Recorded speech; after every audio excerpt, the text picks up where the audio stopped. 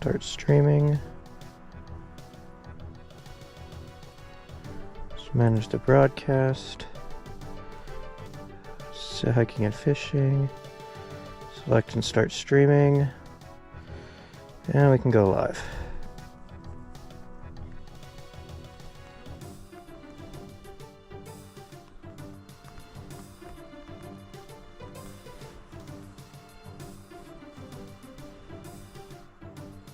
All right, that was annoying.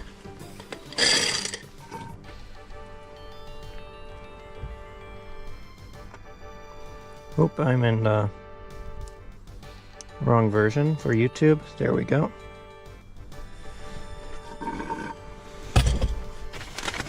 Okay, perfect. All right, let's get going. I do not have noise canceling today, chat. My microphones are acting up. And rather than trying to fix the hardware, I just reprogrammed my computer to not use them. Which means we actually do have some level of noise canceling, but we're using the GoPro's mic, which is notoriously bad at picking. It picks up a ton of wind. And as you guys can see, there's a ton of wind today. So it's gonna be a pretty windy stream. I'm gonna apologize for that one right away. There's not a lot I can do though. So we got about a 1.5 mile hike to the fishing spot. I'm already 15 minutes behind schedule. So, as the ducks would say, let's go get this bread.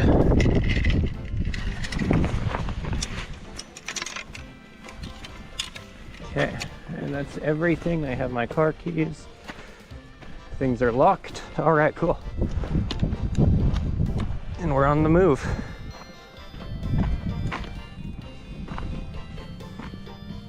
How was the first comment on my TikTok live? Something that TikTok doesn't approve of. Y'all are on a generational run right now. Oh, I also got to get my video posted. So hopefully that happens in a second. Come on.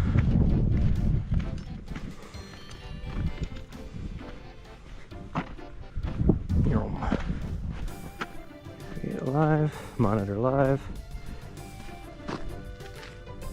Oh, there's a truck there.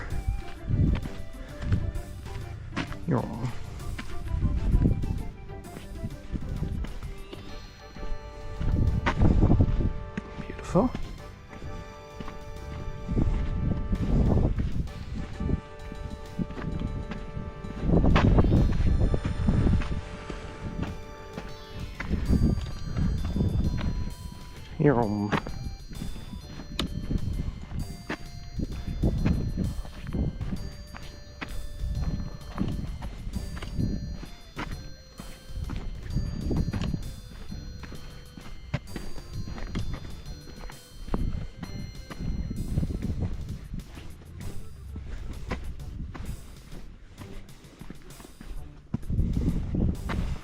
Yeah, there we go, the video's posted. And now I can just monitor my live in peace. All right.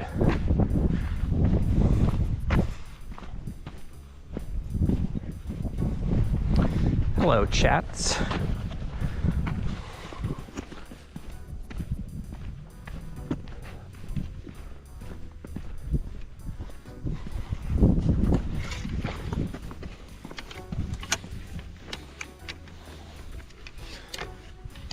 Some guys having fun back there. Not gonna worry about it. I think they're getting their car stuck. That's what it sounds like. That's their problem, not mine.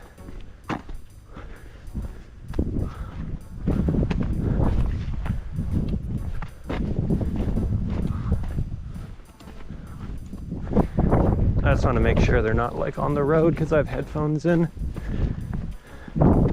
Which is honestly probably a pretty bad idea for when I eventually do get up around the snake area.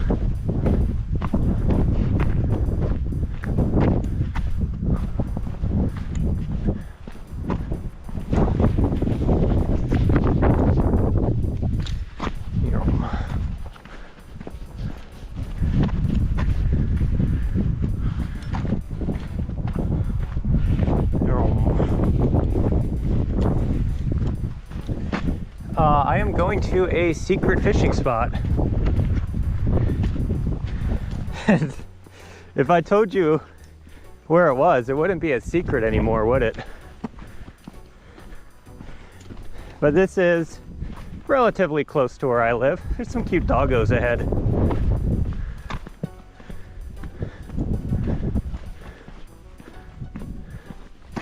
Kind of wish I brought Brooke along so we could use the truck and save a mile of walking. Even though we're not supposed to go that way.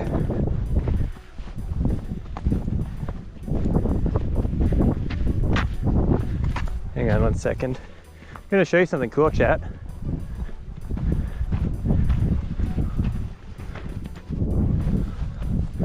Here's a little hint as to where I am. You guys see that canyon up ahead? It's not where we're going to be fishing, but that's where, you know, anytime you see me doing wind drills on the boat, that's where I go. Because the wind funnels deep into this canyon and it all gets concentrated down there.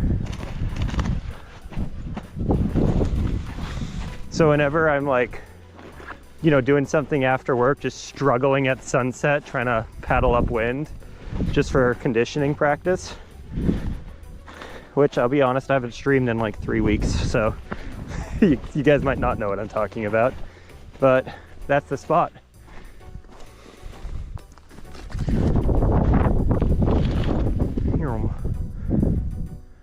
It's a really beautiful canyon.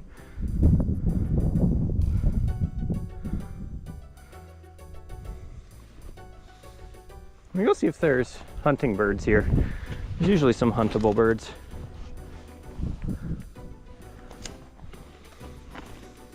It's a nice spot for them. Whoop.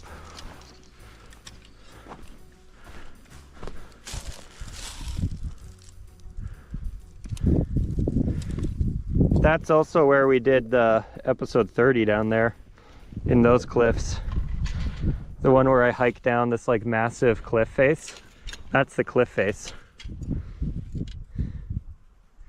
Remember, chat, when you see me rock climbing, you're seeing GoPro footage, and if it looks scary on GoPro, it's terrifying IRL.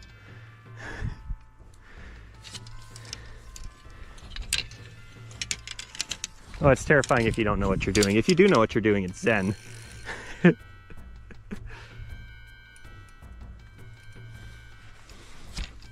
Like the video, if anyone just came from the video I just posted, that was some scary climbing. That was not zen climbing at all. But there is a tree I'm looking for, and the tree tells me where to turn.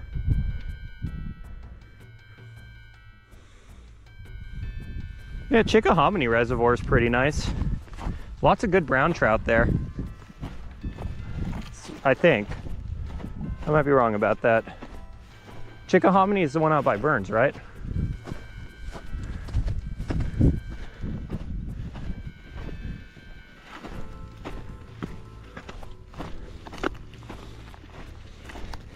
That spot's a little bit of a trek for me.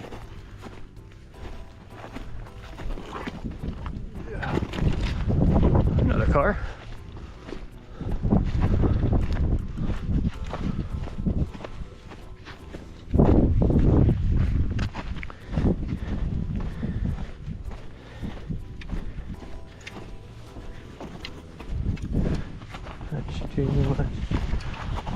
By the way, sorry about the wind.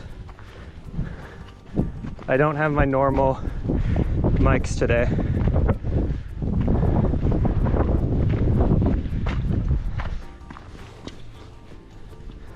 Yeah, I pretty much only fish at Chickahominy when I'm coming back from chukar hunting trips or like goose hunting trips out east. It's like a nice spot to stop, but that time of the year it's pretty trash. Is this the tree? I have to like constantly be watching my map, which I'm not doing. Yeah, I gotta start making rods again. That was really fun and satisfying.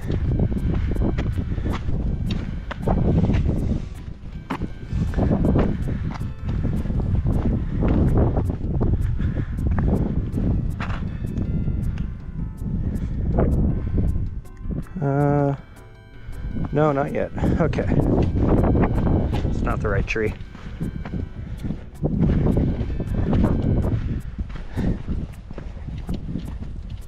I've been live here and there.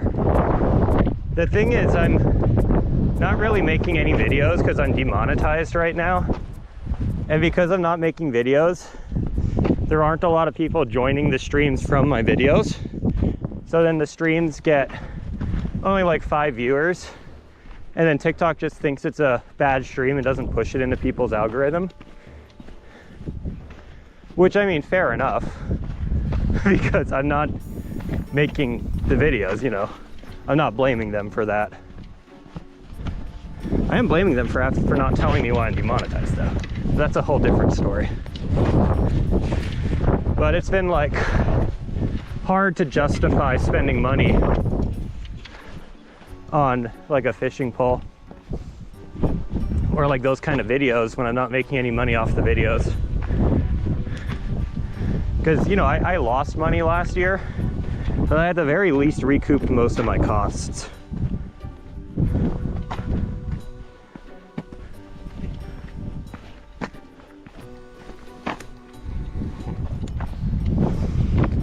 Igor, the frame hides.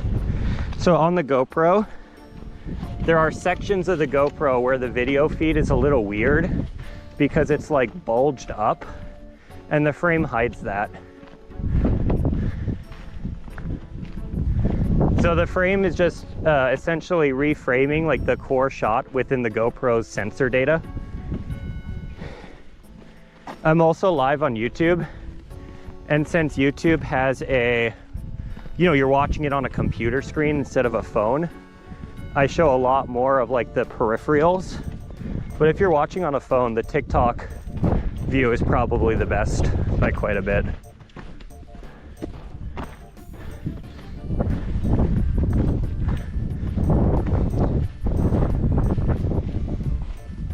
Oh, I'm getting a phone call from Brooke. Hang on 1 second. Duty calls, chat. Hey Brooke, what's up? I miss you too, I'm live, so is there anything you need to tell me? I miss you too, I'll bring home a nice fish for you, okay? I love you. And bye, Greeble. All right, sorry about that, chat. As it turns out, I am genuinely in love. So she's always going to take priority.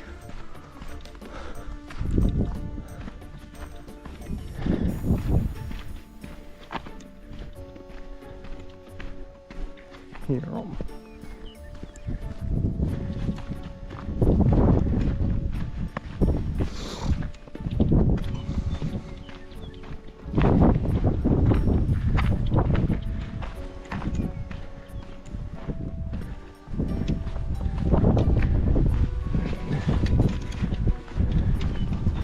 I'll just take this path.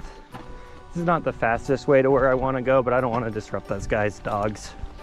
Those dogs are cute. Cute and innocent. How long of a hike? 1.7 miles. And because the last half mile or so is going to be going down a pretty sketchy canyon, probably about an hour and a half.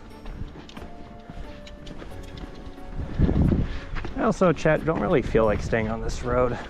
I'm gonna just go this way, see where life takes me. I'll hit the, so essentially I'm supposed to follow that road down and take a right, but I don't like that it's bending left. It's gonna waste like 5 minutes of walking if it keeps going that angle. So let's just make our own path. Bull trout specifically. They are legal where I'm going. And again, I really want to tick that species off the list because once summertime comes around, they're going to be much harder to track down.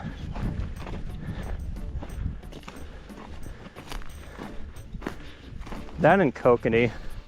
I'm worried kokanee are going to screw me over catching every fish challenge. But I'll get them eventually. They're not, the thing is they're not rare. They're just only in a small handful of lakes. And once the water starts warming up, they're gonna dive deep and they're gonna become a lot less active.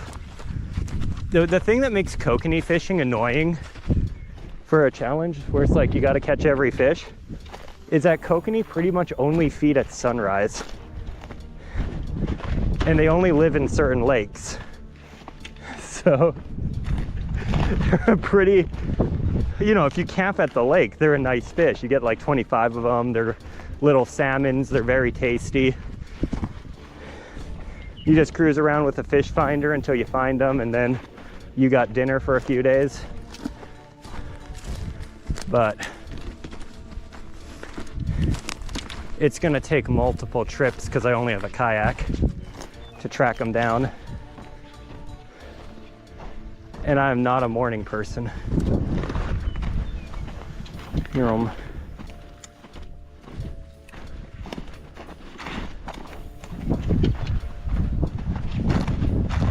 There's the road.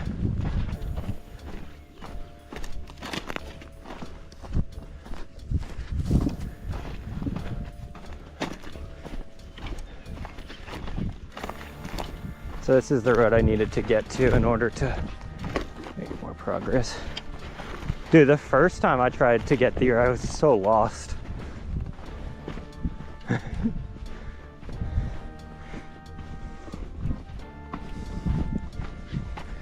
I am not near Lapine. Well, I mean, I'm relatively close to Lapine. It's like, that depends on what you mean by near. Compared to Portland, I'm near Lapine. Compared to the coast, I'm near Lapine. Compared to my house, I'm the opposite direction.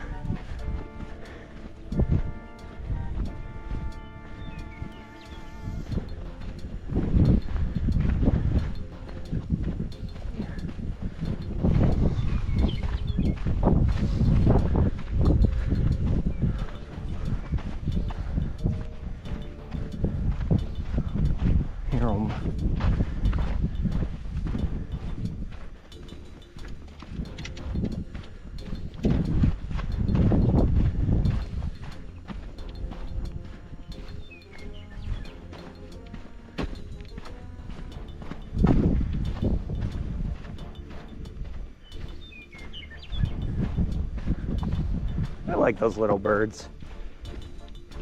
I like these little flowers too, chat. Hang on, I'm gonna put some stuff down. Look at these little flowers. Very demure.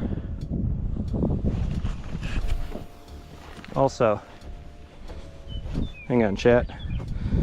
I gotta take care of business real quick. Don't look.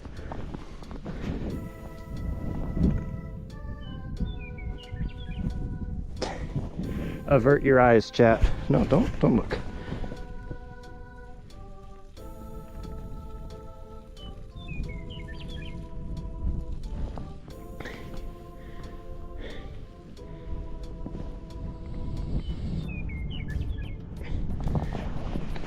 All right, much better. Sorry about that, chat. Let's keep moving.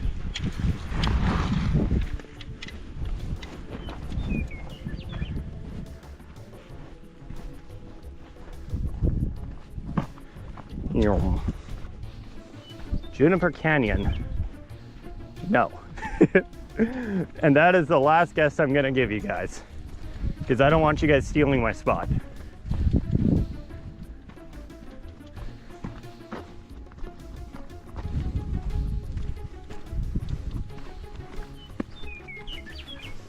You know what I gotta do, chat? I gotta make like just a bunch of shit posts where it's like putting all the Oregon fish on a political compass, where it's like rainbow trout are, they literally have a rainbow painted on them, so they're lib left, and like just make it super not serious. And then immediately after posting, like it's just one of those posts, go live and see what kind of people show up to the stream.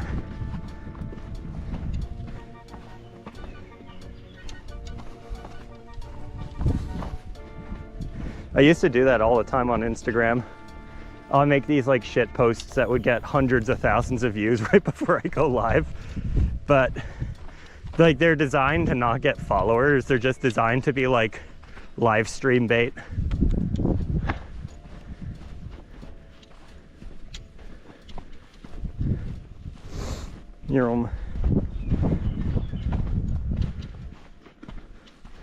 Dude, sweet. Walton Lake's nice. I just wish they didn't charge you to go fishing.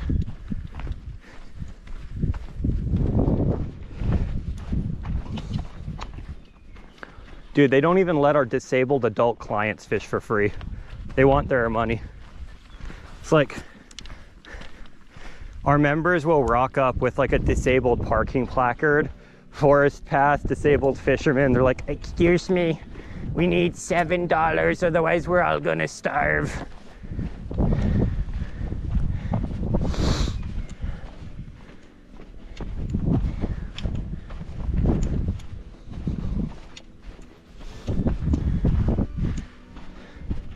Ochico Res is nice though.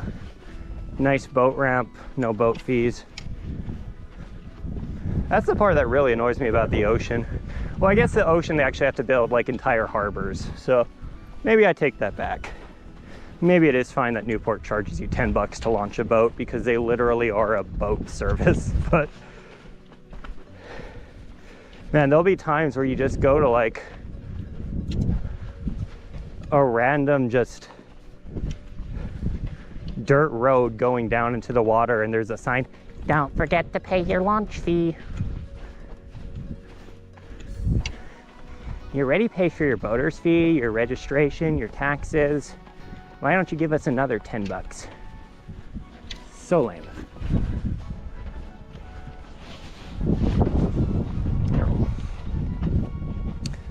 Yeah.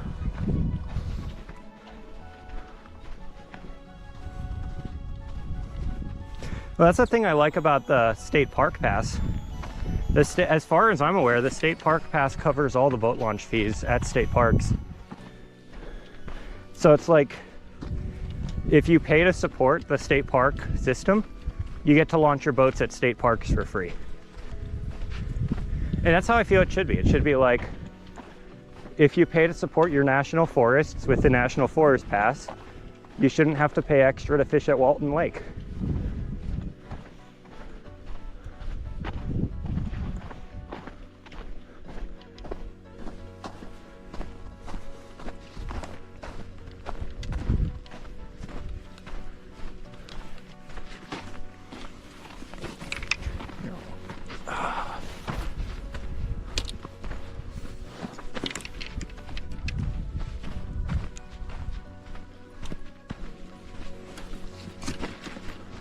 Well, I guess that's just me being a baby.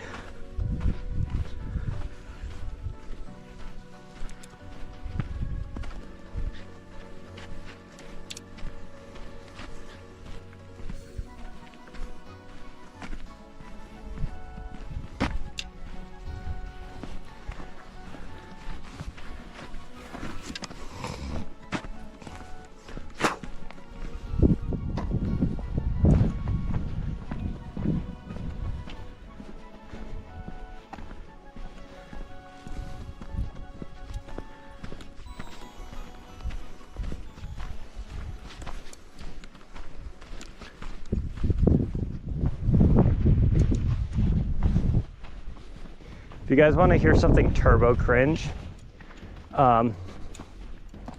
next year, State of Oregon is going to require you to buy a permit in order to float on an inner tube down any of the rivers or at any of the lakes.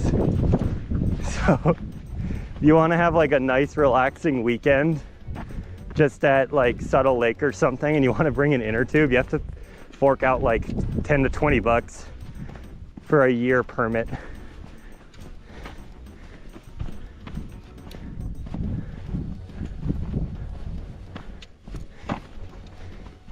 And I mean, I get that they have to make their money somehow, but that is the lamest way to make money.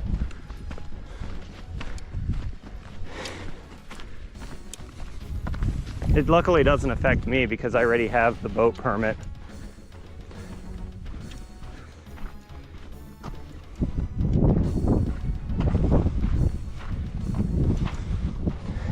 Queen of Wands, this area is closed to what's it called, car traffic until April 1st.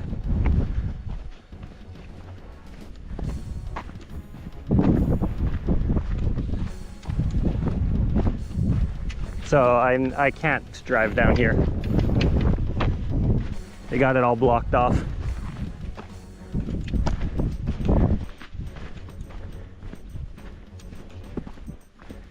And it was supposed to be this year, but from what I understand, the legislature couldn't agree on a price. So they just kicked the can down the road to next year.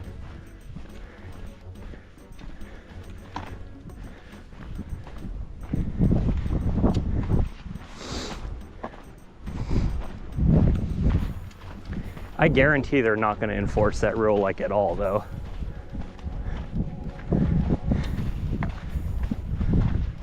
Like, theoretically, you're not supposed to be drinking and floating in Oregon. It's like illegal to have a can of beer while you're on an inner tube. And yet, if you've ever been to Bend, Oregon, people pretty brazenly drink on inner tubes all the time. I can't imagine being the cop pulling over like a 12-year-old in an inner tube, like, do you have your permit? It's probably just gonna be one of those things that honest people pay and everybody else forgets about.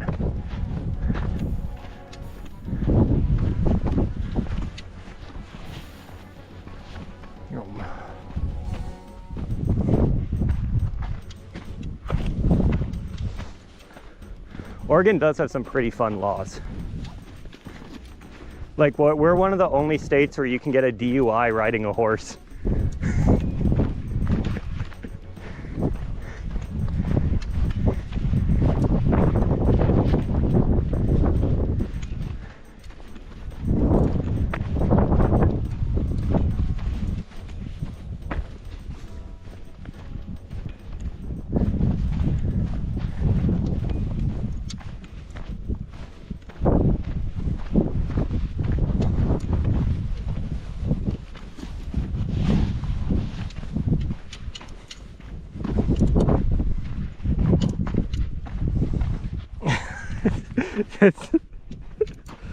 That's what I'm saying, Bryson. It's just a rule. The worst DUI law I've encountered was back in Hawaii. In Hawaii, you can get a DUI if you're in the vehicle that you have the capability to drive. Notice how I didn't say you had to be driving it or driving it recently. You just have to theoretically be able to start the car. The car can be completely off. And if you're drunk and sleeping in your car, you get a DUI. And like, on one hand, I get where they're coming from. They don't want people just like getting drunk and hanging out in their car and like making it hard to tell who's actually like driving under the influence or whatnot. But it also means if you like get too drunk at the bar and like the bar is closing, you can't go to your car to sleep it off. So people just drive home drunk, because even if they're like just around their car drunk, the cops can arrest them. And rather than like, you know, give the cops a free DUI arrest, they just roll the dice and drive home. And I don't know if that's still the law, but it was when I was a delivery driver, and it would cause, like, we had a ton of DUI accidents in our area. And one of the main reasons is because people had no option. Like, if it's, you know, 1 a.m., 2 a.m. when the bar closes and there's no taxis or Ubers, what are you gonna do? Just sit outside at night in the rain? You can't go to your car. You'll get a DUI if you go to your car. There's no shelters. We have like a crazy homeless population. You can't just sleep underneath someone's roof. A security guard's gonna chase you away.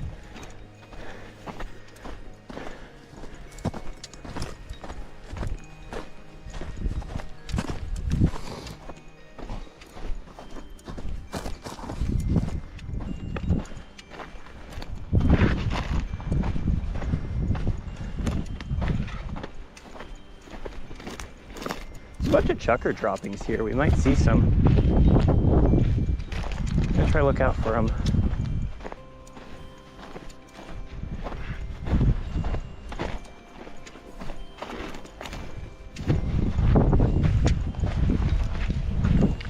Dude, when I was driving back in Hawaii, I almost got obliterated by a drunk driver twice. Twice. I was coming down a road at highway speed and a drunk driver pulled a U-turn out right in front of my car. And I had to, like, again, going at like 50 miles an hour, dodge their car to avoid getting into like a just straight T-bone wreck. And then I forget what, it was something in Kailua, I don't remember. I think man, I might just be making this up now that I'm trying to think about it, but I believe it was, I was coming up around the hospital. I don't quite remember what happened. I think he came into my lane, going the opposite direction. I just remember having to like dodge a head-on collision with a truck at like 60 miles an hour or something like that.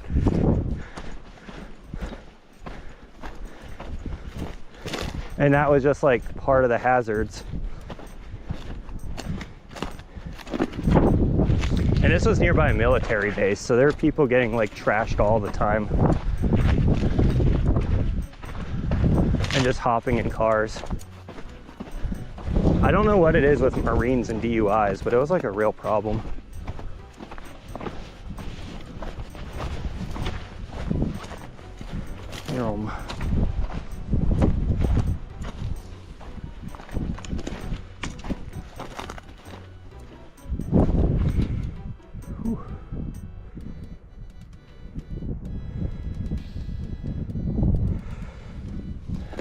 I am in the middle of nowhere, chat.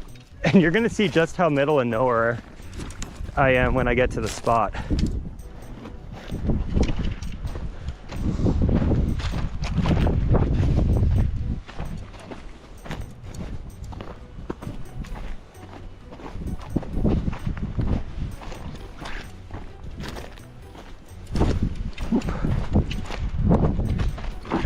By the way, how's the audio? Because I'm running this off of the GoPro mic instead of my nice mics. And I'm not running the noise cancellation software right now.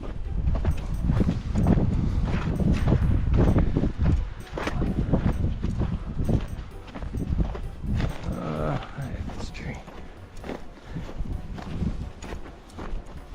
But it's like I'm trying not to keep opening my map, because then I have to close the TikTok chat every time I do it and reopen it. But I know what this tree and this road is. So I'm probably about 5 minutes from the rim. It's a really cool rim, by the way.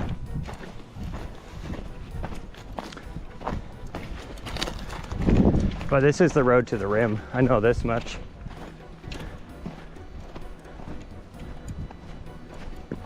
So I just follow now this road to the edge, and there will be an old settler trail down.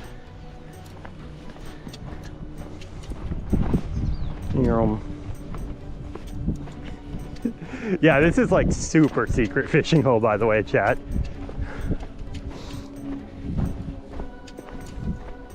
Like, there's gonna be the start of a settler trail, but then the trail just disappears into a game trail.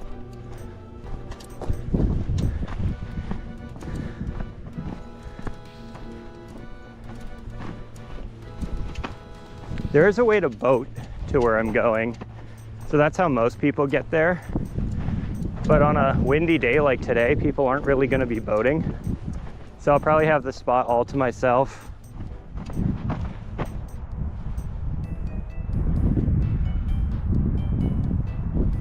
What the fuck? What does this mean? This behavior is not in line. Reproduce content. This isn't reproduce content. Why does it think I have reproduced content? Whatever.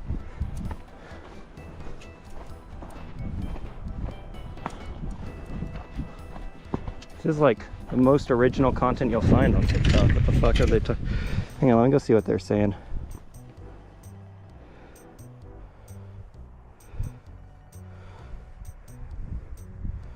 Appeal? Huh. I have no idea what that was all about.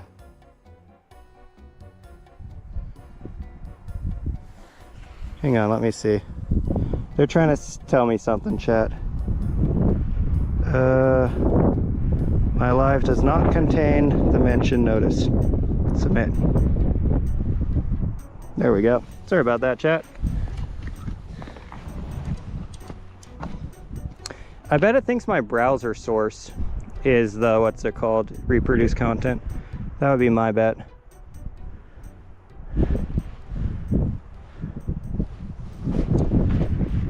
So the way I'm updating that text field at the top is through a browser source.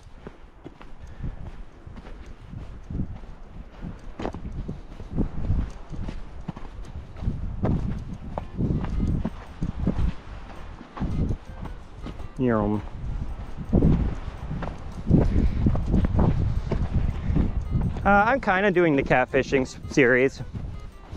I'm just kind of saving up clips right now for when I get my monetization status back. I have probably about 10 episodes banked. The other thing is it's kind of hard to do that series right now at this time of the year because fishing in Oregon is pretty dead in, what's it called? It's pretty dead until about May. So we got like one more month of fairly limited fishing.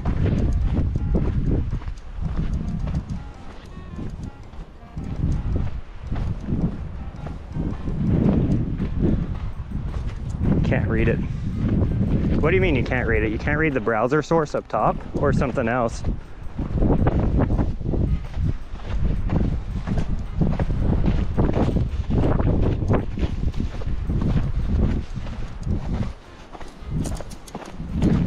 The funny thing is it's like literally a, what's it called? It's literally a local IP port I'm reading. Which means, unless I was doing like some kind of screen recording shenanigans, it would be literally impossible for this to be reproduced content because it's coming straight off my local computer. The words at the top hidden behind the TT stuff.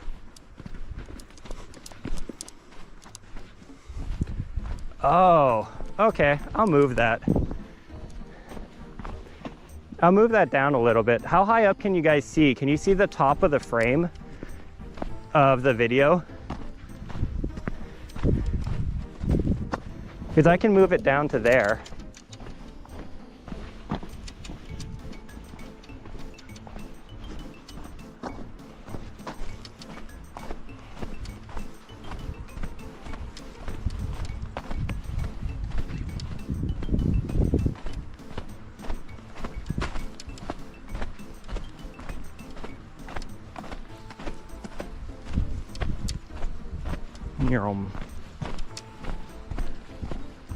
All right, here's the rim, by the way, chat. So let's go find a nice scenic overlook so you guys aren't just staring at nothing while I am doing my stuff. Yeah, you see the top of the frame. Okay, I'll put it down around that top of the frame then.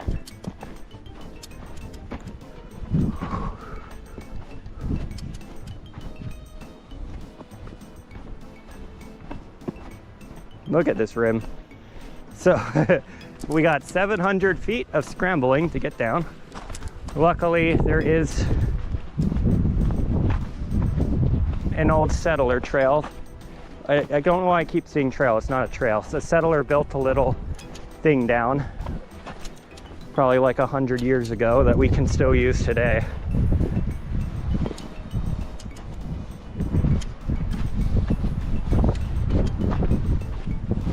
Look at this place. This place is very special to me. Not for any like sentimental or historic reasons for me, just it's cool as shit. Basically what it comes down to. All right.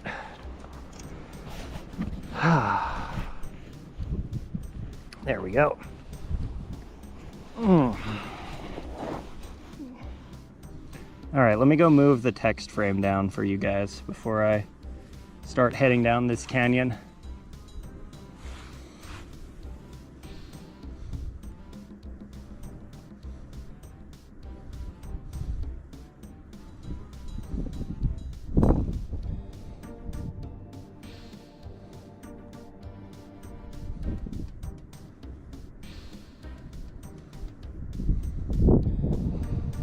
Okay, I know that kind of looks like ass, but can you at least read it now?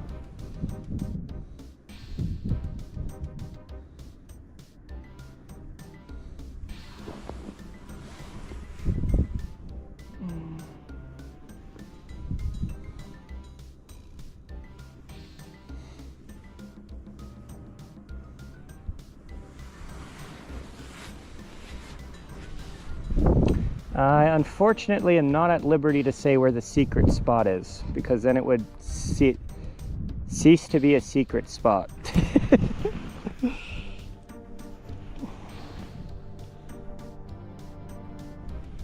Oh, check it out. Ravens fighting. You probably can't see that. Just a really nice, beautiful thing. All right, I'll probably make the frame look a little nicer later. Well, at least it's readable.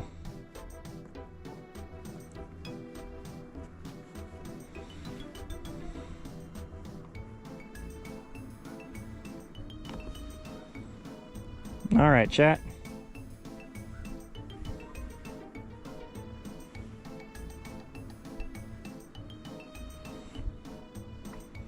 Your spot's gonna be mid compared to mine, though. All right. I'm just waiting for my phone to connect up to my satellite pack, because I'm about to lose service as soon as I drop into the canyon.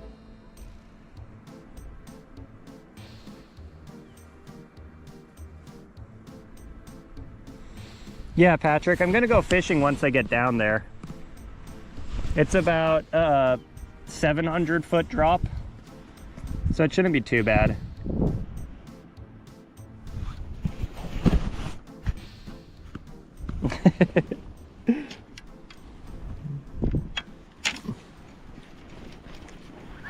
Queen, I get enough spot suggestions. I appreciate the suggestion, but I am not lacking in that department yet. Anyway, let me go show you where this little, oh, by the way, chat, this is really cool. Here, I want to show this to you. There's just like this floating rock structure. Anyway,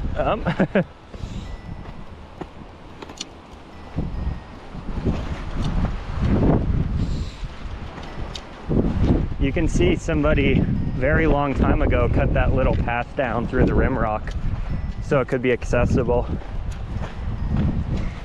And it looks like it hasn't been maintained in decades, but it's still walkable. So this would have been like where you would park the horses, and then you would go walk down here.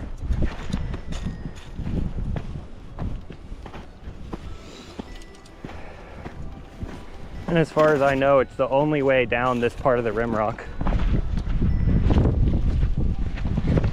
And believe me, I've gone looking. I found this purely by accident.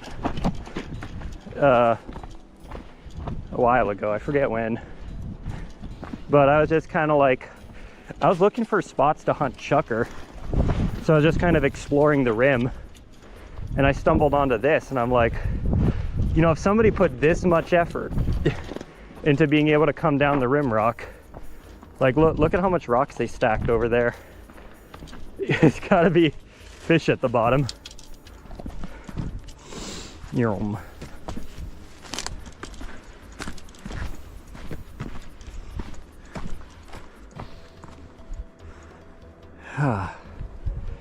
Let's keep going.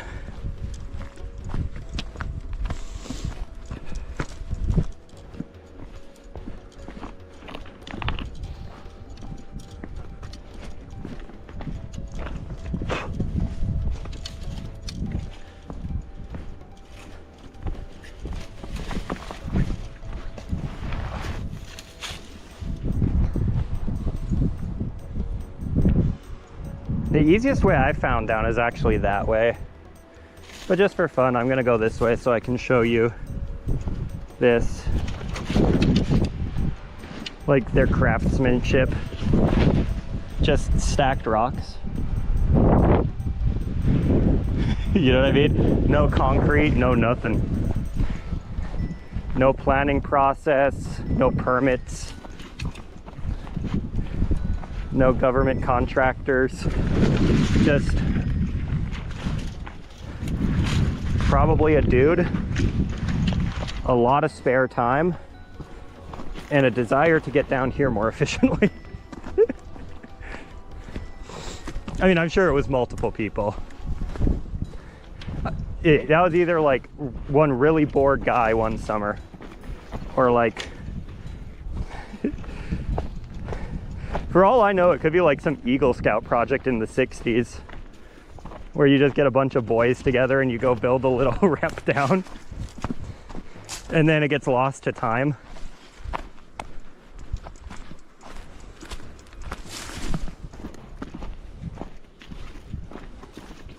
But even this trail that I'm on, it fizzles out. So once I get around this corner, I'm not going to keep following it. It doesn't actually lead anywhere. This trail just goes down into those rocks and then disappears. And those, like that rock area, it's really steep and like topsy-turvy. So you don't want to walk down there. You want to walk down more on this side. Quail feather.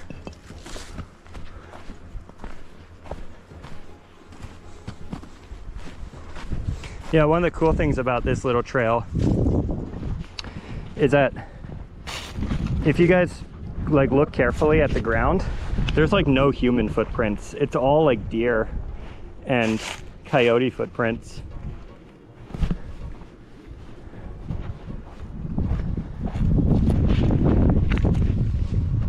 And that's how I know it's a secret spot, because I'm the only one up here. The only human. Okay, I gotta remember how to get down now. Because I remember that is a trick, that is a trap, you don't follow that. I think you go this way now.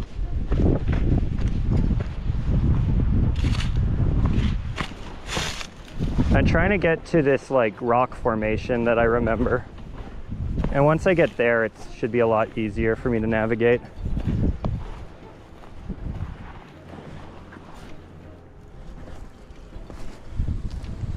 Remember, chat, if it looks steep on GoPro, it's steep as shit IRL.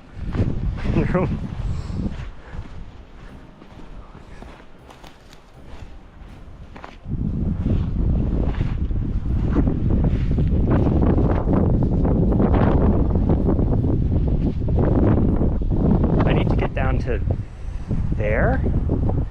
Let me think this one through.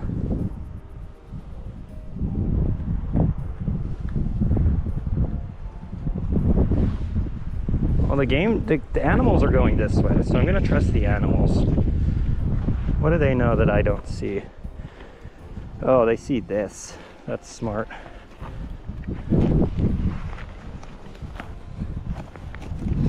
Yeah, there we go. That's what they're stepping onto. That's the thing about the deer.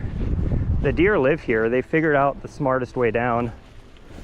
And if you trust them, you're usually pretty good. There's very few things a deer can walk on that a human can't. Now that said, if you end up following goats, you're in for a real fun time. So I need to get down to that rock formation. I know that much. Looks like all the animals are going left, and I don't know why. Because I don't see how you get around that. So executive decision, we're going right. We're not trusting the animals anymore.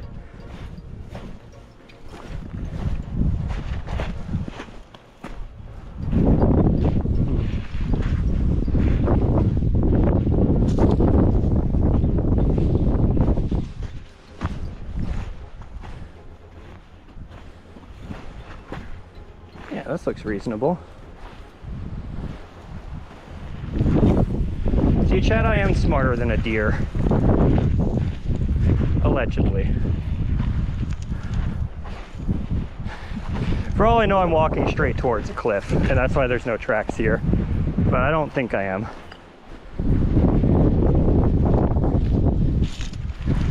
I see tracks. Tracks are here. Okay. I don't know why the deer didn't like that. That's their loss, not mine. I'm back on their path.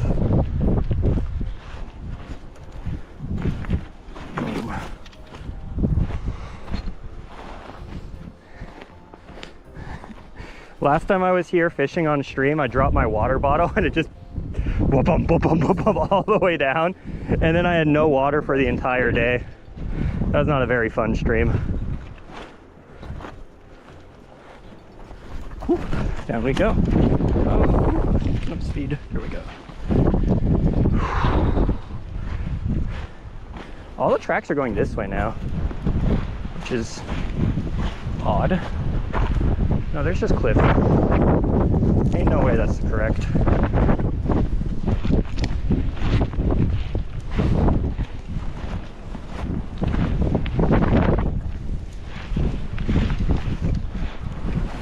Whew. Down we go.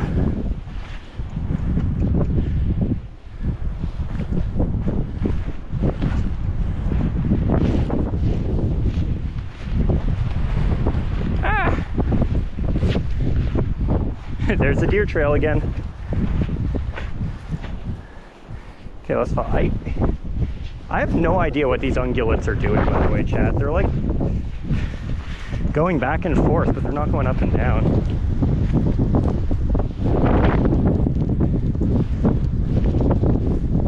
Like, look, there's a direct trail here.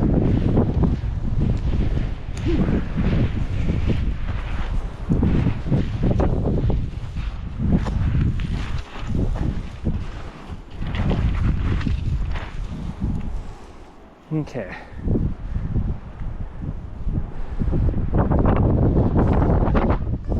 It's trying to lure me back into this rocky spot, but I'm gonna follow it just for fun.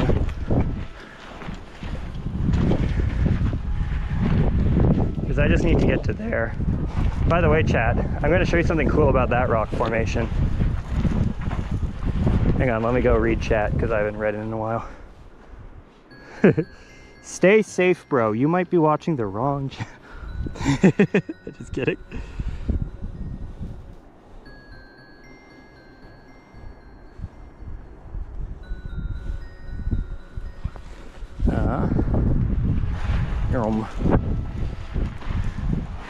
We do not hashtag stay safe, bro. Oh, cool, obsidian. That's the chuck, though. Very low quality obsidian.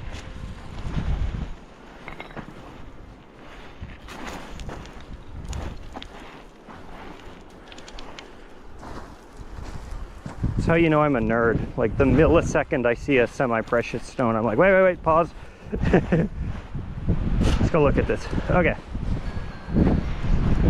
So chat, a few million years ago, this whole area would get hit by something called basalt floodplains. So that's where the riverbed used to be. And that's where the riverbed used to be.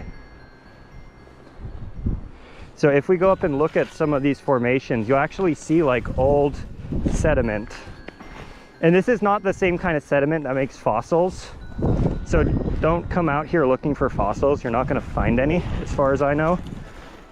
But let's go look at a riverbed from 1 million or five. Actually, I think this is probably in the ballpark of like 2 to 3 million years ago. Because this canyon started 5 million years ago, and we're most of the way down already. But look at this.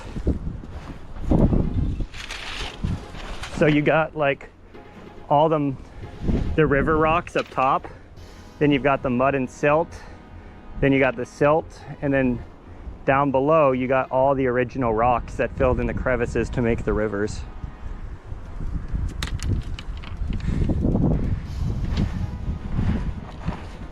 And then as the river kept moving deeper and deeper down the canyon, it slowly like eroded away until the old riverbed was visible again.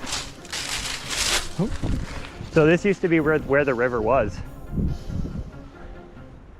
And those rocks fell down the canyon like millions of years ago, got stuck at the bottom of the river, then got compressed under all that mud and silt. Just some cool shit. Anyway. Good news is I see my own footprints, so at least I know where I am now. Question is, which way do I want? I do want to go this way. This way's nicer. It's like the first human footprints I've seen since getting off the road, and I'm pretty sure they're mine. Because I come here, I like to go check it out. There's sometimes cool shit.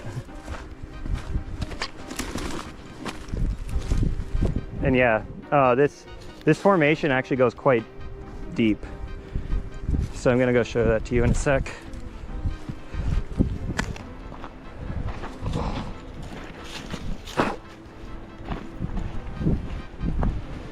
Here we go. Look at it. This is where the river was.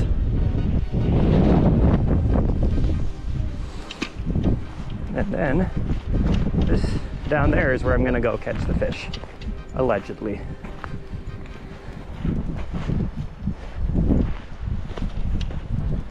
And where do I need to go down? I think this is where I need to come down. I don't remember. Let me look real quick. Yeah, I remember. If I go too far to the right here, I'll end up at another ledge when I try to come down.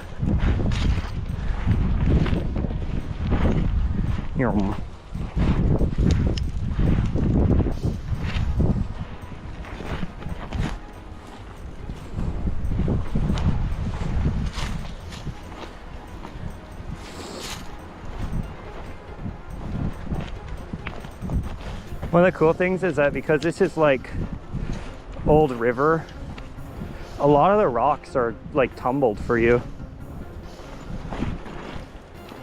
So it's a kind of cool spot to just find random like agates or pieces of petrified wood, because they came from upriver and kind of ended up here 1 million years ago and then got buried and then got resurfaced. All right.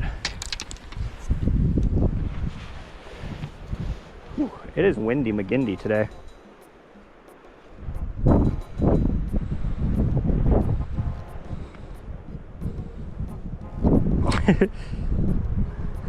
I love all the people who say this game looks realistic.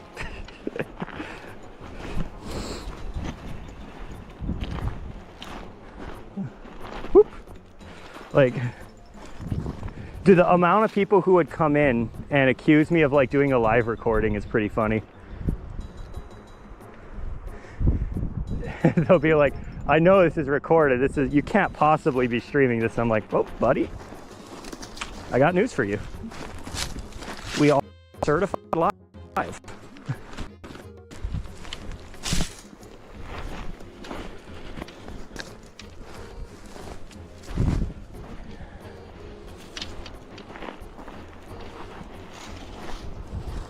I literally have an entire Linux-based server on my backpack. Fancy way of saying I'm carrying a Raspberry Pi with a battery backup and a Starlink, but still, it's funny to say it more like that. All right. Now I get to pick my own adventure. Where do I want to go fishing?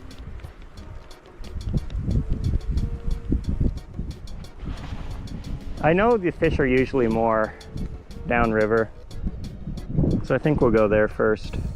It is almost, yeah, it's, what's it called? Hang on, chat, give me a second. It's puzzle o'clock.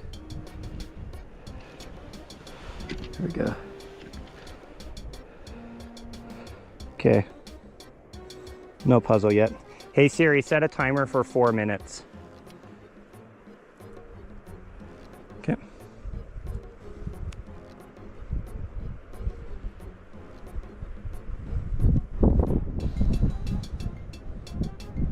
Yeah, so Sergio, basically, I'll show you the setup at some point once I get down there. I probably shouldn't be standing here in the middle of the splash zone, but I have Starlink, which is really good at burst, what's it called, internet speeds. So in little packages, it can send, you know, up to 100 megabits per second, but it's unstable. And that's why if you've ever like tried playing video games on a Starlink Mini, it's like you lag like crazy, because even though you're sending and receiving all of the packets, they're coming in, it's called async, which means, you know, some will arrive before others. And that's a real problem if you're trying to live stream like me with low latency.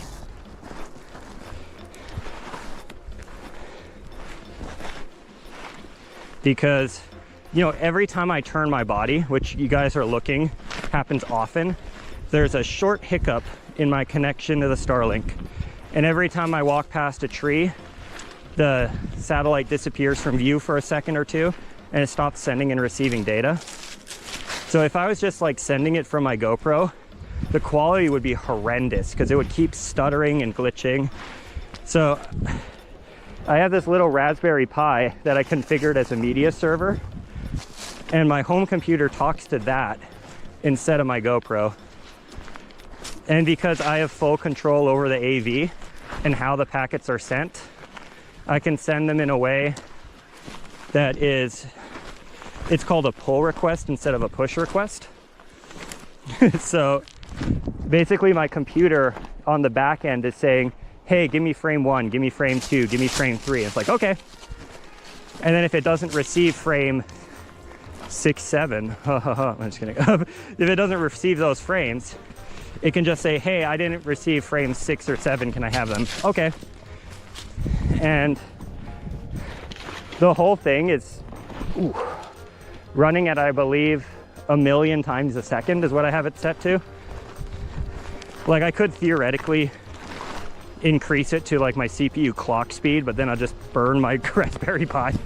It's not supposed to be that fast. So it can process like essentially 10 seconds worth of video in a second if it needs to catch back up. And there's other tricks I'm doing too. Like I'm not actually sending video frames. I'm sending like 2048 ones and zeros at once. So there's like well-defined borders and it's easier for my computer to tell when something's missing. Which, by the way, is why the audio server was such a pain in the ass to code. If you guys remember, the audio would always cause problems. So the audio would need to be lined up to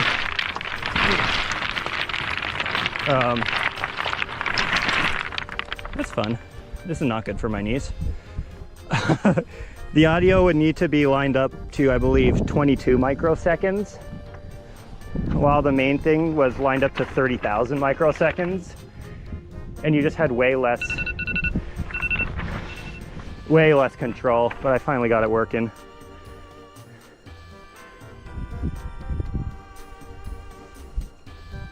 Hello, LT. Hello from neither South nor Africa.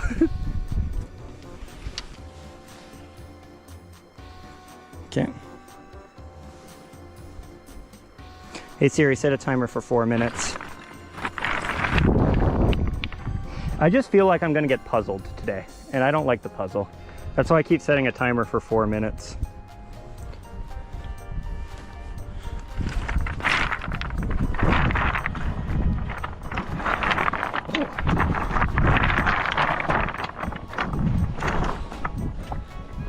Basically, you have to prove you're not AFK roughly once an hour, and you have 5 minutes to complete a puzzle. And the puzzle is actually kind of hard to do on a remote satellite connection using only a phone as an input for your computer. So that's why I like to give myself a full minute to solve it. The puzzle's been the bane of my existence, because if you don't solve it in time, your stream just ends. And there's like an app they have where you can monitor what's going on in your live stream. You get alerts, but you don't get an alert for the puzzle. And if I just got an alert on my phone that says, hey, go do the puzzle, I would do it every time, and it would be way less annoying versus like having to remote in consistently and check.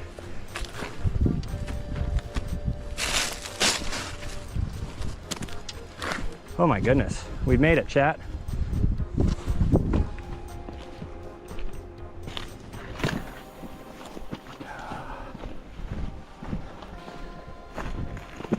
Oop.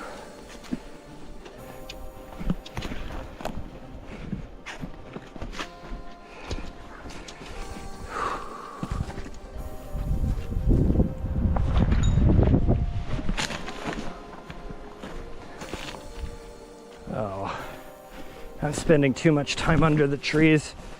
That might cause a stream crash. We'll see. Probably no beavers, but there's a bunch of otters down here. Me and Brooke like to come down here off camera and look for minks.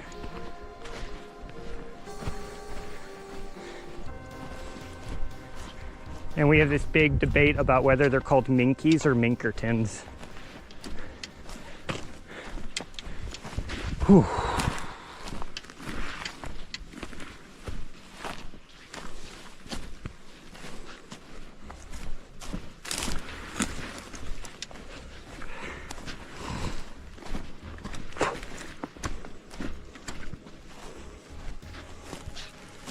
Whew.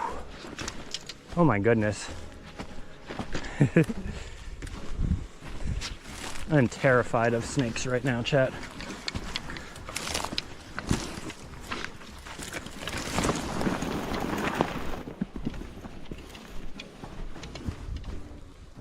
This place is way greener than it was just like a couple weeks ago when I was down here.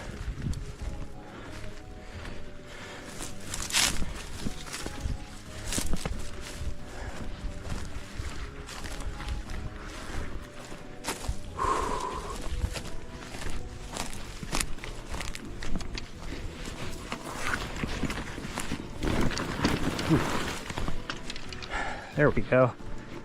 Welcome, chat. Took about an hour, as expected.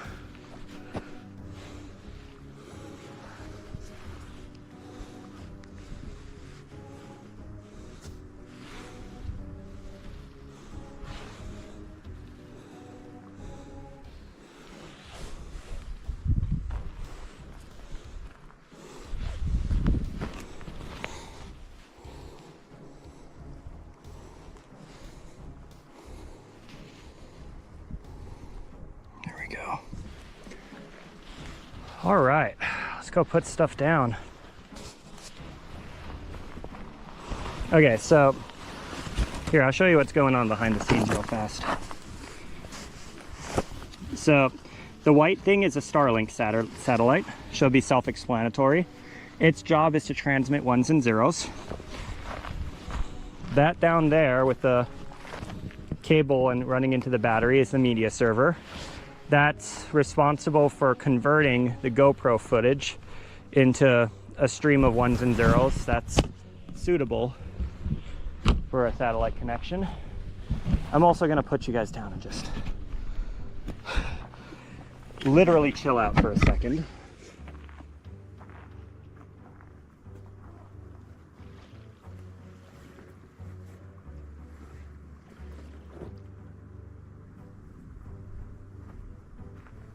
There we go. Okay. Then at my, hang on one sec, let me get closer.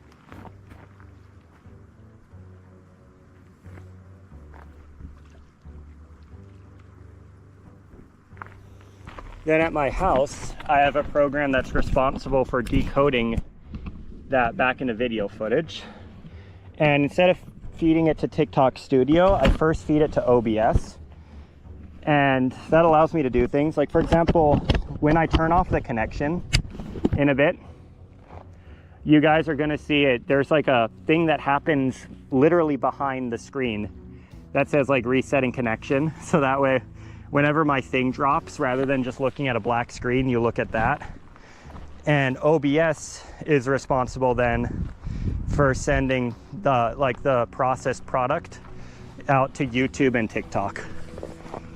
So there's a lot that happens. It is really complicated. I wrote all the code myself, so it kind of works and it kind of doesn't at the same time.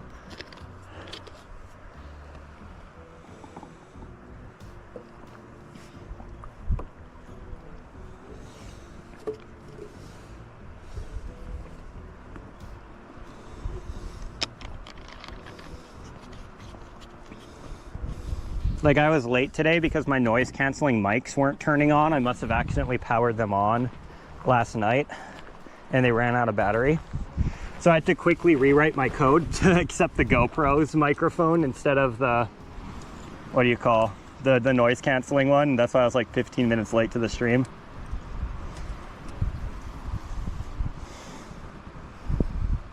But anyway. This is the same rig I was using yesterday. I'm not even gonna re-rig it. We're just gonna toss it out. I do have a 2-rod validation, by the way, so I'm allowed to use 2 rods.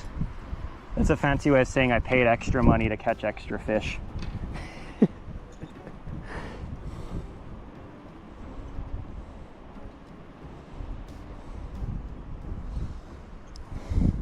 Fishing really is a pay-to-win sport at times. Have you guys noticed that?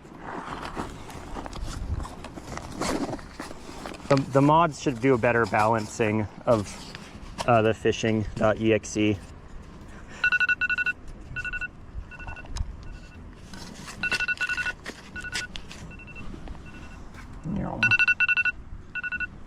Oh, you guys can, I just realized you guys can hear that too. So that's really annoying, isn't it?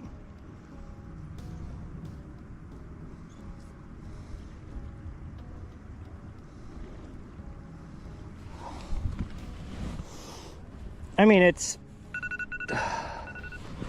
Stop it.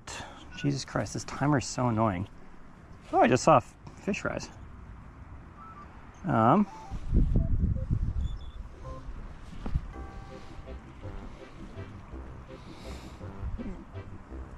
Yeah, this is like one of those things where it's like... It shouldn't be that hard, and yet it is.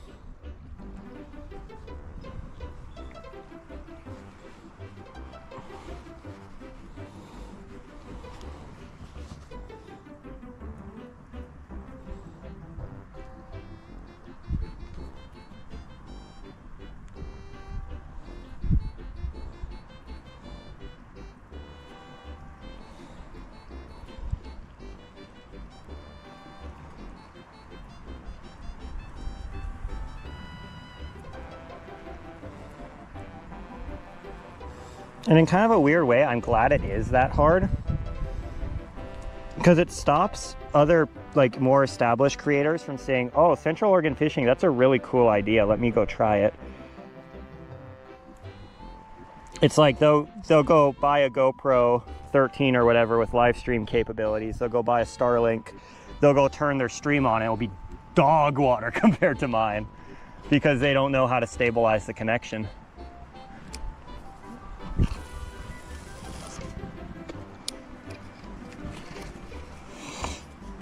And it's like, that's the only thing that's stopping, you know, that's the one thing I got on Mr. Beast or I Show Speed. It's like, they can try this, but they're gonna have to like pay experts a ton of money in order to come close to what I have on the initial tries. And you know, if they invest the time and the money, they'll eventually figure out how it works and they'll eventually get a good quality stream. But I've got the time advantage on them, and that's not something they can ever get from me.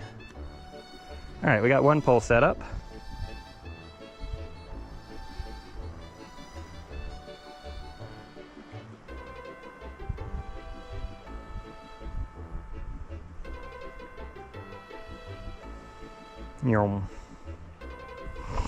All right.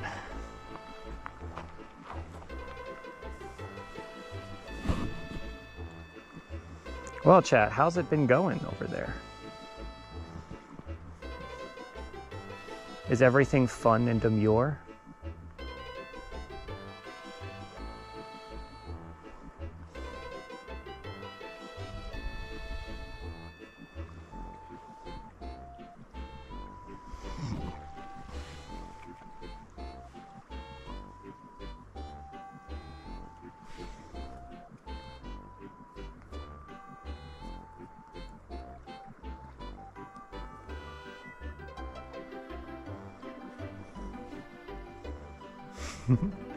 Every once in a while, I also remote in to go check on the music, and the music is pretty funny right now.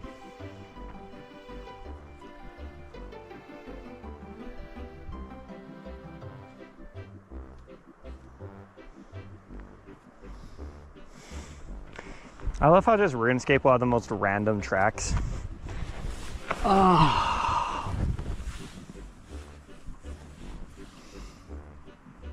I will say it is a lot less fun when Brooke is not with me. Brooke being here yesterday really made it a lot nicer for me.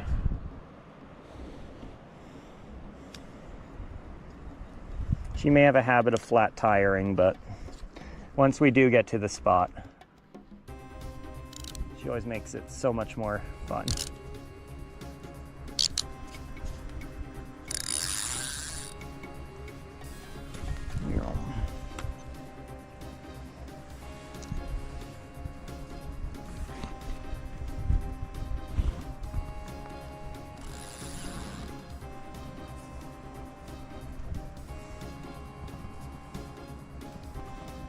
My plan is to put, I have one fishing pole out there in like kind of the close by waters, and I'm gonna toss one line out to the other side.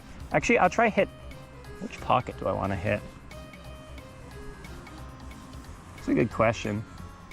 Because I feel like that pocket's more likely to have fish, but I think the current's gonna drag it into a weird spot if I cast there. I'll probably use a single corky. Kind of reduce the amount of drag. But I just feel like there's fish there. That just seems like a fish spot.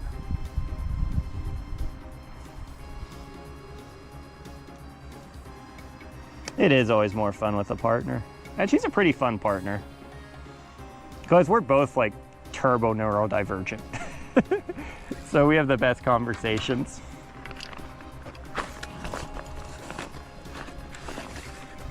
Hang on, chat. I need to drink my Diet Coke. My non-alcoholic Diet Coke over here. You guys believe me, right?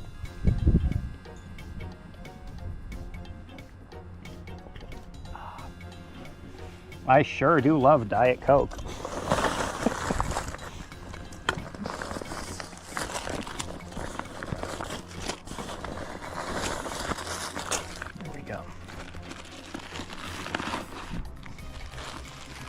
The catfishing has been fine. I currently have enough spots that I don't need to be on any apps looking for more. But once May rolls around, I'm gonna start running through spots like crazy. You could imagine like the time to be fishing in Central Oregon is like May through September. So all the spot recommendations I'm getting are great spots in May through September, but not really any spots that are super nice right now. On my hooks. Go.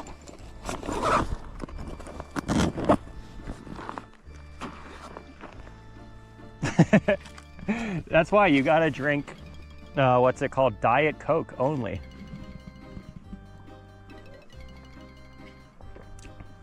Remember, kids, drinking at 3:30 p.m. on a Sunday is not a good sign. That's why you should be drinking Diet Cokes instead.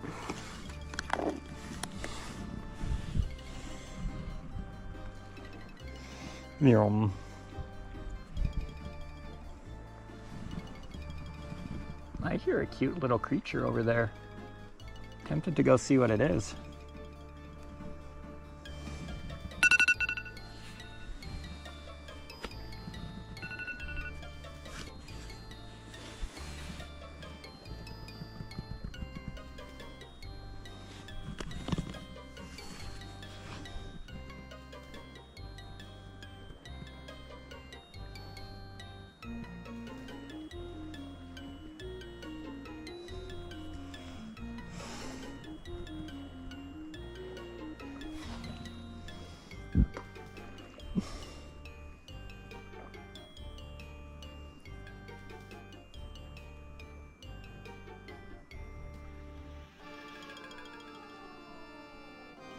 One downside of not having my mic with me, or like the wireless mics, is that at some point, probably in about 15 minutes or so, 15 to 20 minutes, my GoPro is going to run out of battery, and so the video is going to fail. I used to just be able to chat through it, and be like, oh, I saw the GoPro drop, because, you know, my mics wouldn't turn off when that happened. But now my mic is my GoPro. So the stream is just gonna freeze for about 60 seconds. Then it's gonna cut to Patrick hammering away on a thing, and it's gonna say like restarting connection, BRB. And then it's gonna come back like 30 seconds to a minute later. But I just feel like a lot of people, because I'm not talking them through like, oh yeah, this is normal, are just gonna think the stream's over and gonna leave. So, it's not a matter of if this happens, chat. This is guaranteed to happen because my GoPro will run out of battery. Just be chill. Be demure. Be red-pilled. No, just kidding. I don't know what else to say there. But yeah, just hang out. I'll be back soon enough.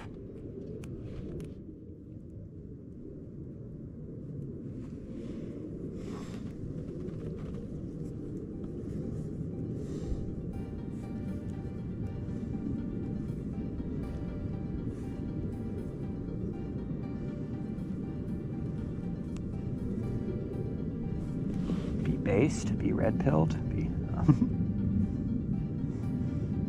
My attention span may not make it.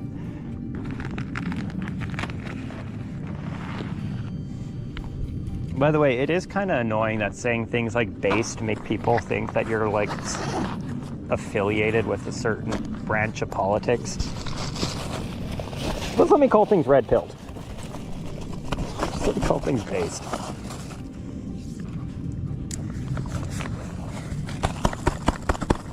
Go.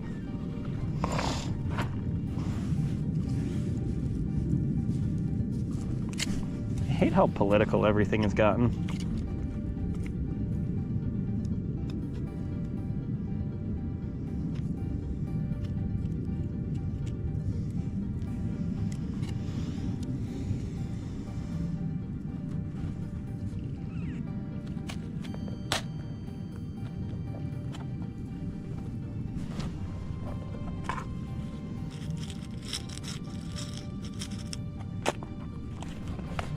Ooh, I just heard a big fish on, like, right around there, so that's where we're going to be casting.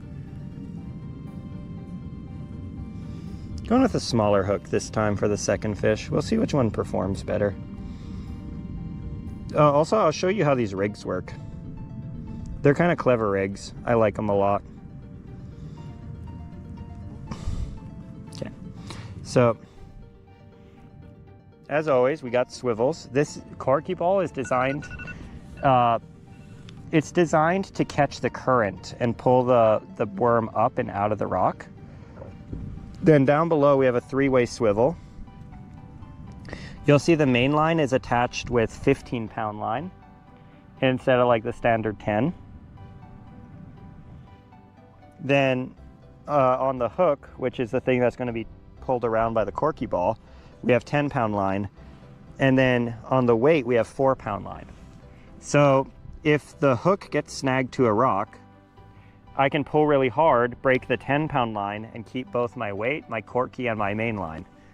If the weight gets snagged, especially when a fish is on the line, instead that fish will, or sorry, brain function, rather than breaking the, what's it called? The hook, it's gonna break the weight, so I can still reel in my fish. And if the corky ball gets snagged, God help us all, but that's pretty hard to do.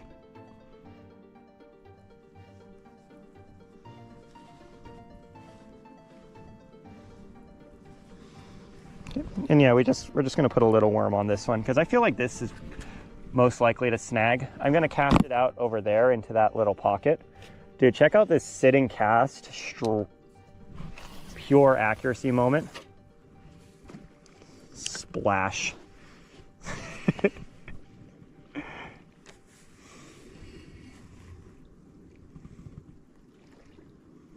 Y'all gotta admit, I'm a pretty freaking good spin caster.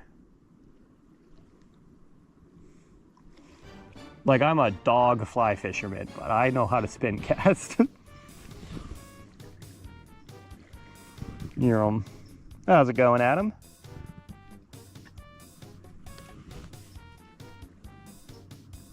Adam, you missed the whole hike. It was lots of fun. Let's be honest, now that Adam's here, we're getting a brown trout.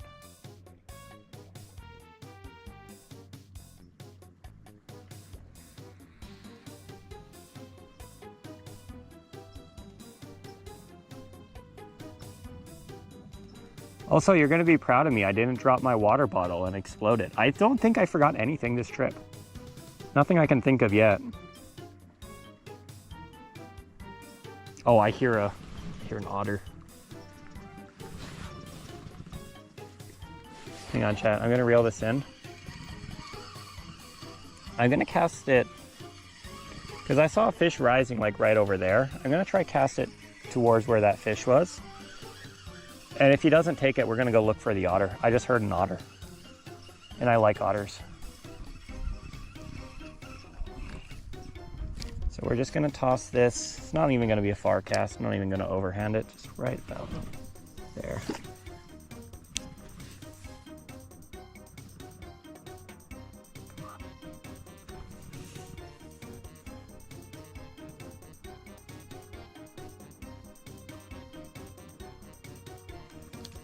Oh, there's the fish.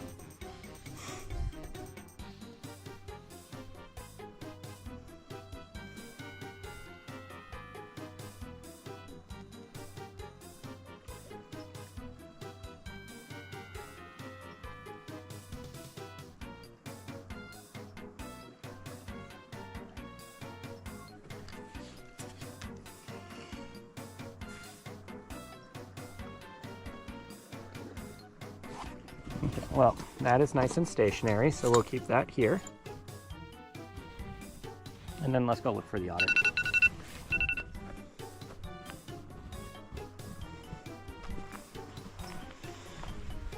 Where is he?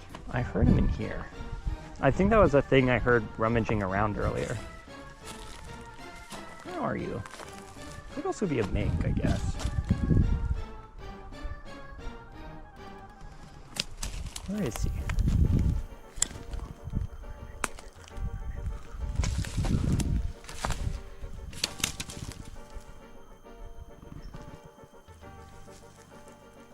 I don't see him any. I do have to be careful of rattlesnakes in this area.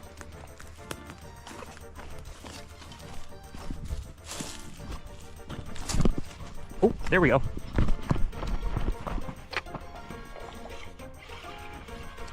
That's a rainbow trout. Come here.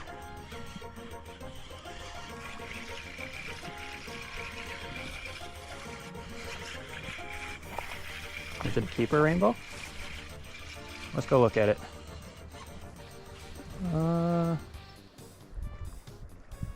Sure, why not? Bag limit's 5.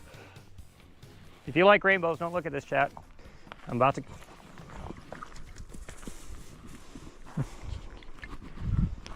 It's a nice one.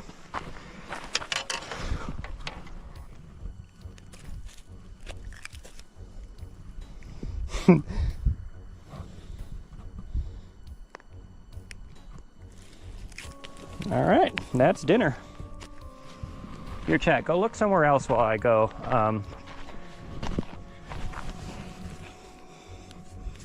First of all, look at this little goober. Nice 12-incher.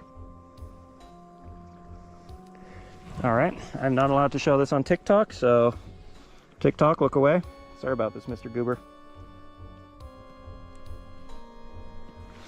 Oh, you are a tough cookie. Here.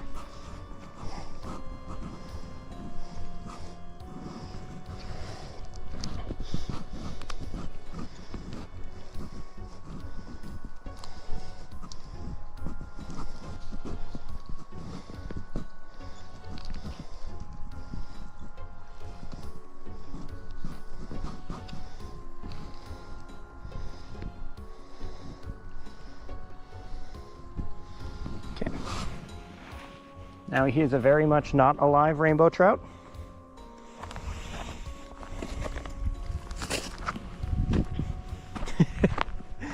TikTok age restricts you if you brain a fish on camera, by the way. All right, we are now 4 out of 32, I believe, fish. Or 34. Oh, there's a big brown that way. Hang on, we're gonna go get that big brown next. That was the first rainbow trout of the season, not one I was ever remotely worried about getting, but it's good to have them on the list. Let's go get a fresh worm on.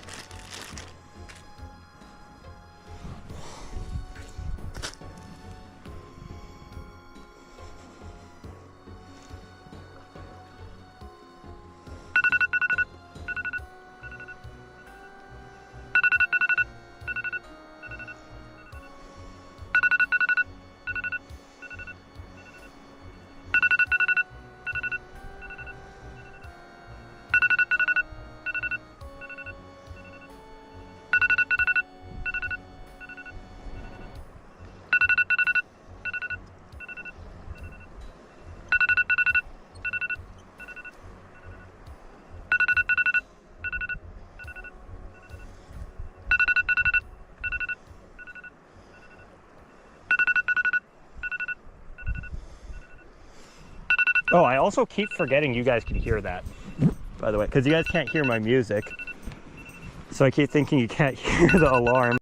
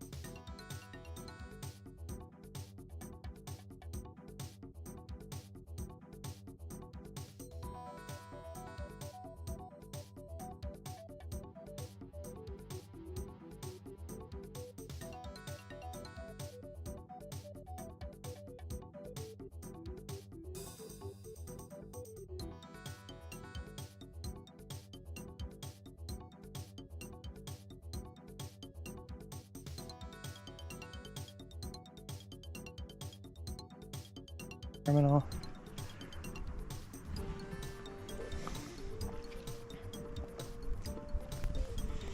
Now I should not see an error message this time after 10 seconds. I don't. I'm gonna go check the laptop remote desktop connection.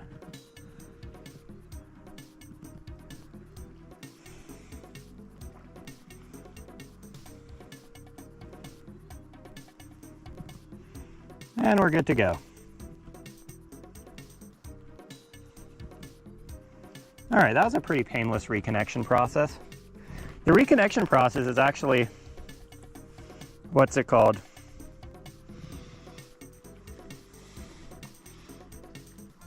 It's a little easier.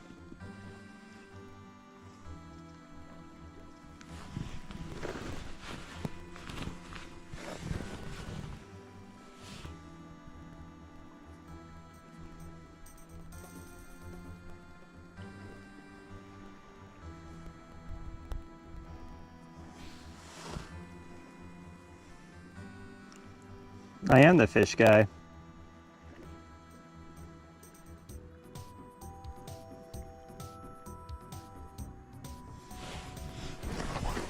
Yeah, if it, honestly, chat, at this point,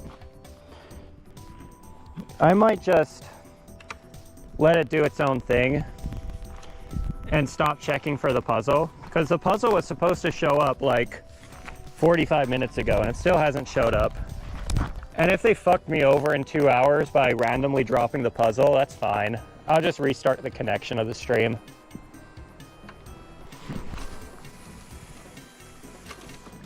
You gotta admit, chat, I'm a fucking good spin caster. I have crazy accuracy with this thing.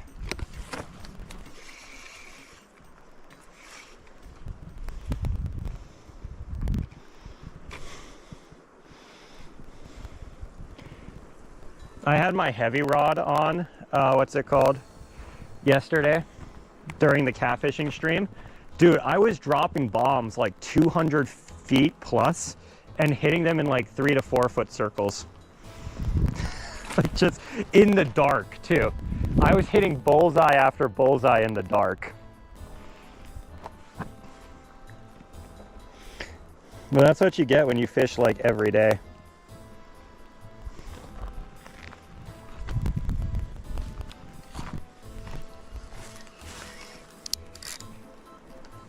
Here, let's go send this one. Here, watch. You guys see that pocket over there? Oh, heads up. Never mind.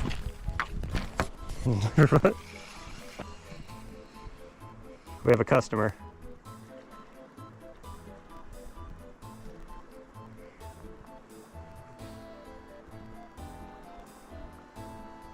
Come on. We had a customer. I might not have a bait anymore.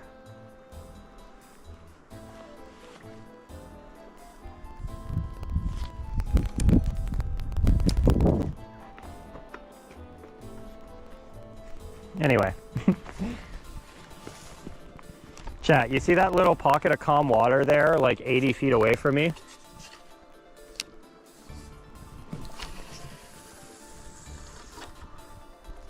Oh, I hit the tree. That's what I get for talking shit.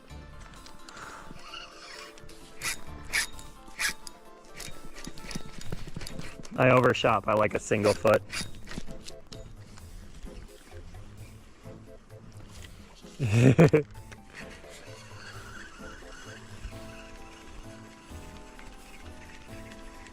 You know what they say about humility, chat?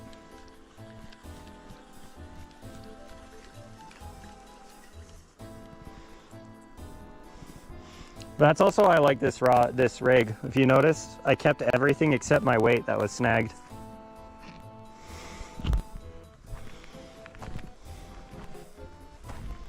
I don't have any extra weights, but there's enough rocks here that I can just make another weight.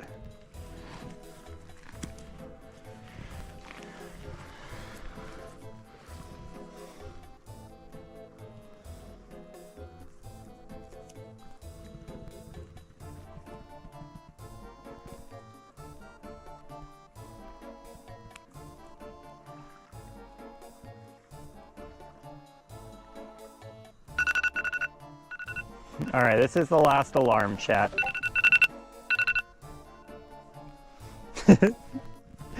I know, walleye. I got cucked the millisecond I started talking shit. And I think that's beautiful. Minute I started gloating, it was like, you know what?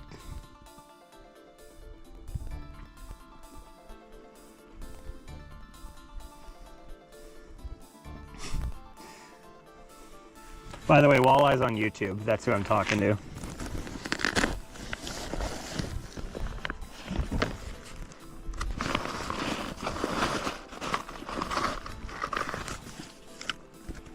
I gotta keep this shut so I don't keep melting my ice.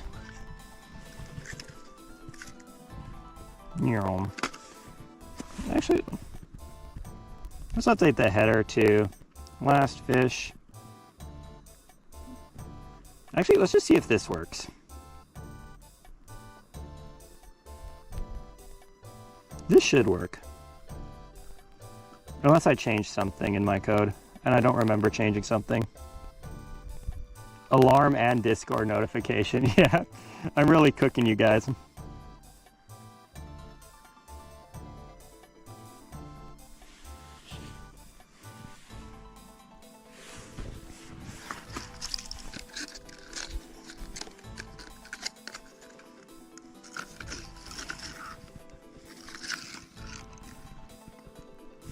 I think that's just the current, by the way, chat, not actually a fish. So I'll go check the rod just to make sure I don't have like a little white fish or something on it. Whitefish would be nice for the series.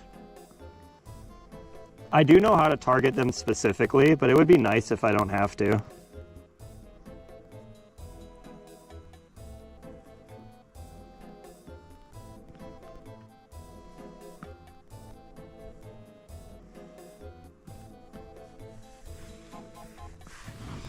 There's like a spot by like a little dam where a ton of whitefish congregate. And people aren't 100% sure why they congregate there. They think it's due to the water temperature, but it's like there's literally packs of them just hanging out below the dam. And you're not allowed to fish directly by the dam where the schools are, just because like they're clearly doing something natural and they don't want fishermen just going off and picking off whitefish. But you can just go down like 100 feet from the dam and catch whitefish.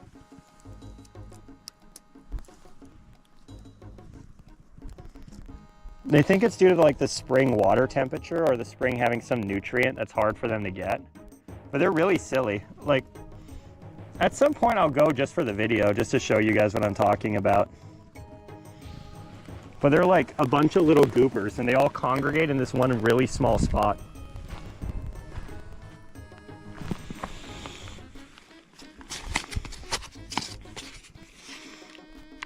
And Adam, basically the way I have chat set up is I'm watching the TikTok chat on my phone, and then anytime YouTube chat messages me, I get a Discord notification because I have a webhook set up.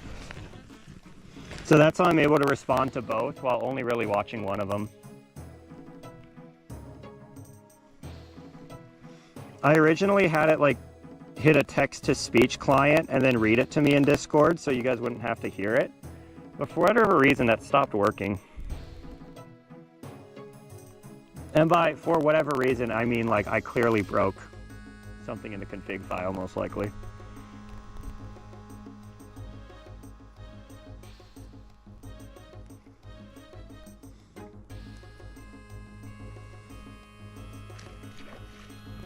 Because I did change the way that my code reads the config file pretty recently. That's a nice fish right there, by the way. I don't know if you guys saw it jump, but I'm gonna try cast this out. I'm not gonna cast super aggressively for this one because I'm not super familiar with how the weight's gonna go. Oh, he still hits the bullseye. That's what I get for being humble.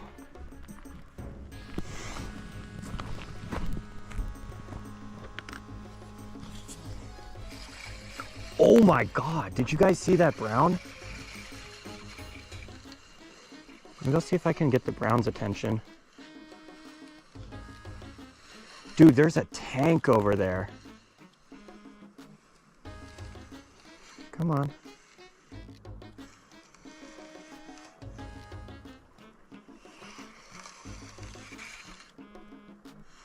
Chat, there's a genuine tank of a brown. Oh, I'm going right and not paying attention. Of course I am.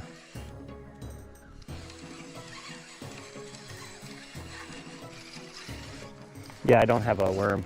Okay, hang on, chat. We're gonna go for that. There's a huge brown.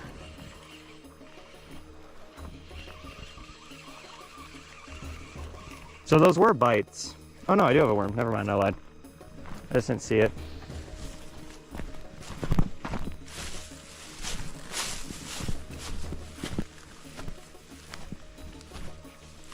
There's a dummy thick brown right there.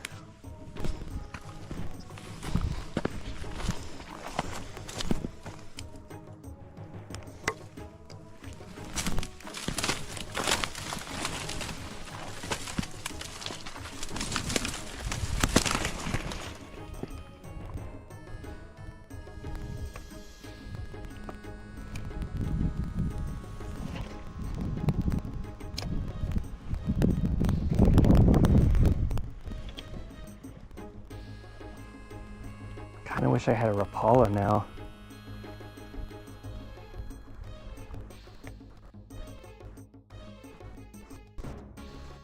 That's brown. Rapala.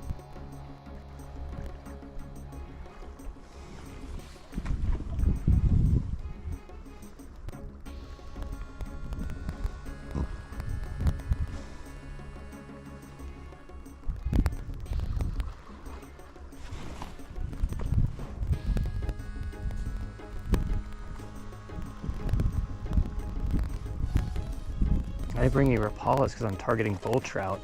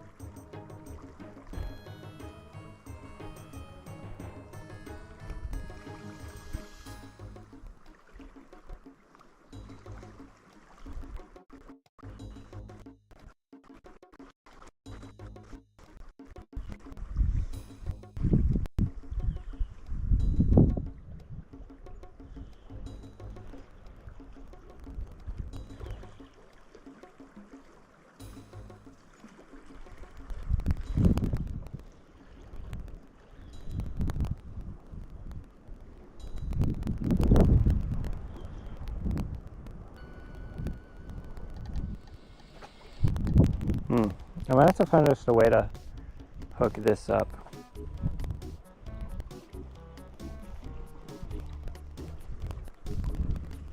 I could also try going downriver a little bit.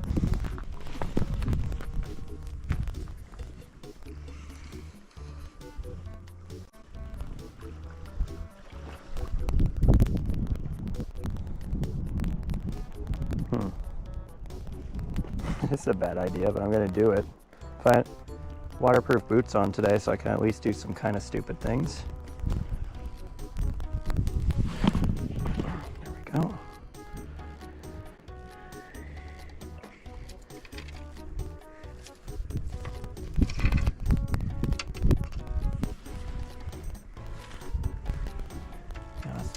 Probably this is going to work though.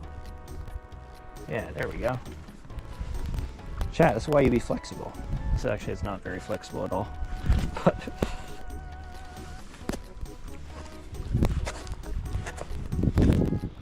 I also am horrendously inflexible.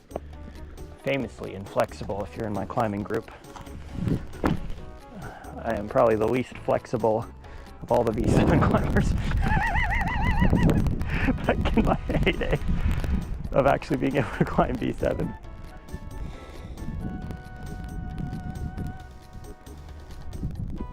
Least flexible climber in my group to ever hit that V7 milestone. All right, anyway, let's go back.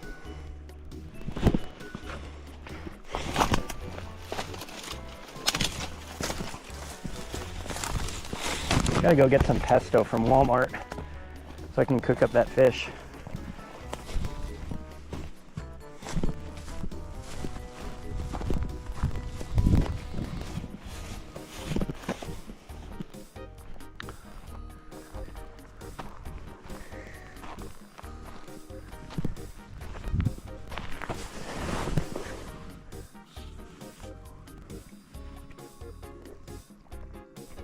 Let me go finish up my diet soda, chat.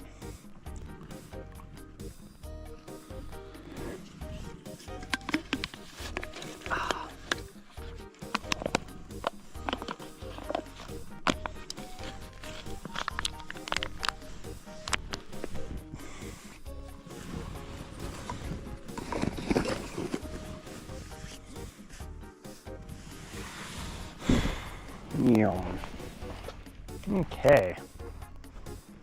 What do you think, chat? 10 more minutes here and then we move downriver to where the bull trout are?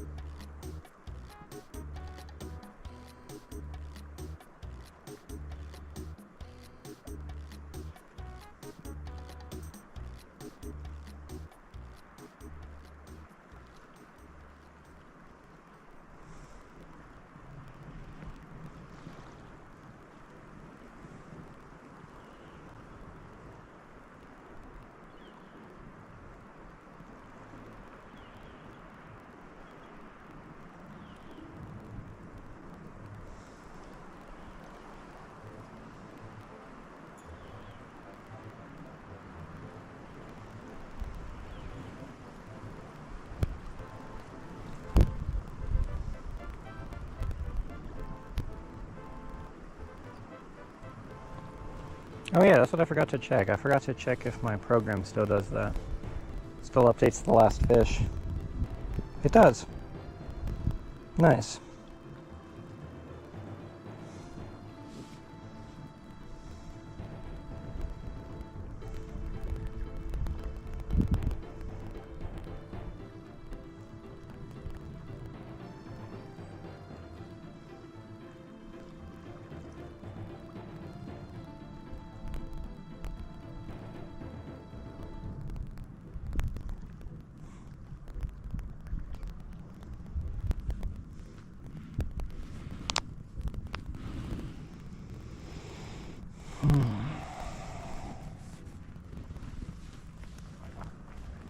Here, hang on a second, chat. I gotta take care of something. Don't look, okay? Give me a little bit of privacy, will ya?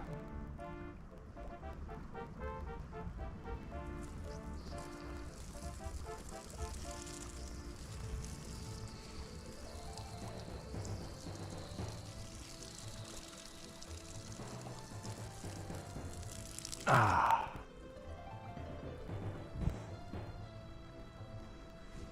All right, thanks. I feel like Eevee-scape every time I do that. And if you know ball, you know exactly what I'm talking about.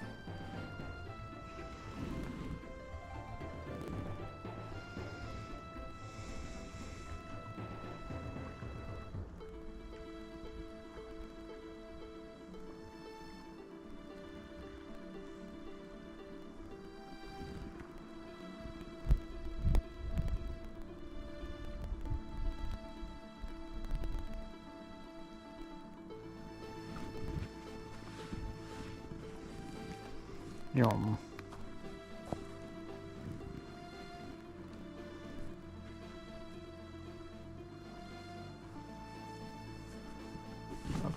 I hear the creature again. Let's go find him.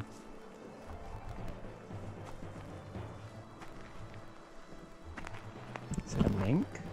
Is it?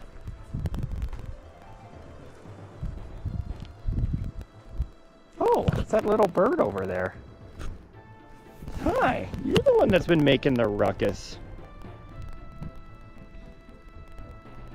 Let me see if I can get a little closer to him. He's cute. Hey. There he goes. What a little goober. I thought that was a mink running around with the sounds it was making. Turns out it was just a little gassy thing.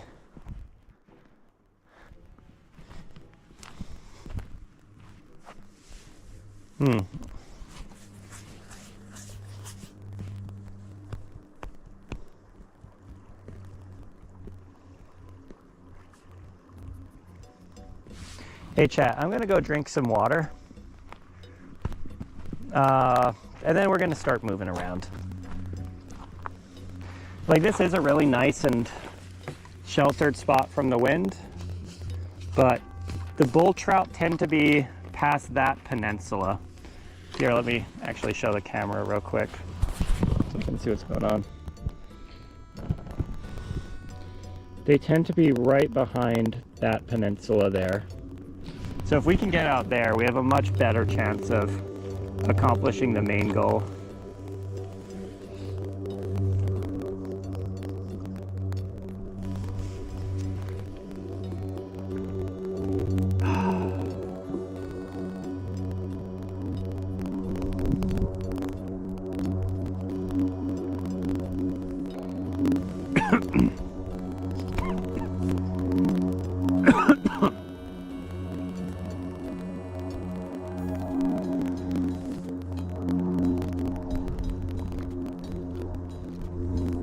Kind of wish I brought bells now.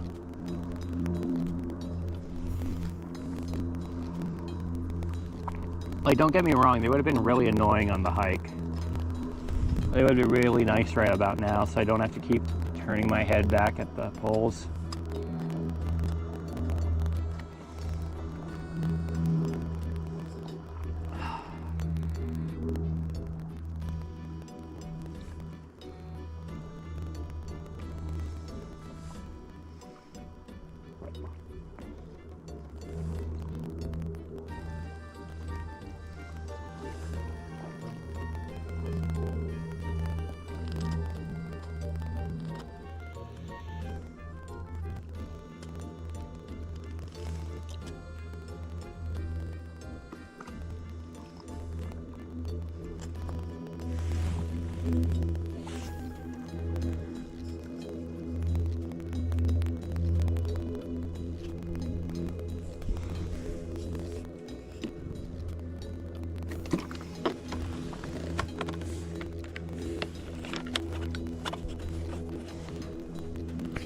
I'm gonna do a total Michael play and not bring any water with me. But I'll keep it back at, this is gonna be my base.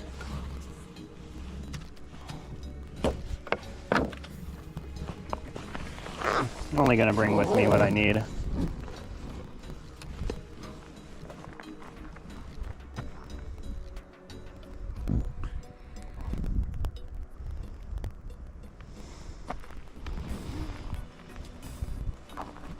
I will put on a coat now that I'm cooled off. I was trying not to complain, but I was like way overheating on that hike down. So here, chat, you go watch my poles for me. There we go. That's a good chat.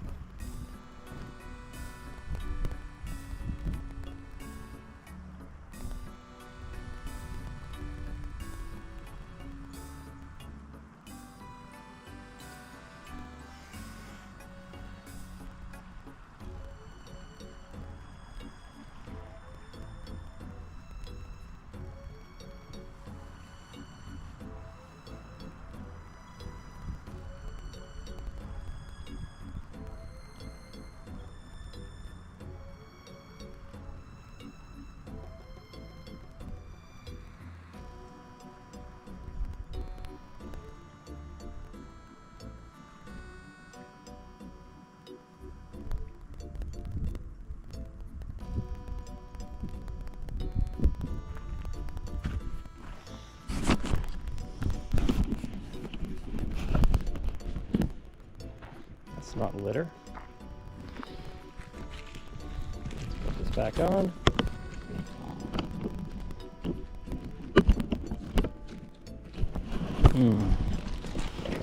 Also, I really hope that lightning bolt was a penny. Again, I don't want you guys spending your money on me. I've been trying to ignore all the gifts so that people stop giving them, but please, just a reminder, spend your money on you, not on me. I'm happy I make you feel that way, but I don't need the, what do you call? I don't need the validation, and I feel bad because I can't refund you. Once you click that donate button, there's literally nothing I can do. That's just because TikTok wants to make money off of a parasocial relationship you form with content creators. And I do not like that as a human being. But I do like TikTok and being able to stream, so I try to keep my mouth shut about it. Oh, we're getting bites. See, it's a good thing we waited.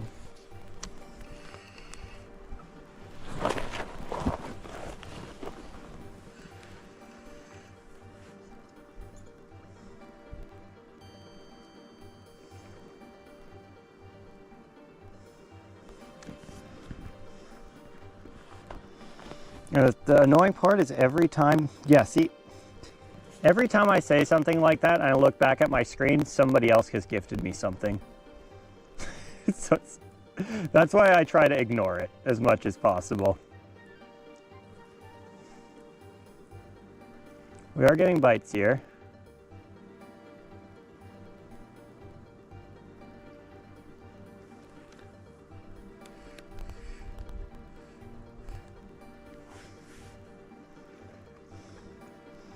Not the Crooked River, but that's a really good guess.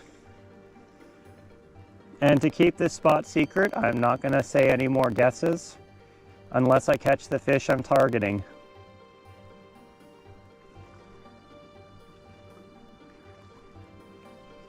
There's a couple of hints as to where I am.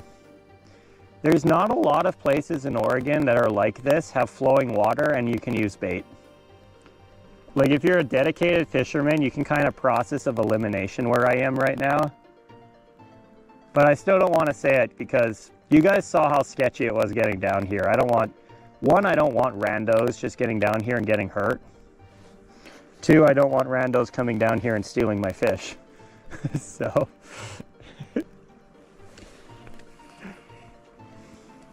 we will be discreet about the location. The reason I'll have to say the location if I catch the fish that I'm targeting is because it's only legal in very specific bodies of water.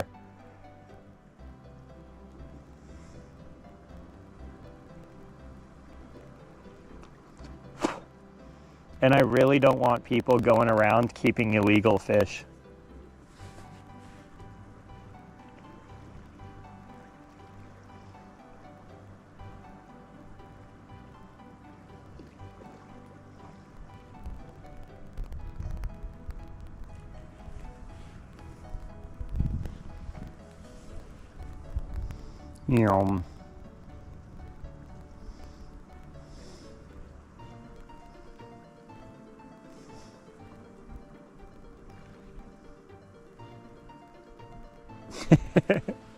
Can everybody please @Bob for me?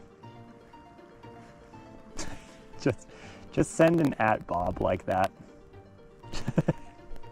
be very helpful.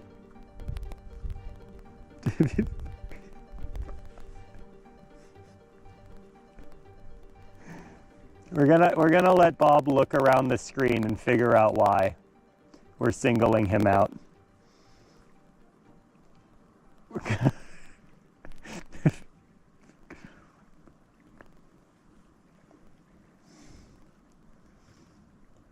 The brown's long gone. I am getting bites here.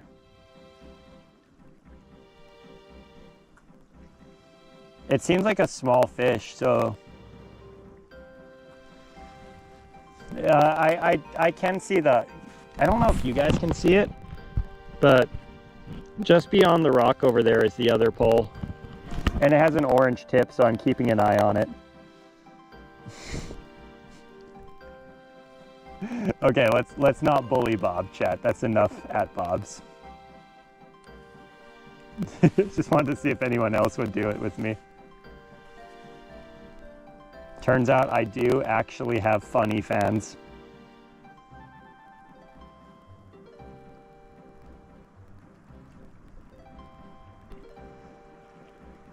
And if anybody's watching on YouTube, you're missing the show on TikTok, I'll tell you that much.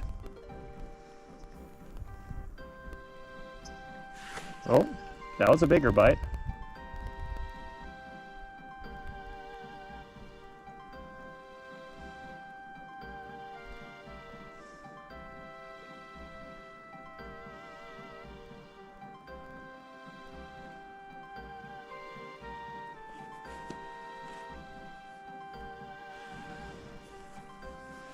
This hook might be a little too big for whatever fish is biting.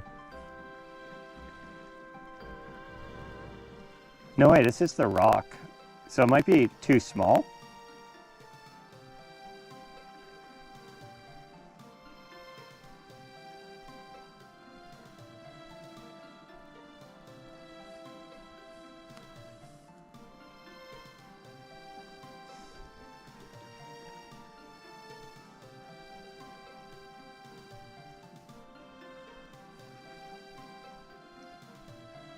Come on, take the...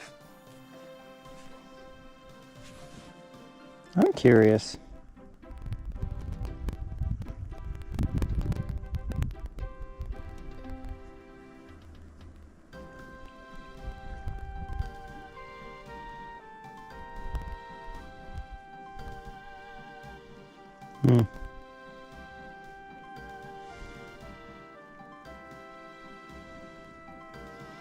Yeah, I still haven't had to do the puzzle yet today, chat.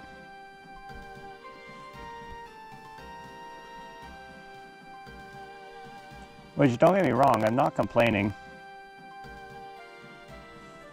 But I will, you know what, chat, what I'm gonna do, I'm gonna reel in, and I'm gonna drop like a fresh worm exactly where I was getting those bites earlier.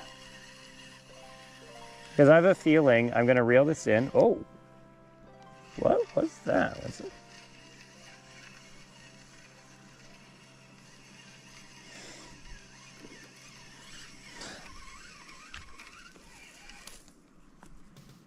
The hell? I am very confused. Chat, first person gets to decide, do I cast this right back out and wait since I was getting bites, or do I move on to the spot where I'm more likely to get the rare fish?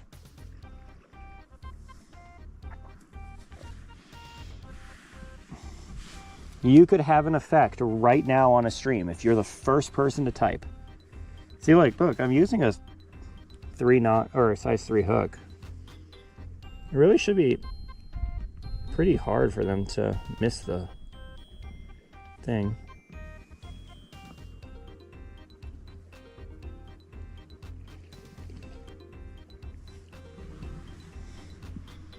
Here, I'll put both of them on like this. This might help.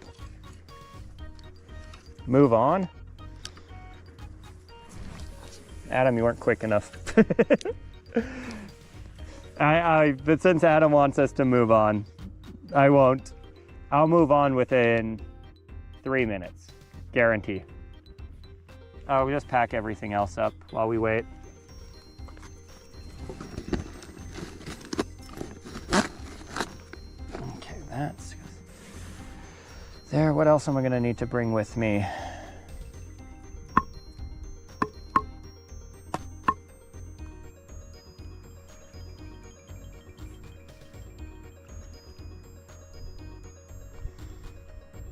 Yeah, I use bells too, but since I had a like 1 hour hike to get down here, I didn't want to be jingling the whole time. So I didn't put them on.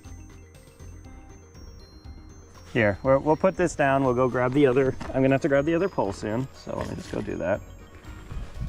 We'll go set. Actually, I probably shouldn't rig up that pole even if there's nothing on it.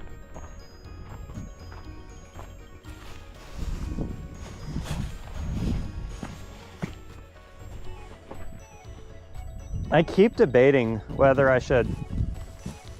So for the YouTube chat who doesn't see the TikTok videos, I'm doing a TikTok series where I'm trying to catch every fish on stream. Currently, sturgeons are not on that list because I really like sturgeon as a fish. And it seems kind of mean to go target them because you're like pulling them up from 200 feet deep. And even if you do everything like ethically and correct, it still seems wrong. And they're only open like 2 weekends out of the year for fishing. So like, I keep thinking like they're not on the list, but then I keep thinking about how fun it would be to catch a sturgeon on stream. I'm like, maybe I should add them to the list. And then I go back and I'm like, probably not. But what if? But probably not. But what if? See, there's a fish right there, bro. It's literally right there. Here, go eat this worm.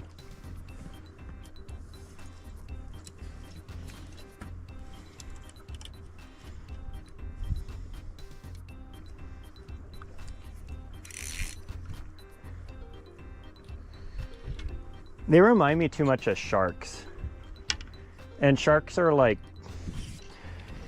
where I'm from, sharks represent your ancestors, and that's why it's like a lot of people don't like to fish for them where I'm from. It's kind of like you're hooking grandpa and then tossing him back. You know what I mean? But I know they're not sharks, and also they're not grandpa.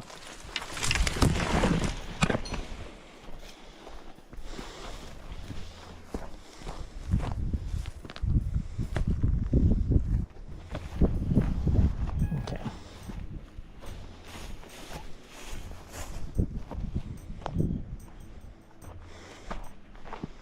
But still, I don't know, it's just something about the sturgeons. They don't feel like normal fish to me. It's because like they're ancient and harmless. I think that's why I like them so much. You know, they're just little things that cruise around. They're basically just giant catfish. They don't hurt anybody. They're not like super predatory. They just kind of exist and do their own thing.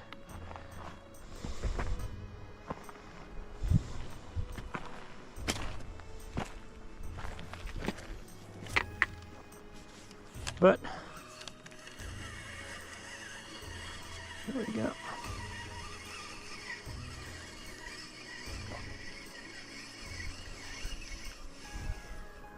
It's also not like this is some like super deep personal belief of mine.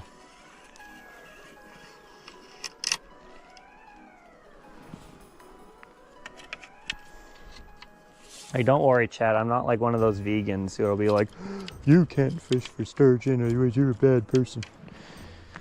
It's just not for me. But still, it would be fun to catch. And that's like what I keep coming back to, where it was like, it'd be great content. It'd be really fun. I would genuinely enjoy it a lot, but I would feel bad after. I would feel slimy.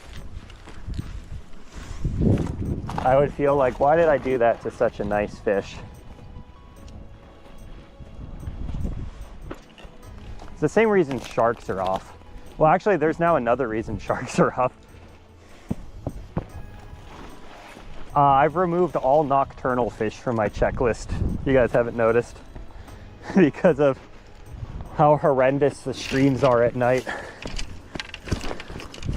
The only nocturnal fish I'm keeping on the checklist is channel cats. And that's because I genuinely like fishing for them. So even though it makes horrible content, like 2 out of 10 content, I'm gonna keep fishing for them. And because I'm gonna keep fishing for them, I'm gonna keep live streaming fishing for them. So I'm gonna check them off one way or another. But like,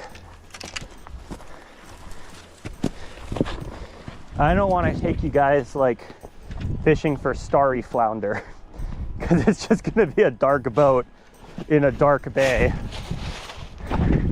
with nothing you can see happening and just a pure black screen. At least when you're channel catfishing, you can, you know, bring a light and illuminate yourself so that you pop out against the background. If you're flounder fishing, there's no background. You're in a boat. That's it.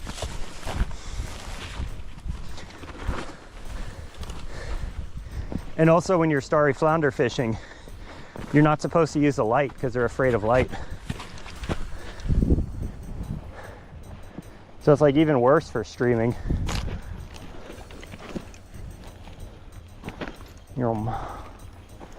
But anyway. Oh look, a happy birthday balloon. I'll get that on the way back if I remember.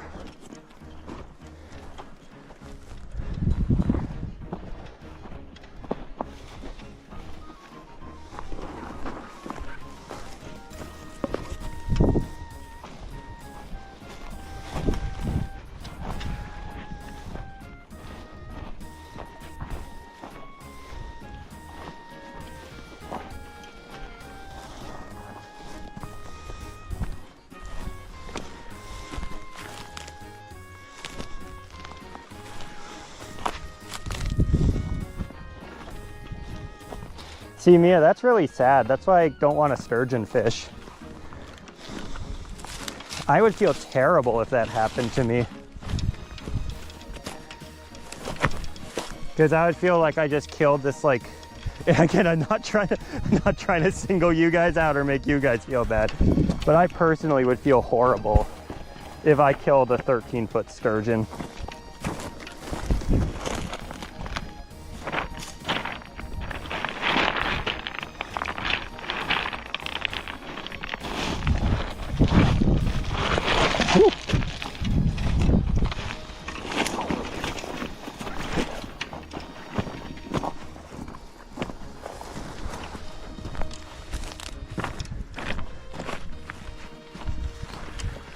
Especially if I was like streaming it, because then I would feel like the only reason I killed this beautiful animal was for views. Like if you guys were genuinely sturgeon fishing for, you know, like the experience or for a legal sized sturgeon that you were going to take home and eat, that's really different because you accidentally got one in the process of doing something like, you know, fun and legitimate. But I just know personally, if it was me and it was because I was making a video, especially if it felt like I was pressured to catch a sturgeon for the series, I would have a hard time dealing with that.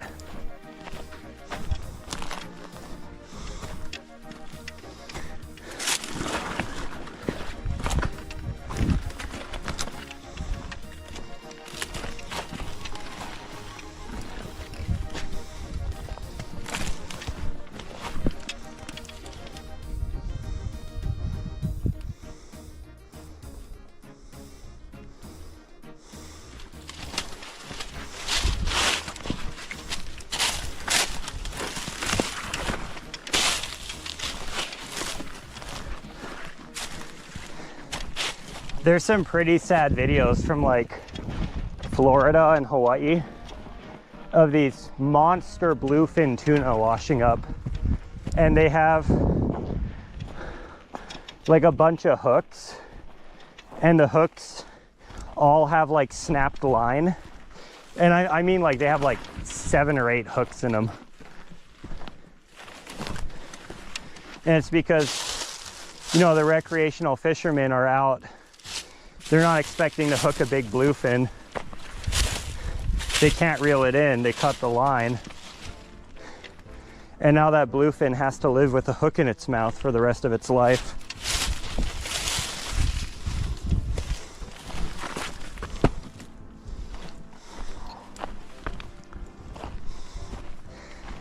All right, this is where there's typically quite a few of the fish I'm targeting. They like this water because it's more oxygenated and they can bully the rainbow trout away while still being slow enough for them to kind of like patrol. Again, I don't necessarily want to say what I'm fishing for because it'll spoil where I am. But if we get one, it'll spoil where I am. So.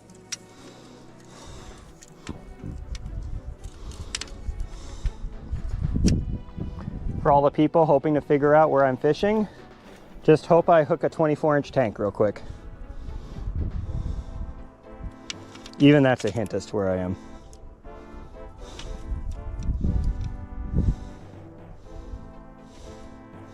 It's an oddly specific size. I just realized any Oregon fisher now knows exactly where I am.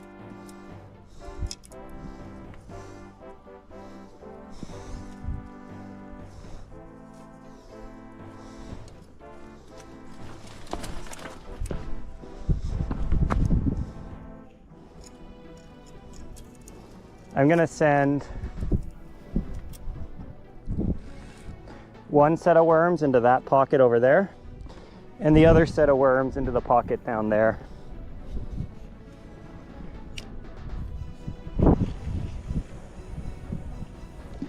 I did not make the distance.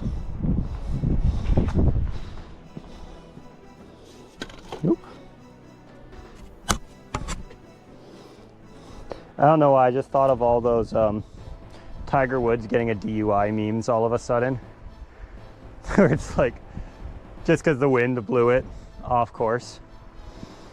And it's like a thing golfers complain about. I'm sure there's a meme in there somewhere, I'm just too lazy to figure it out right now.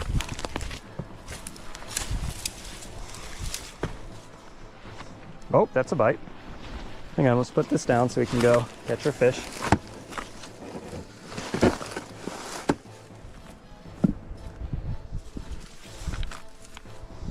It's a bite, but it's not a take.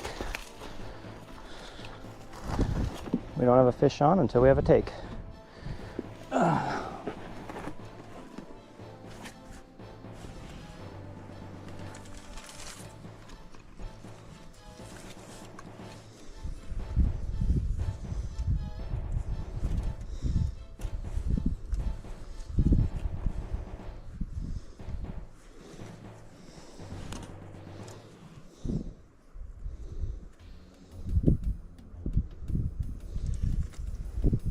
Remember, chat, a lion would never drive drunk, but a tiger would.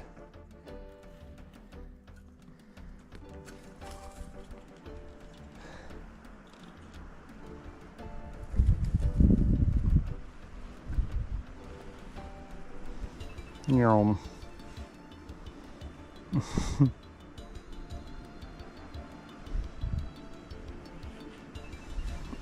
I know, it is a really nice spot to fish.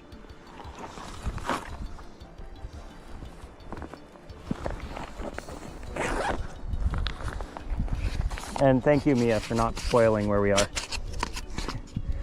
Absolute legend of the stream.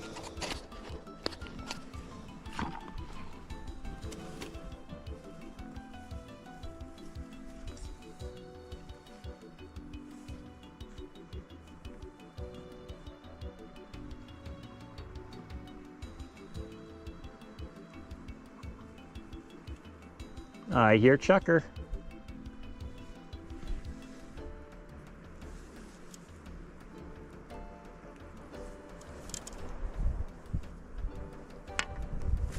Question is, where are they? I should really start bringing binos, shouldn't I?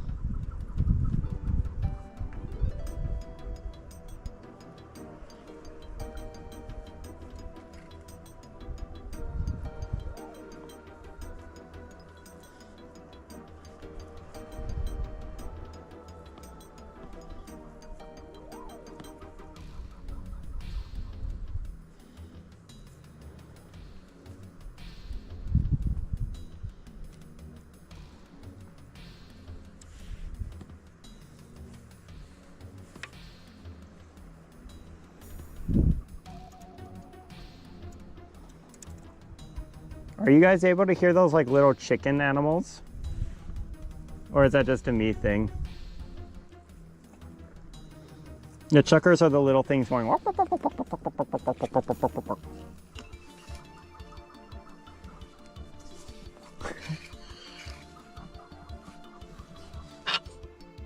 They're like legitimately my favorite animals to hunt because they tell you where they are, which is so nice and polite of them. But then they make it hard. Like if they just told you where they were, like with that clucking sound, but then they just sat there like quail do. Oh, almost lost my phone into the water. They would not be fun to hunt. And if they were like super quiet and secluded like grouse are, they'd be less fun to hunt too. But like I know they're somewhere up there because I can hear them. They're cluttering around. And if it was clucker season, I would have to go up and find them. And they wouldn't make it easy. They would fly around. They would go walk, walk, walk, walk, walk, walk, walk.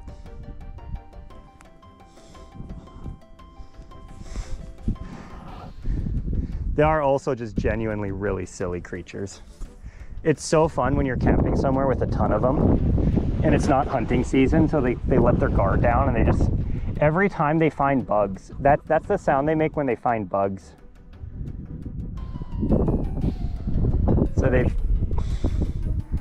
they've found some protein and now they're sharing the location with their comrades. Oh, I see them. Hang on, chat. Let me see if I can get you to see them. They're right there. I'll get a little picture going.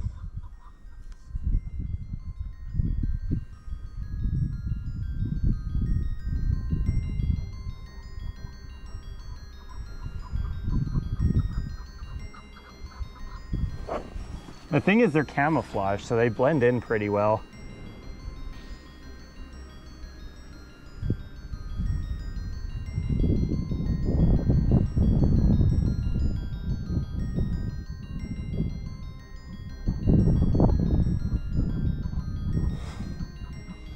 They are very silly.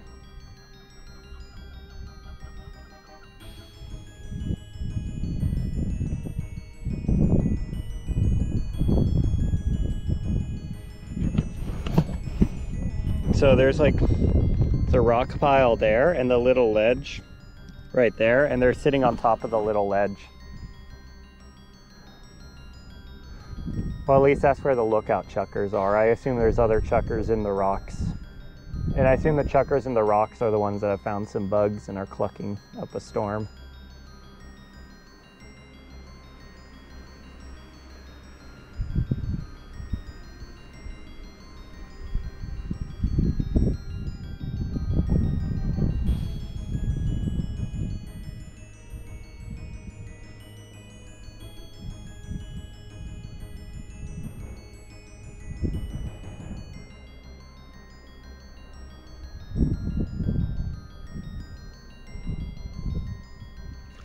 Oh, that's a big fish. Let's go see if we can target him.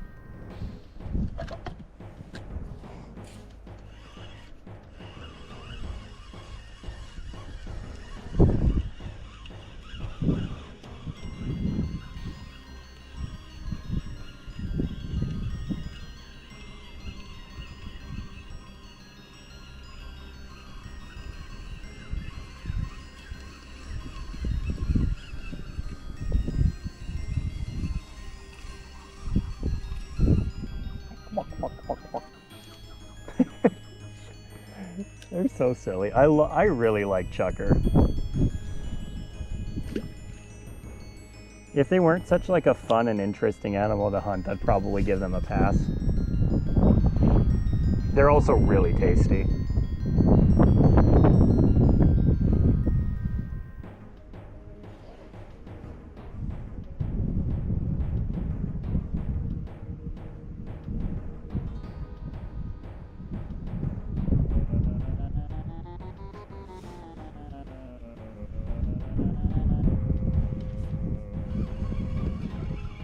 Cast his head a little further. Great. right, so that's there.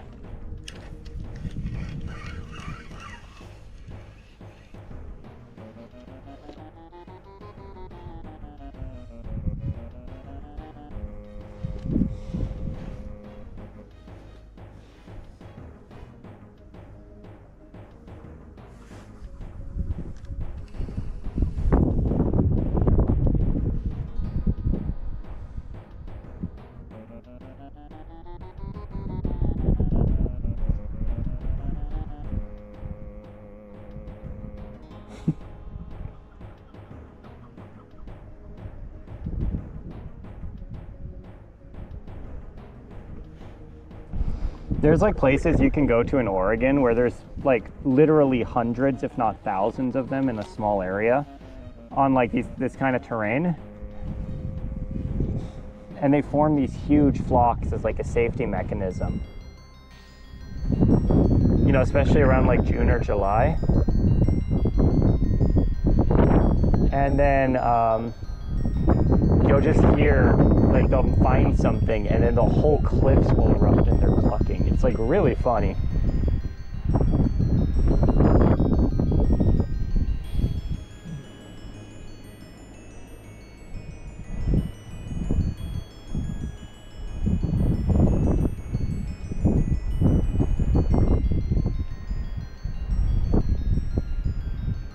You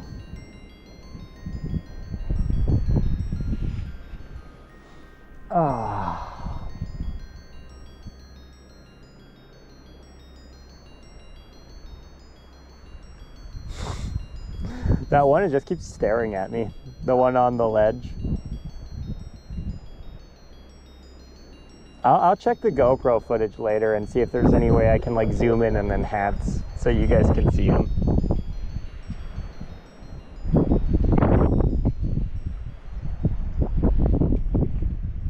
I just love those little things.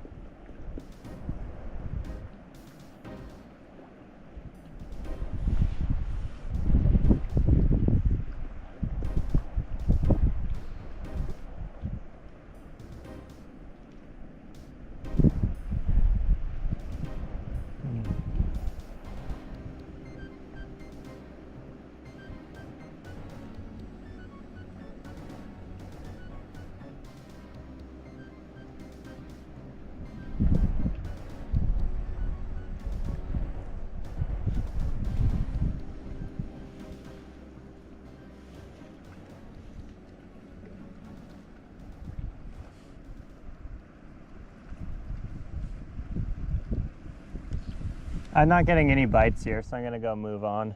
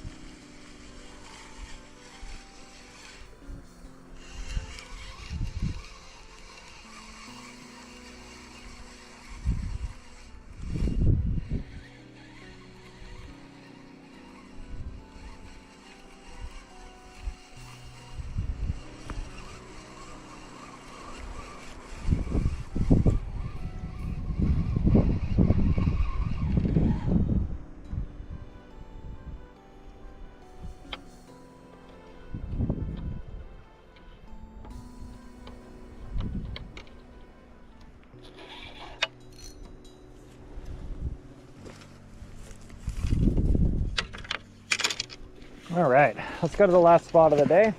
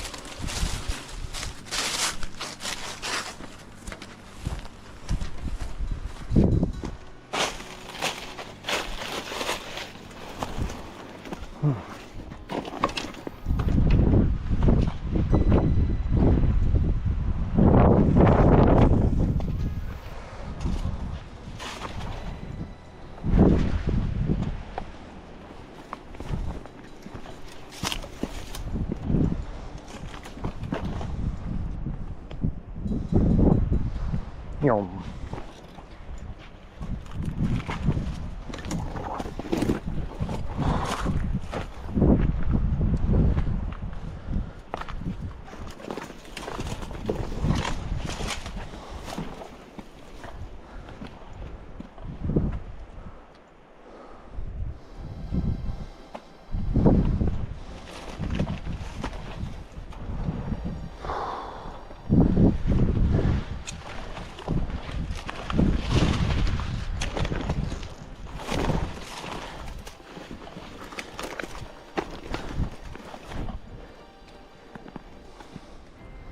Yum.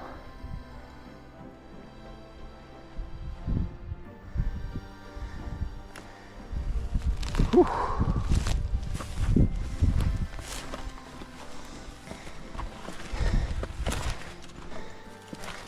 Bro has lost the plot.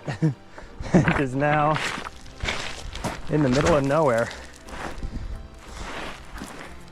looking for a kind of rare fish.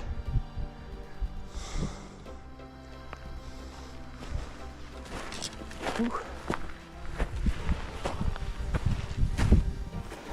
Oh, this is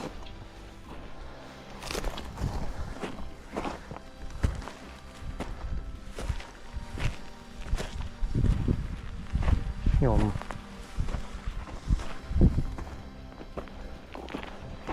go. Up we go.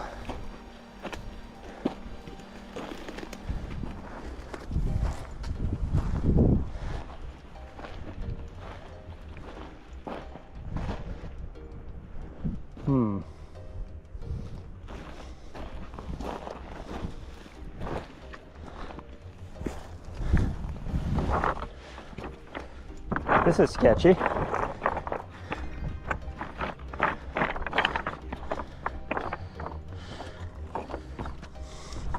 But we proceed. Huh.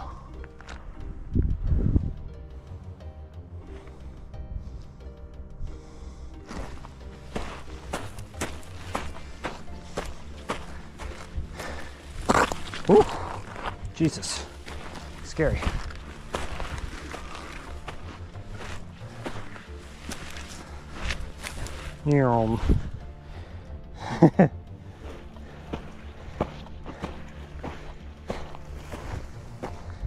I'm in Astoria, Oregon. Any OGs remember the Hawaii streams where we tried gaslighting people into thinking we were in Astoria?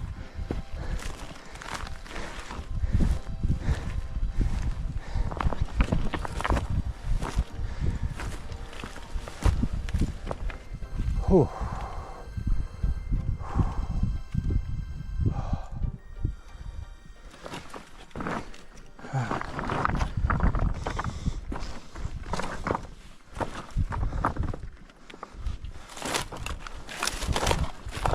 Whew.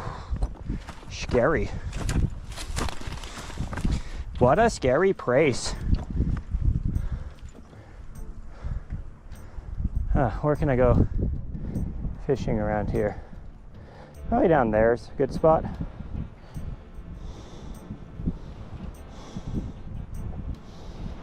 Not use the Lord's name in vain. No, it's okay, bro. You can use my name in vain. I'm just waiting for the day I get smited down by a lightning bolt on the stream for saying something like that.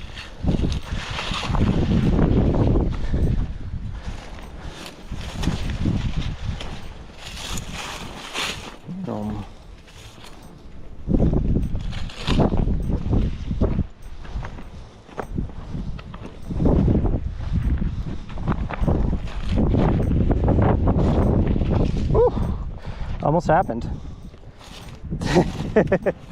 Oh, Jesus. This is sketchy.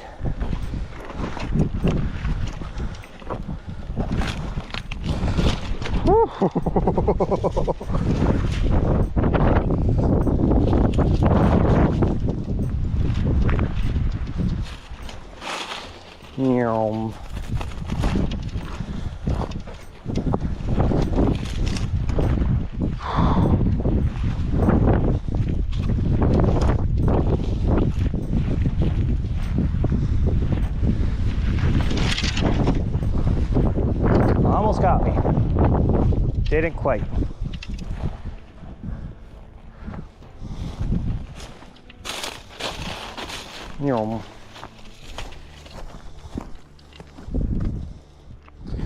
Whew. Ah. Okay.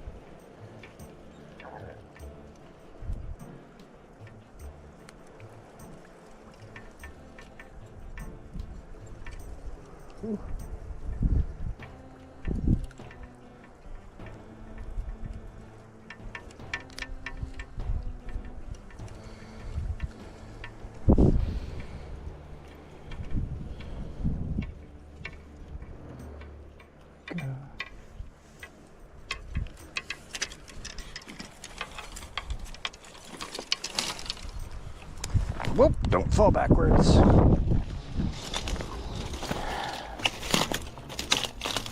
Yum.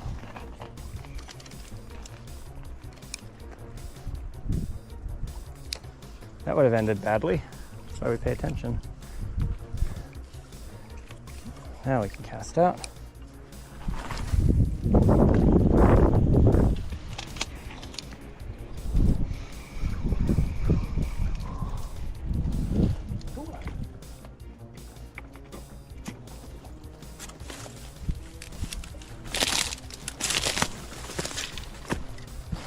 Yum.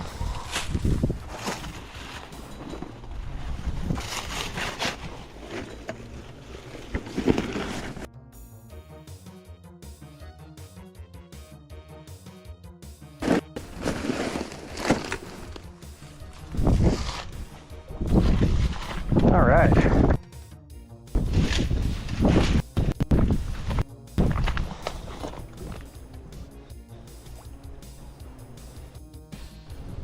That's honest. I'm not gonna send a lightning bolt at you. I promise you that much.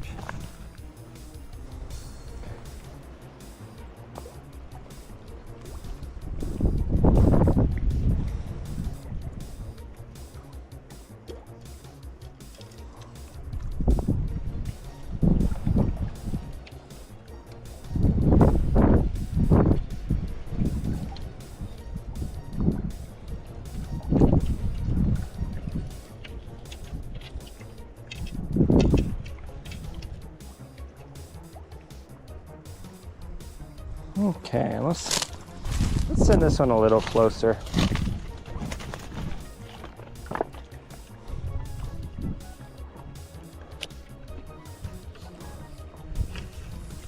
About there is fine. Keep this one low so the lines don't get crossed. There we go. All right.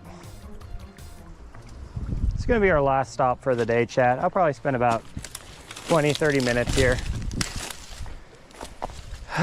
It's not as nice of a spot as the other spot, but at the very least, it does have a chair.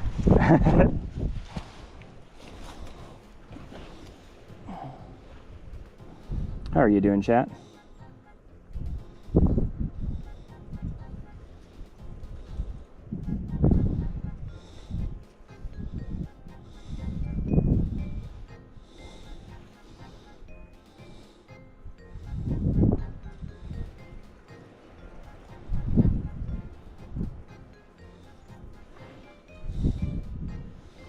Yum.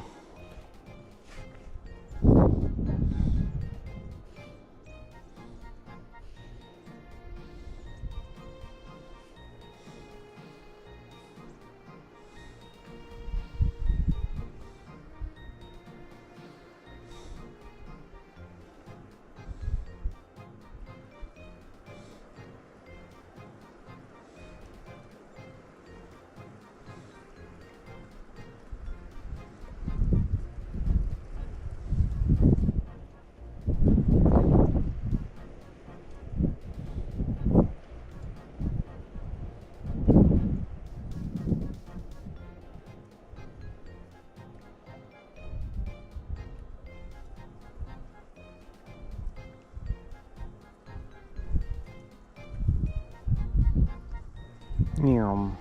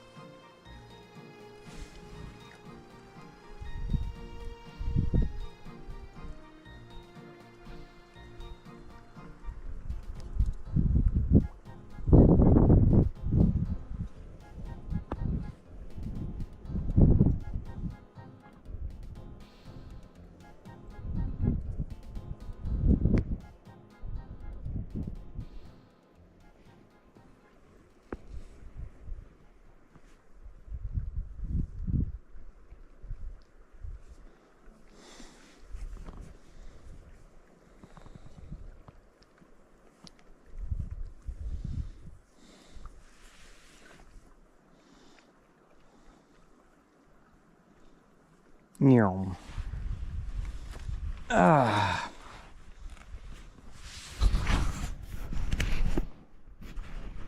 Yeah, it's a weird angle. Sorry about that, chat. Let's go to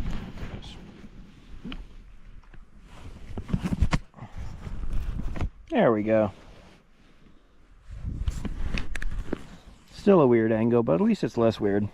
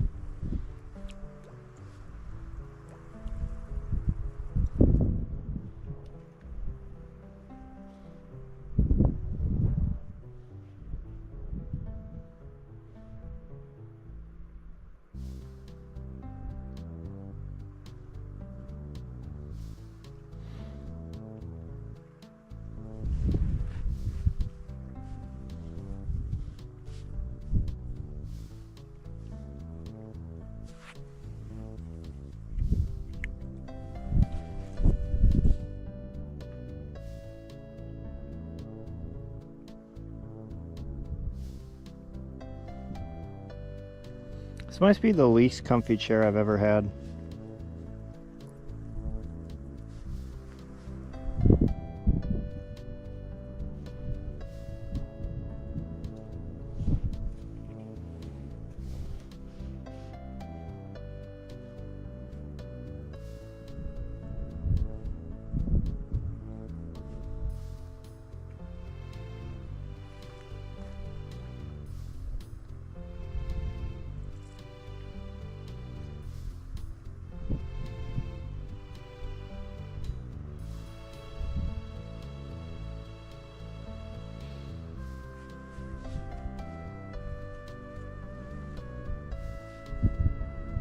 Mm-hmm.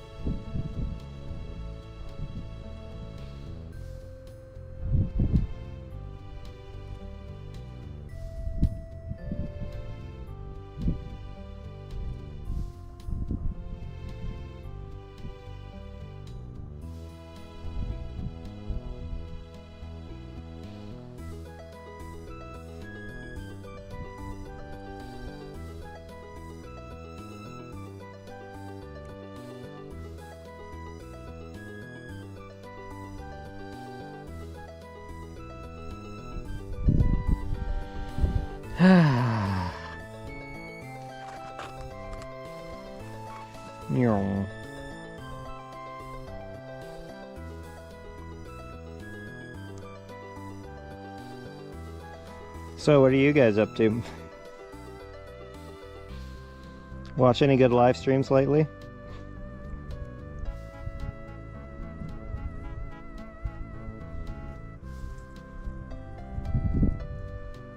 No.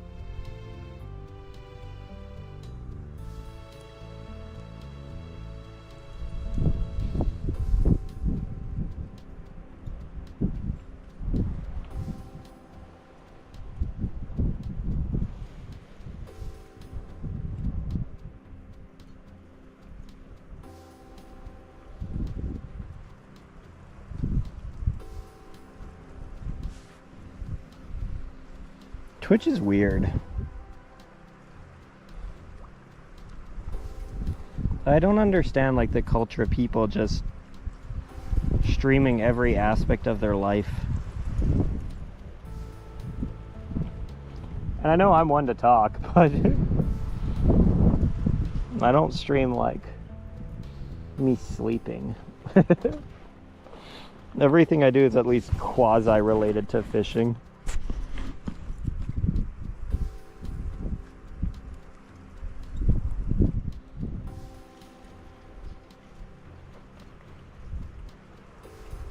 Oh, we're getting bites.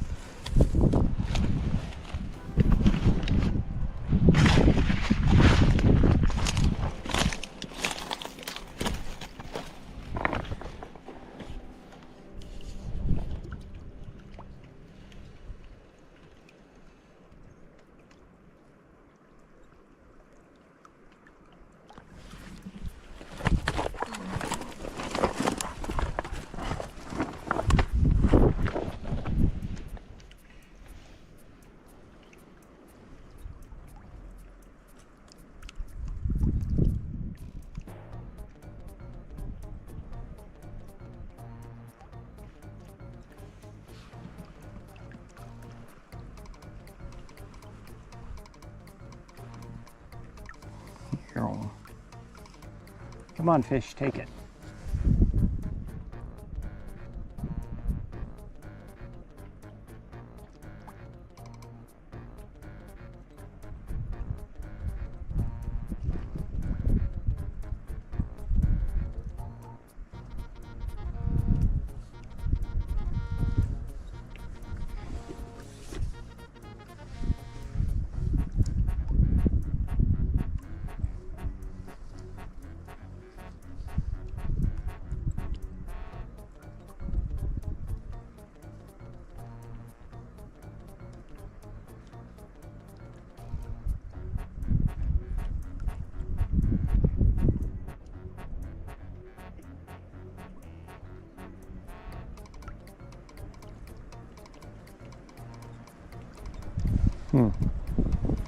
Well, we had a fish on, or interested. Doesn't seem interested anymore. Let me go make sure I still have a bait.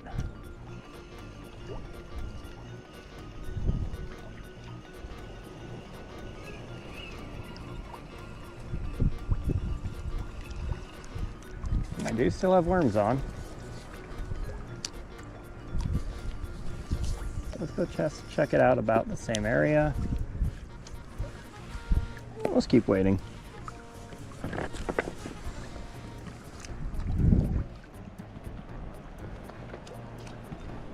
How's it going, Miles?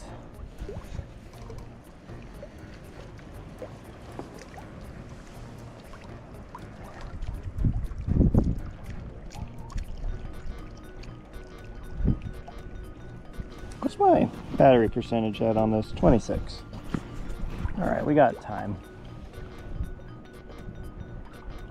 I'll start heading back to the car once this GoPro runs out of juice, because I have one more battery that's fully charged and then another one that's half charged.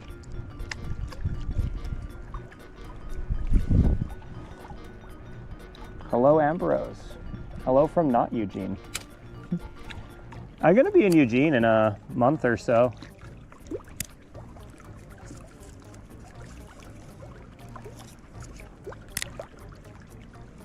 So I'll probably be able to do some fishing out there.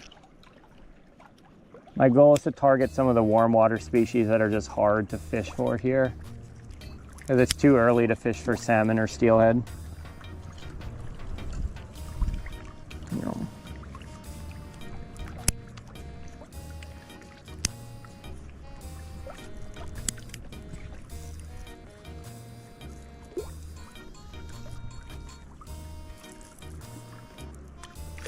Yeah.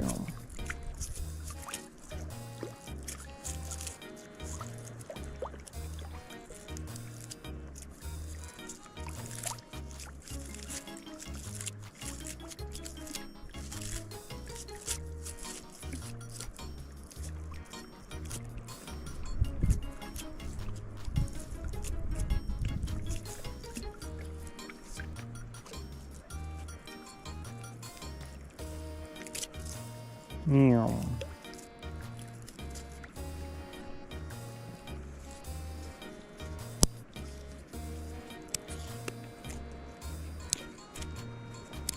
Shoo.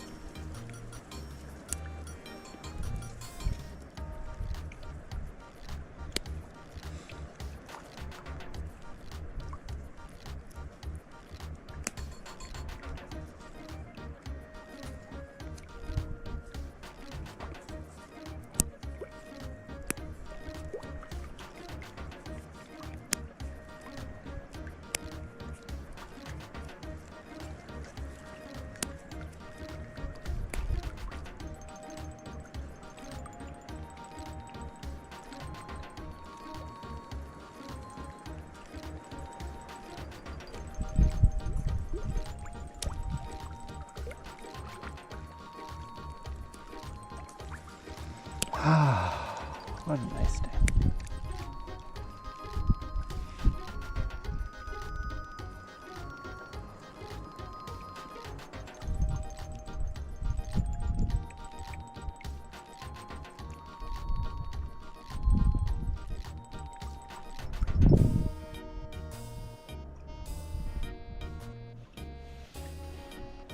Meow.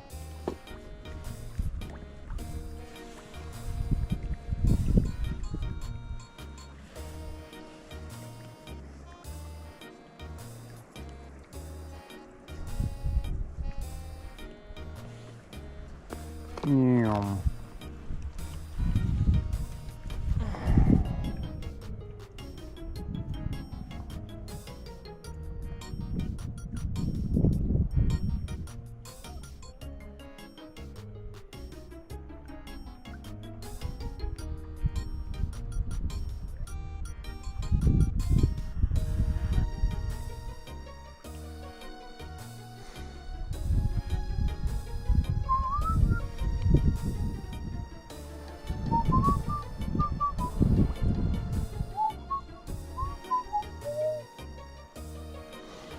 Meow.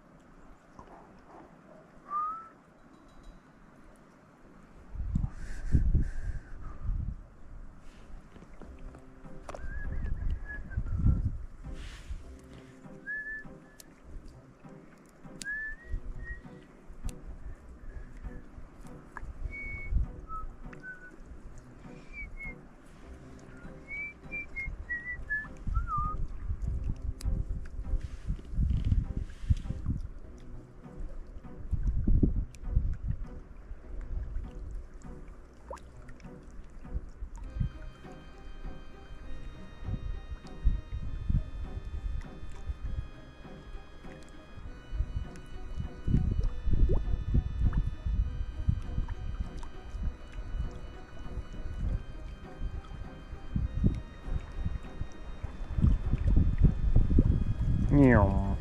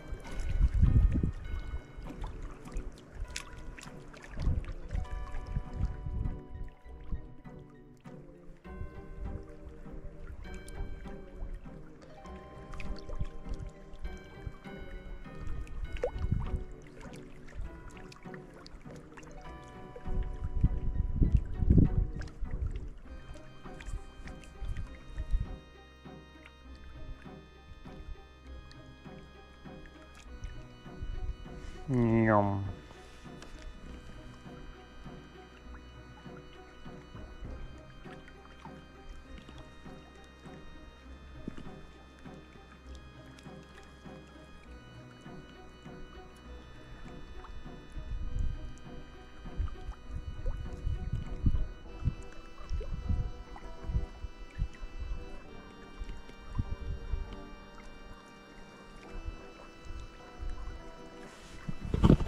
Let's see how much time we got left. 18%.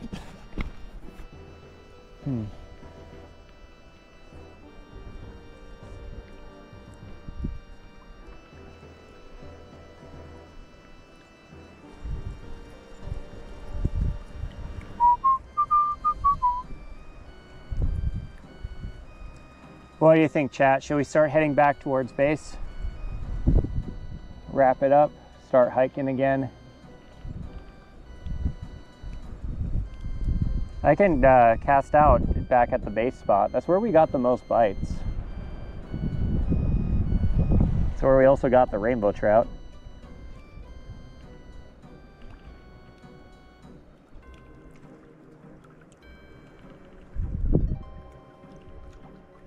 Your call. Yeah, I'm kind of thinking even though I just got a bite here, what we're gonna do, I'm gonna reel in the other line. We'll keep this one down for a bit. We'll get the other fishing pole ready to go. And then we're gonna start heading back. I'm gonna head back to where I set up everything. It's a pretty nice spot. I might just hang out there in the grass. Ah, Jesus. Again, chat, don't look for a second, please. Thank you.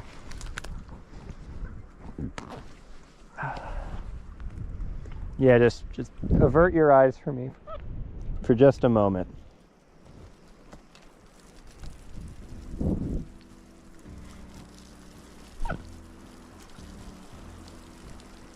Watch me get like a fish on right now.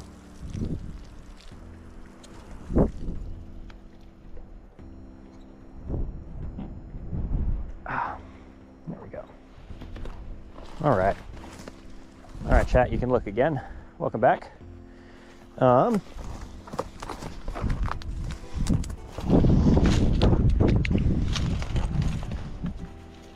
go pull this in.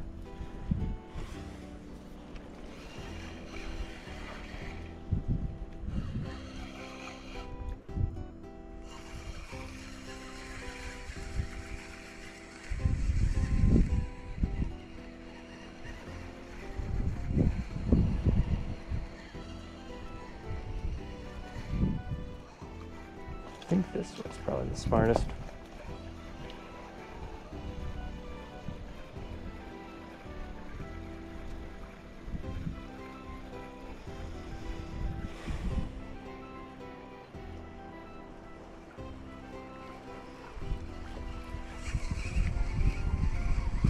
Boink. All right, we can get rid of this worm.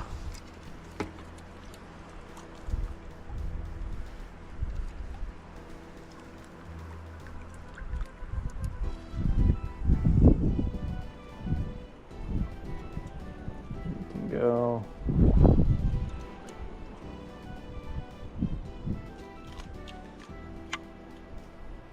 Put this thing back up.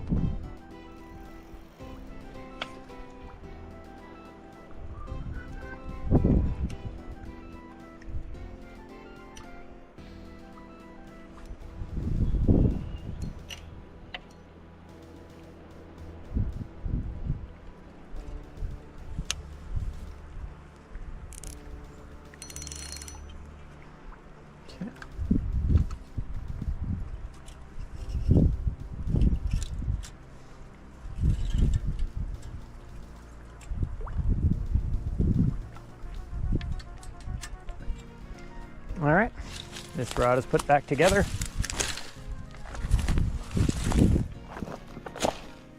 Get down there. I do wonder what the safest way back is, because I bet if I gain a bunch of elevation, It'll probably help me avoid a lot of the like slidey rocks that were causing problems.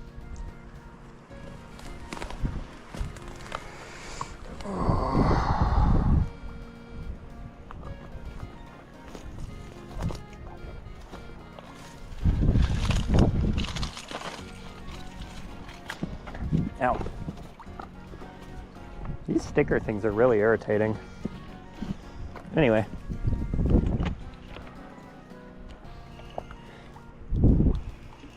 These are just generic Ozark Trail grit sticks. They're like, they used to be 12 bucks a pop. Now they're like 20 bucks a pop.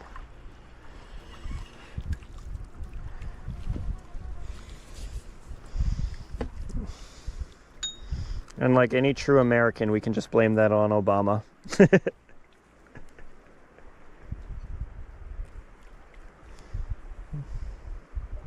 It's so funny to blame like modern inflation on Obama.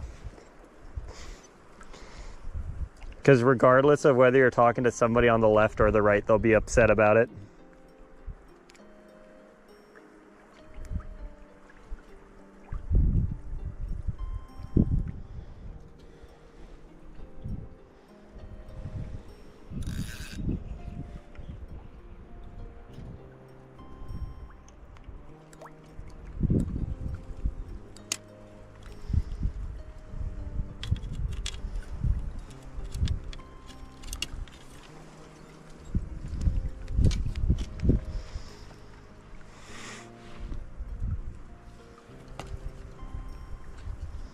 All right, let's go.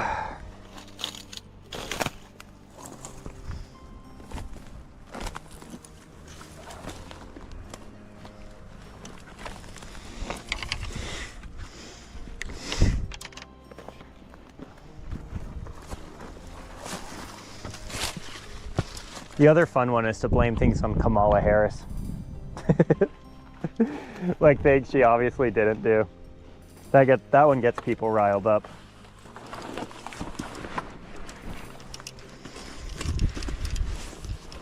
It's great rage bait. Chat, you know what's surprisingly good rage bait?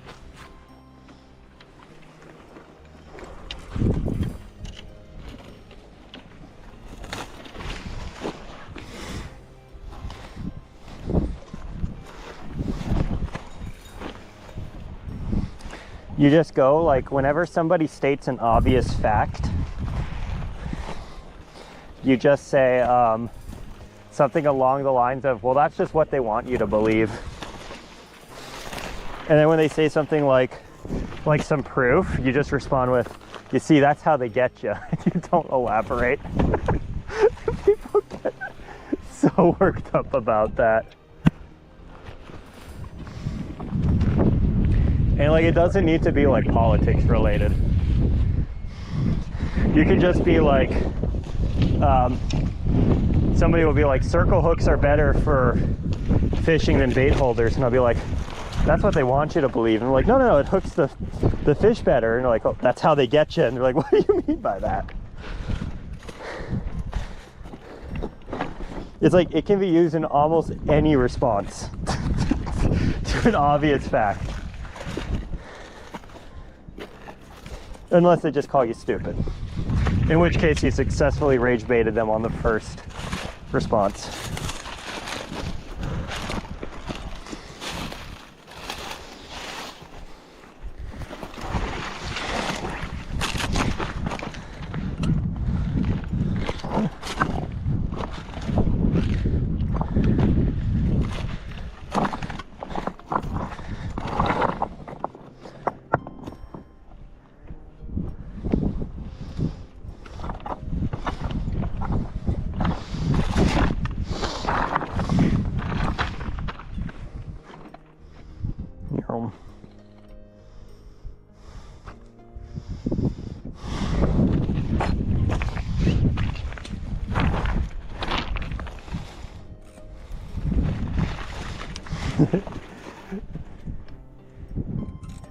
On Instagram, there's a bunch of those like obvious facts videos, but the facts aren't correct. And then that's just pure rage bait. Instagram's a lot, or you know the thing about TikTok? They like really police it, but from what I can tell, you guys don't have a lot of the same problems that Instagram has. Like there's just a bunch of accounts that'll like just post straight stolen videos, but they'll put like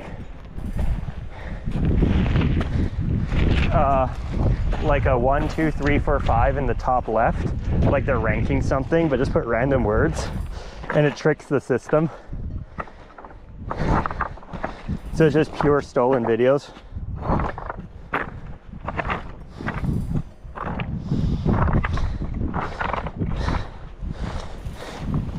And there's so many accounts on Instagram where it's like based out of some second or third world country, and you know they're just trash posting long enough for them to get enough followers where they can like advertise some adult site or something and cash out for a few $1,000s. And then they probably have like 600 accounts all just scraping videos, adding those overlays, probably all automated. And it makes it really hard if you're like an original content creator to compete with that.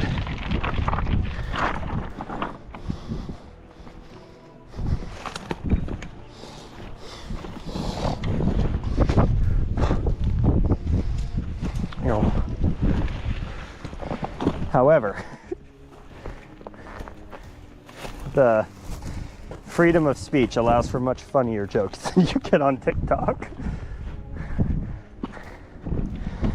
TikTok is like so politically correct because it's a bunch of people all trying to make money without working a real job and having like the PC police breathe down their neck.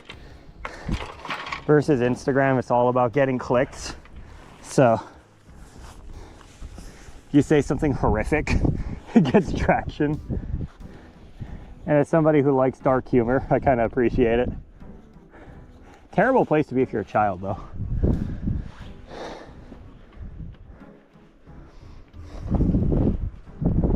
You're home.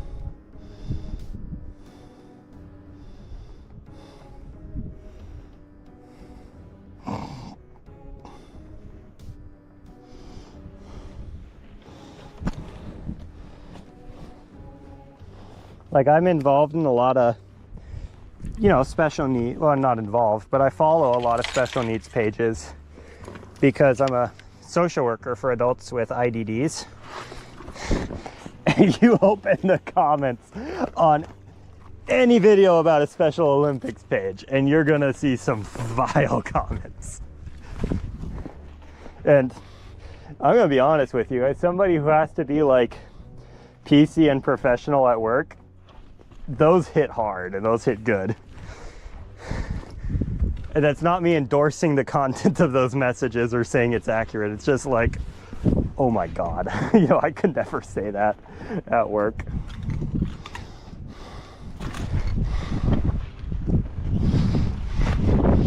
You're almost.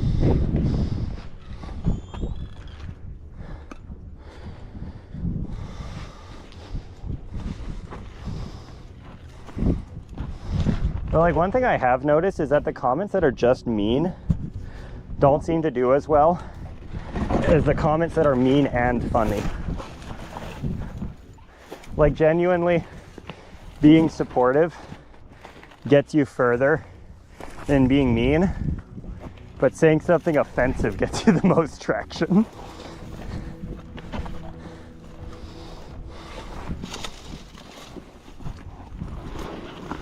You're in.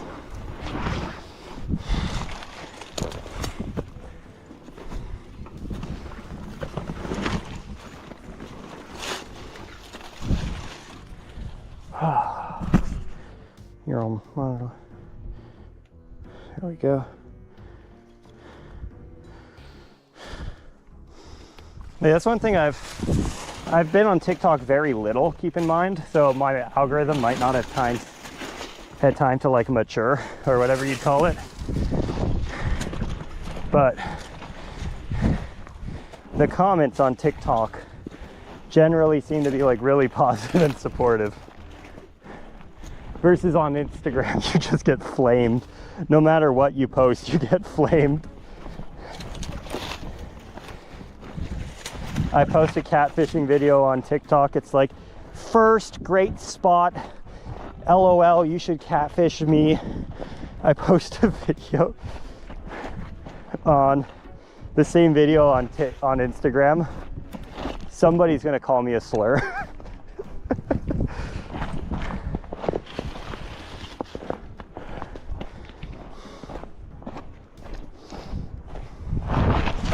Yo.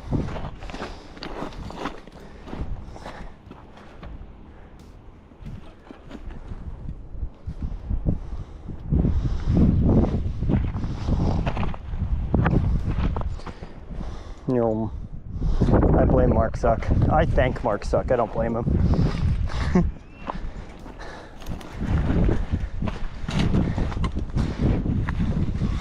Like chat, I was bullied, you know, basically my entire teenage life because I'm neurodivergent. And I'm like super socially stunted. If I can take it, y'all can take it. So,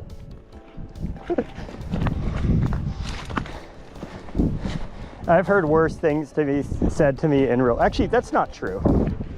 The things said to me in real life generally weren't like worse on paper, but because it was people I cared about to a certain extent and socialized with, it hits way harder than like somebody on, you know, Instagram that I don't know just calling me the R word.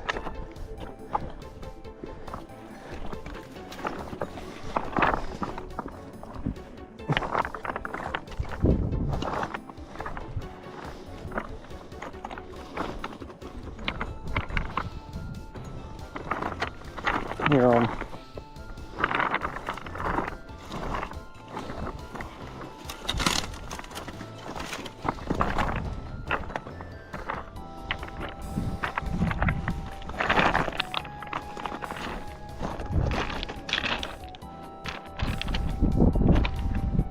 look at a geese, chat. They need a blast, don't they? Oops.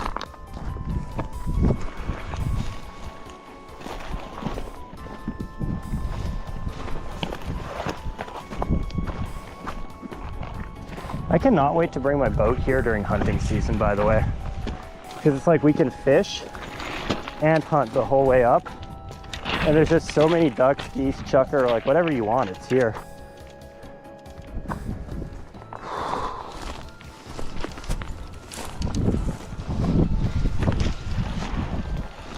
Like those two birds, I see 12 pounds of meat right there. 12 pounds of delicious, slow-cooked, oven-roasted goose, marinated in shoyu and brown sugar, cooked on slow for 2 hours at 300 degrees Fahrenheit. The juice penetrating down into the breast meat.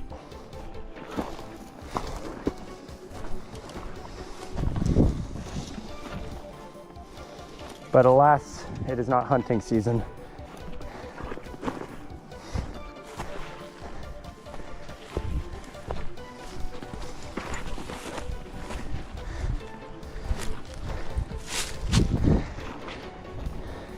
So they will honk another day.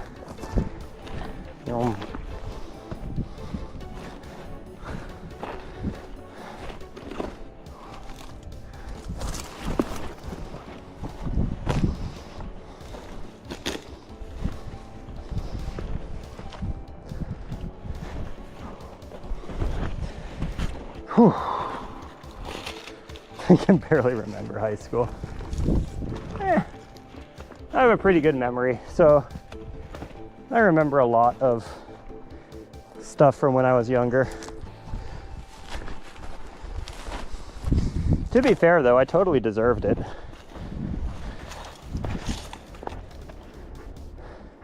I was a real problem when I was a kid. Because it was like my brand of neurodivergence, but not put towards anything useful, and instead just put towards harassing my classmates. So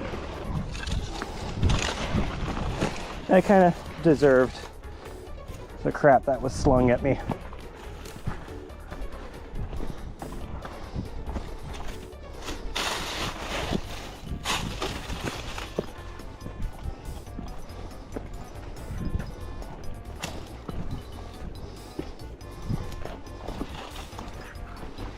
And then I got really lucky because the kids who were the class bullies at my school, they converted to Christianity one summer and then made it like they enforced a policy of essentially no bullying classmates. And so then I got to skate for like a year or two while I figured out how to be a social creature again. But I personally, and obviously that's a kind of rare situation, I think the combination of having some level of bullying happen to me, but also it not being relentless and it like lifting up.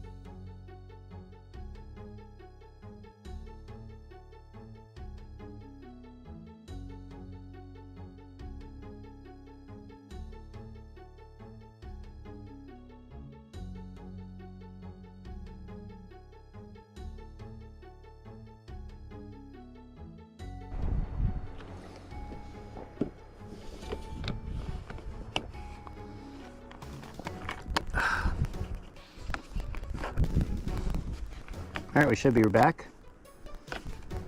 There we go.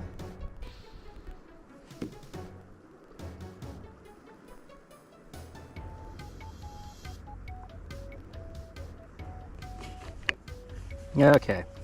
Well, let's just spend maybe 20 minutes fishing here.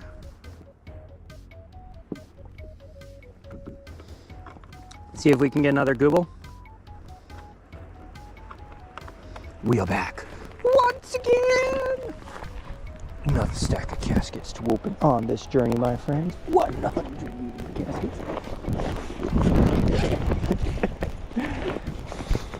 I love referencing things that I feel like 0 people in my chat will understand. I don't know why that gives me so much joy, but it really does.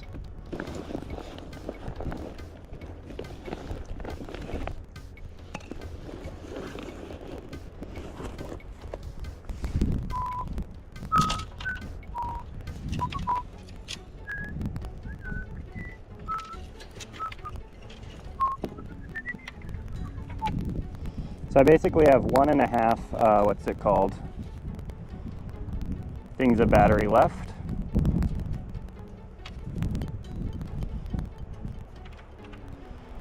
and it'll take me about, since I'm going uphill, probably an hour 15 to get back up. I do kind of want to show you guys the rim at sunset though. The rim is really cool. And it takes about 20 minutes to get up to the rim, and then we can walk around the rim and like look for chukar and stuff.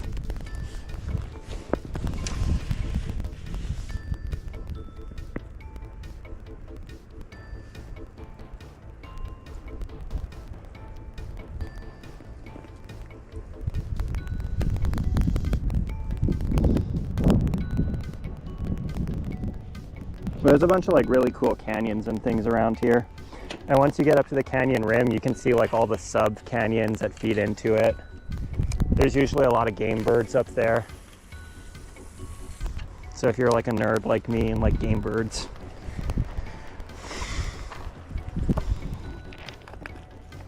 you'll be able to see the little goobles.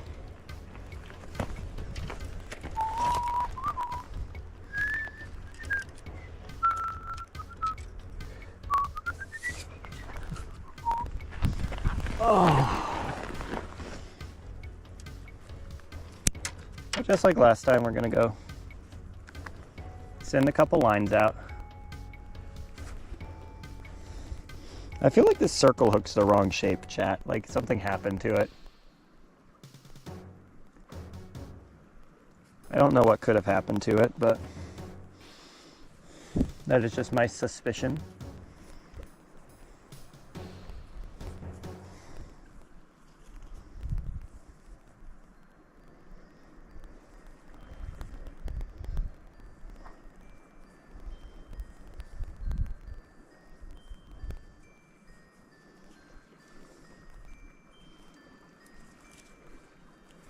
I think we just had a bite.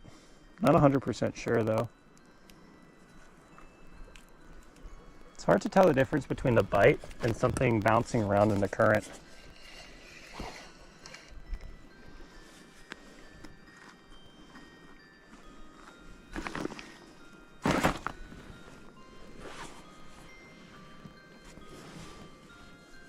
But we do have 2 poles. We do have one for the club and one for the plug. We do have one for the girls and one for the nug.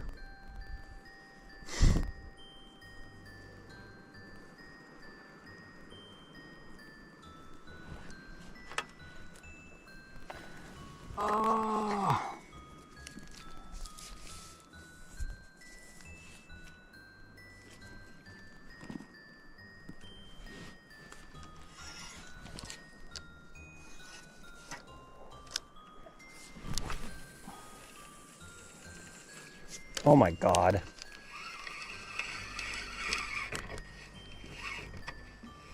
Perfect.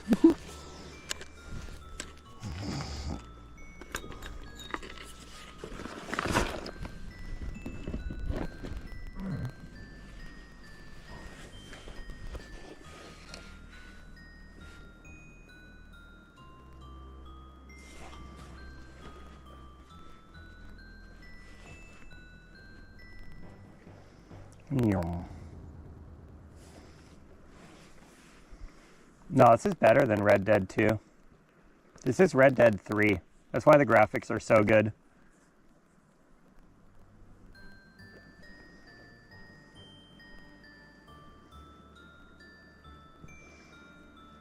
Yeah, Jay, you just eat them. They're actually pretty good for you, all things considered. Probably healthier than McDonald's, like no gas.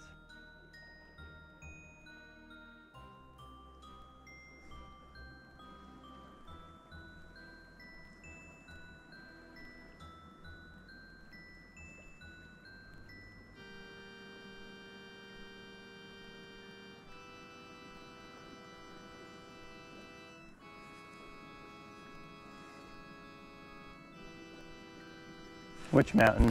That mountain? Or like that mountain? Or that mountain?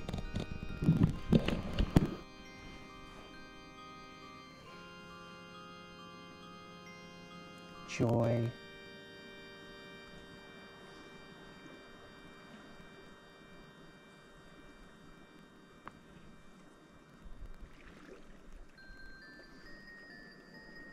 You know, like the burgers at McDonald's and stuff aren't that terrible for you. It's the fries that get you.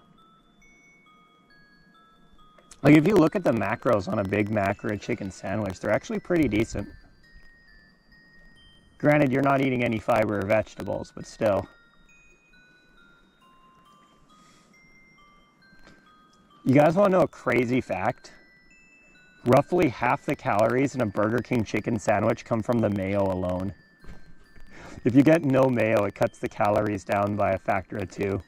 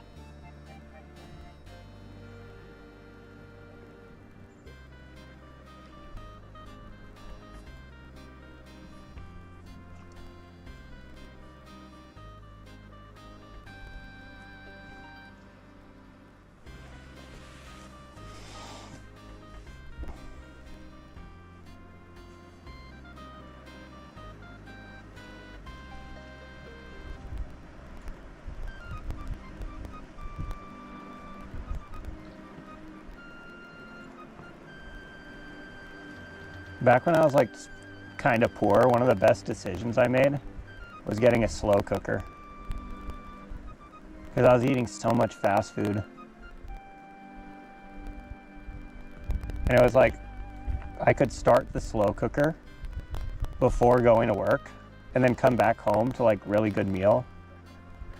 And then it forced me to stop eating like junk food. Because it would be like, oh, I could go get Wendy's. And I'd only spend $4 on like a 4 for $4.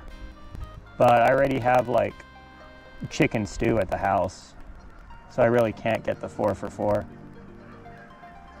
Hold up, we got, they're coming. Oh, they're scared of me.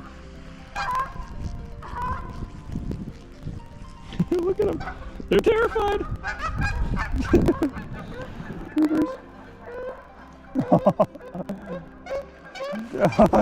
Now it's his turn.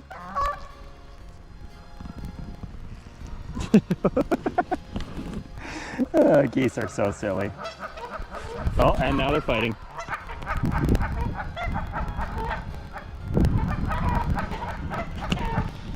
I like how fast they went from we need to work together to survive the predator attack to let's fight each other again.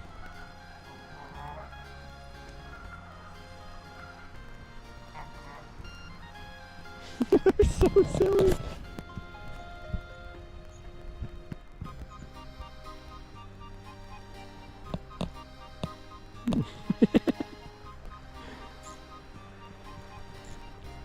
Looks like they were fighting the other couple for a nesting spot.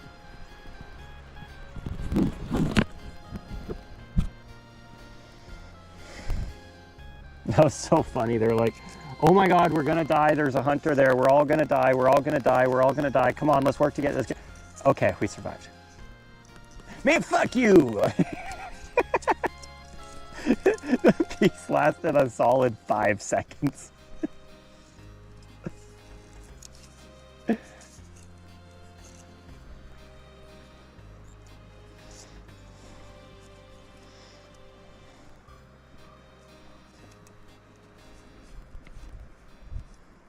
No.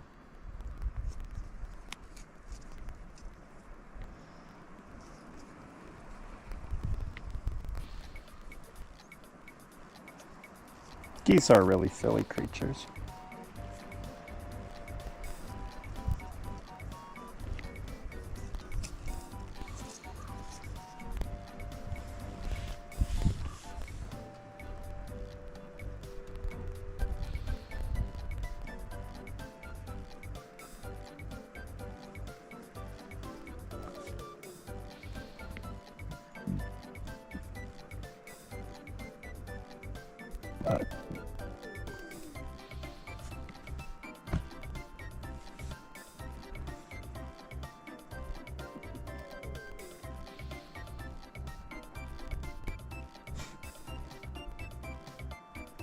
Meow.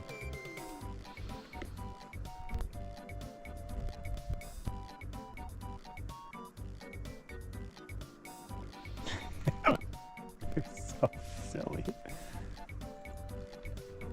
Look at them.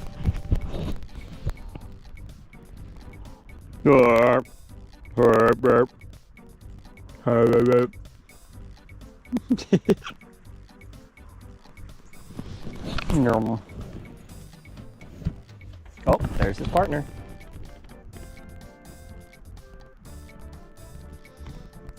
You know what's funny, chat? I'd be willing to bet money they're going back down river to fight the geese again.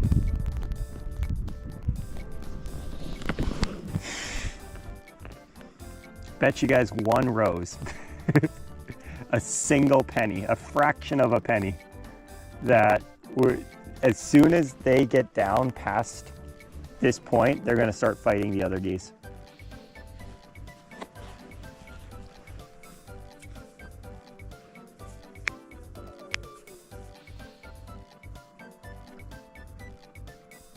Oh, they're going back upriver.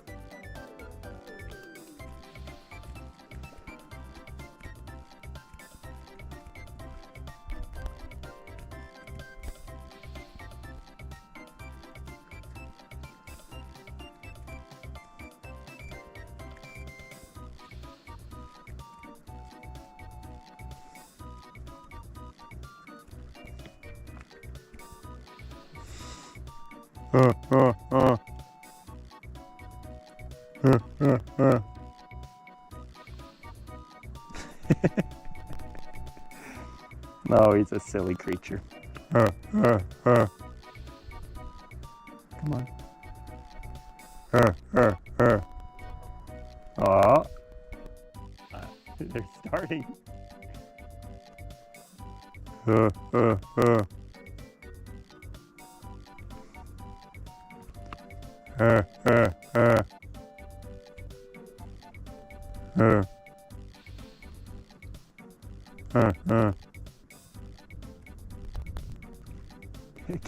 Going down river, chat. I guarantee they're gonna fight the other couple again. It's gonna be good. Chat, you guys have front row seats to this. It's goose fight 101. After these geese fight, let's go. We'll go home after. You go back up to the car after the scrap happens. I want to get the scrap on camera.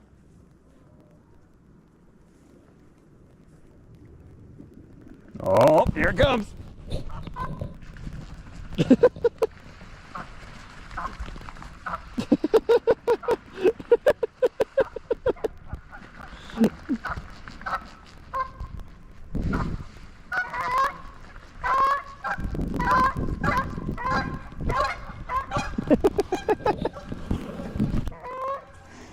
Chat, did I tell you or did I tell you?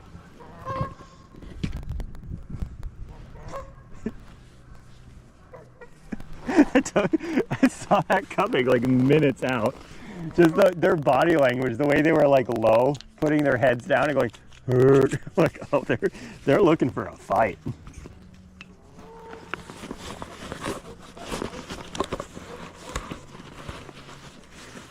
That one male just took on 2 at the same time, by the way. And then he went and gloated with his female.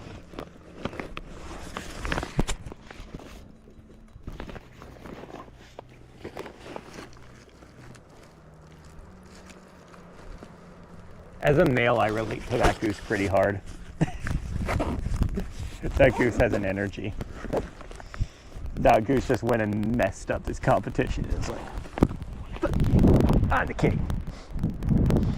Then he went and to his mate and was like, oh my God, look at him. Look at him. Just perched up. I really need like a, I keep putting off programming Jarvis, but I really need to give Jarvis a command that says enhance, which just doubles the screen. It just zooms in 2x. So I would be able to show you those geese better.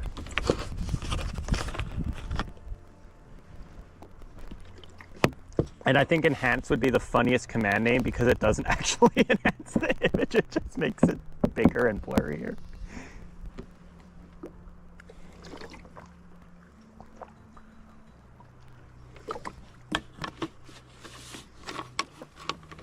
And yes, that is a Futurama reference if anyone gets it.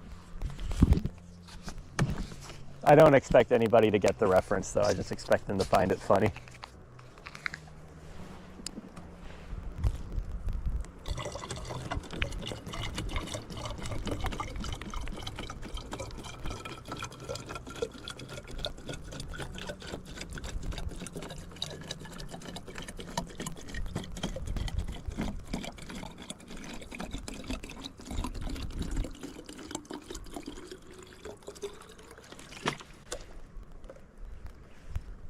I'm gonna have to check the battery on my battery pack too.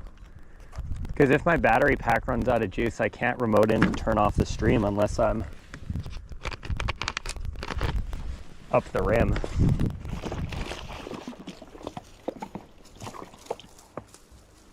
Should probably drink some of this.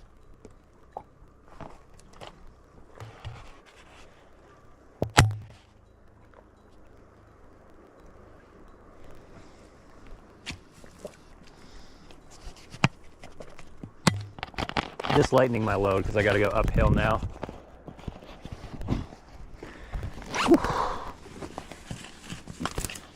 Battery's at 19%, which, believe it or not, is quite a lot. I didn't even have a fully charged battery at the start of the day. I started the day with 85, I believe. And we've been live for like 4 hours. 5 hours? No, we've been live for more. Yeah, so I definitely have at least an hour left on the Starlink, which is more than enough time to get up to the rim. So if the Starlink does eventually die, I'll at least be able to remote in and turn it off. So I don't need to worry too much about that. The GoPro's probably gonna die and run out of battery before anything else. Wow, why is that sharp? What the heck did I put my leg on? What the hell? That was weird.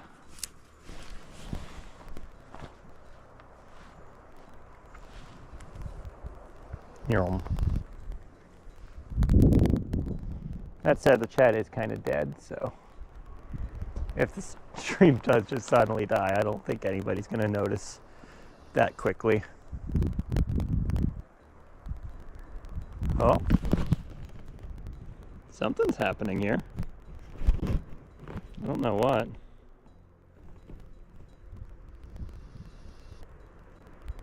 Might just be current.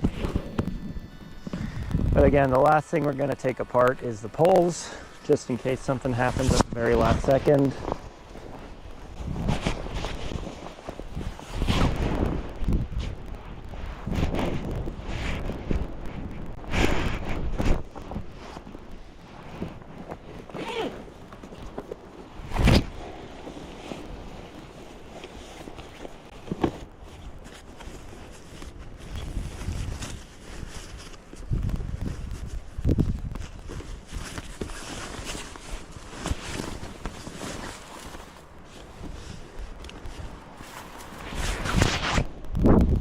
Careful not to mess with the cable when I do this. It's the one thing I'm worried about because it can unplug.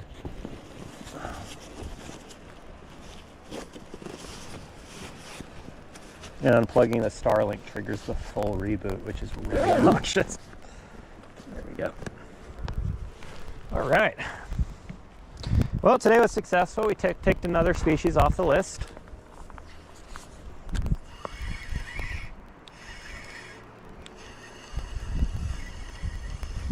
We got to watch a goose fight. I did not get hurt despite my best efforts.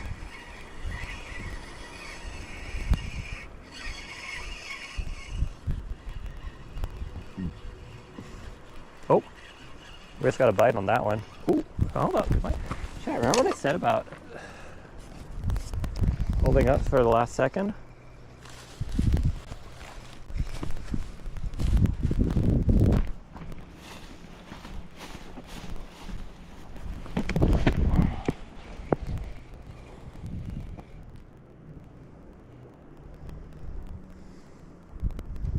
Oh my god, I have a fish on. I'm in a really awkward spot.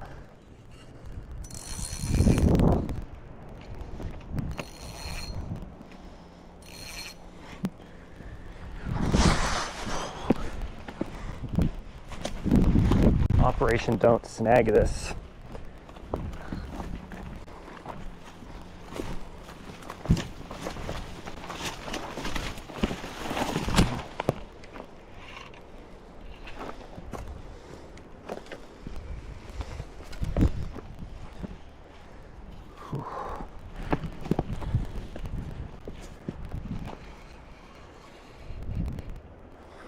There we go.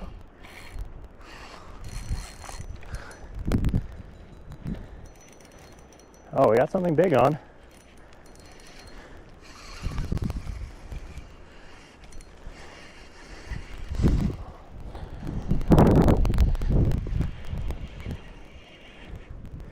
Please do the brown.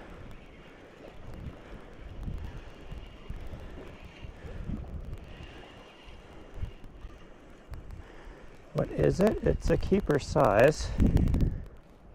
Rainbow. Oh, that's a juicy rainbow. Oh, that's a real juicy rainbow. Let's try. This fish can break my line, chat. I have to be really careful with this fish.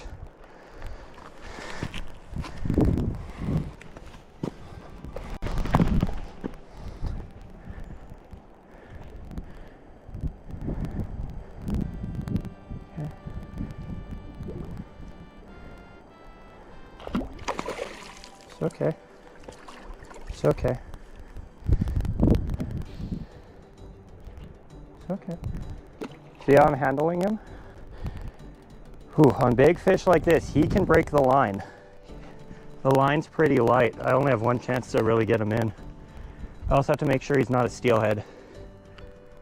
Give me a second to check if he's a steelhead. No, he's not. Okay, hang on. There is a way to check if they're steelhead from the thing. Give me a second. Oh, is that a steelhead? Chad, that might be a steelhead. Hang on, let's get him close. I don't want to keep a steelhead, especially not on camera. Let's tire him out.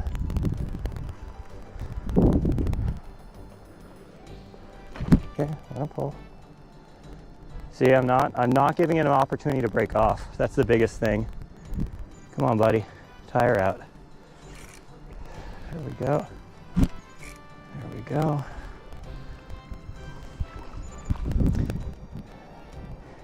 Now, normally I would like haul him. Yeah, there we go. Come on. He's getting totally cooked. Oh, there we go. Oh, this is an interesting I can't get to my net in time. Okay, hang on. Let me look up the definitive steelhead identification real quick.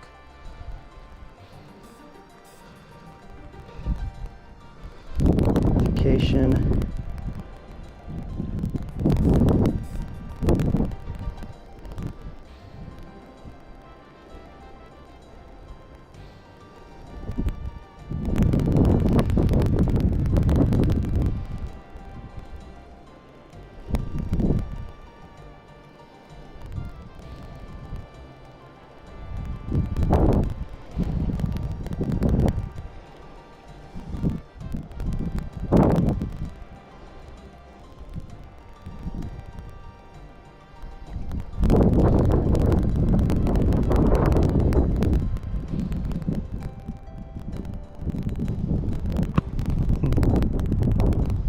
Chat, if he breaks off at this point, I've got to say that's a good thing.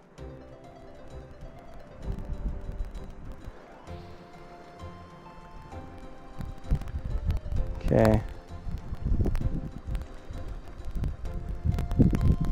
Give me a second, chat, because I really don't want to keep an illegal fish.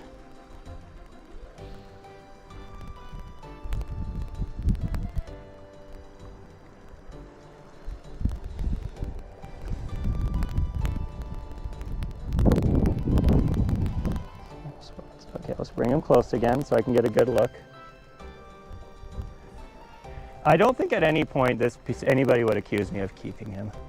The way you tell is by the tail. Ooh, let him run. Let him run. What is that?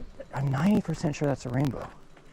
Okay, chat, I'm gonna pull him up, and if he's a steelhead, I really did my best to identify him in advance.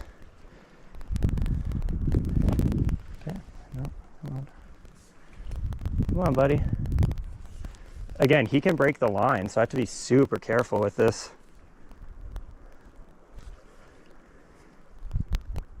Notice how I'm like keeping the hook at the right angle at all times. It's been a pretty long fight.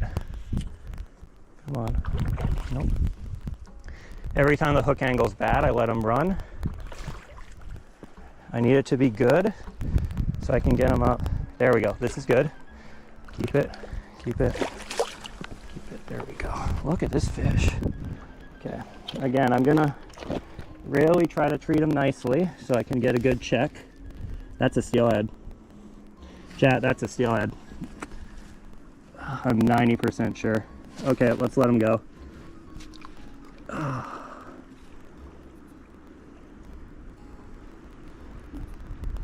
Question is he legal? Let me look up for eggs.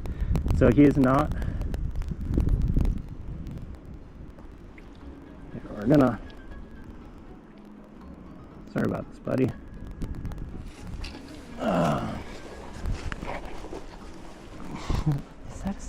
The thing is, the fin looks very steelheady at the back, but the other fin doesn't. Hang on. The steelhead and rainbow trout this size look so identical, it's really, really hard to tell the difference. So I'm just gonna hold him here. He's in the water, he's breathing. I'm not hurting his gill plate.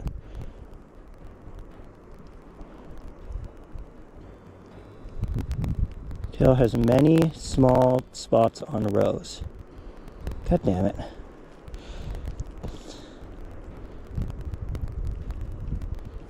Okay, is this a steelhead?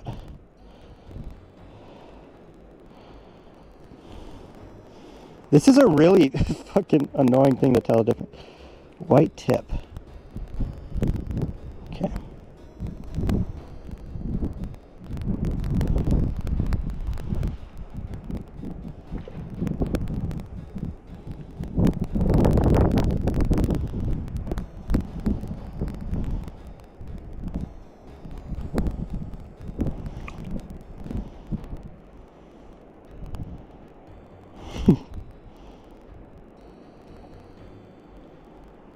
Oh my god, chat, I have no idea what it is. Someone help me.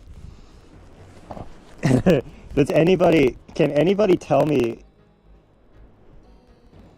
what the identifiable thing is? Because this is a PB.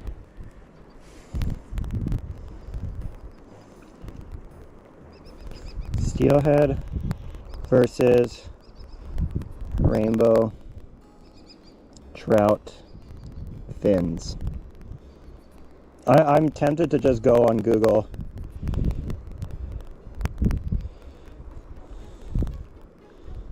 Have rounded spot. That's what I thought.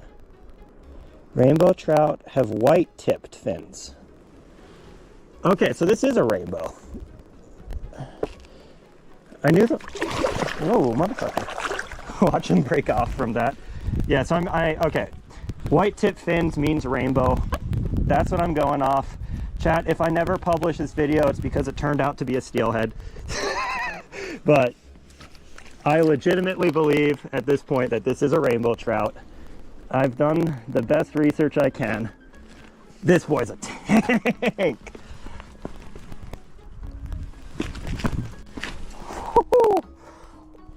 What the fuck is this thing?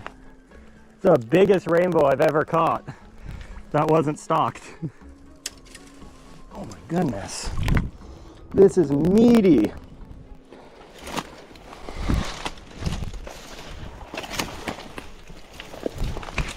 Okay. So I either just got screwed by Gemini, in which case I'm holding a steelhead, but I legitimately believe this is a rainbow trout. I'm also going to do a double check now that I'm here with ChatGPT. I know I say a million times never use AI for regs because they can fuck you over, but oh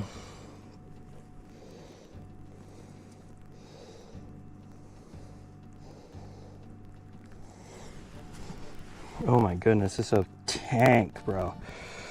So the reason I like this spot is because technically I caught him in a river, not a lake. And I know you're like, what the fuck, Michael? Sorry, I caught him in a lake, not a river. And I know you might be looking at that and saying that's clearly a river. Legally, it's a lake.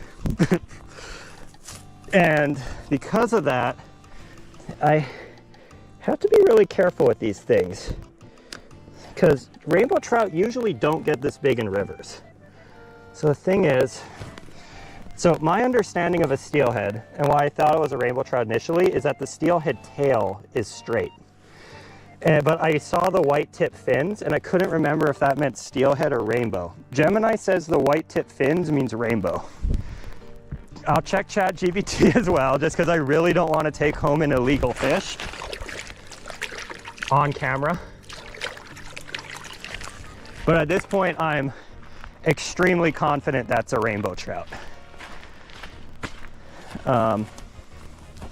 Let's get a measurement on him.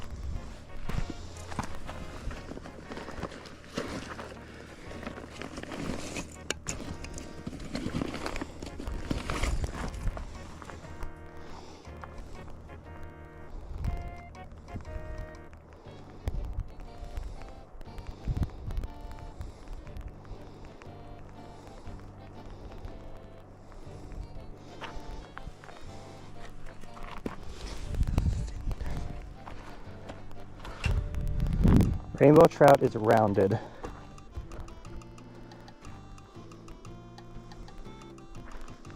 (10 to 12 fin arrays). Okay. Spots are dense and spaced evenly. Yep. Tail is rounded. Yes. Tail does not have... What the fuck? Spots.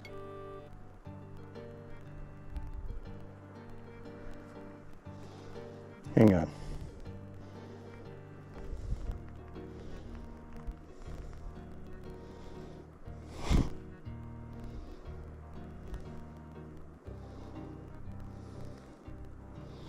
Okay, we're trusting Reddit on this one. Rainbow both. Okay, that's a rainbow. Chat, I'm so scared that it's not a rainbow, but I'm so sure it's a rainbow at this point. I've done nice, 21, 22 inches, depending on how you count the tail. All right, buddy. That's the juiciest rainbow I've ever caught. If anybody's asking, again, this is technically a lake, so the 20-inch rule does not apply here.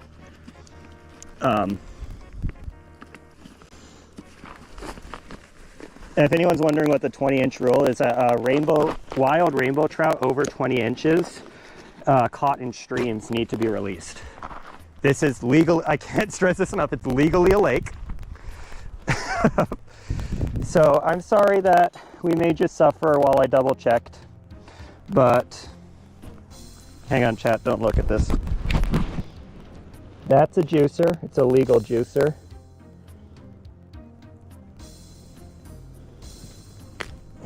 And Mr. Juicer is no longer suffering.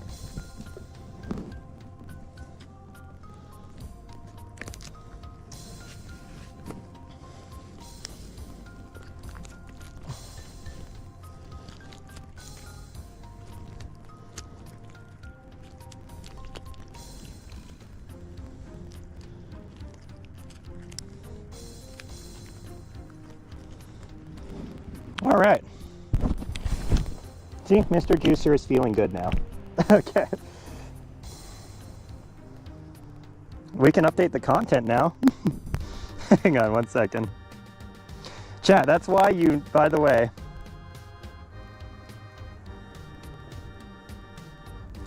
that's why you never take down the poles until the very end. Because remember I said that. I was saying like, hey, we should not put away the poles yet, just in case we get a last minute fish.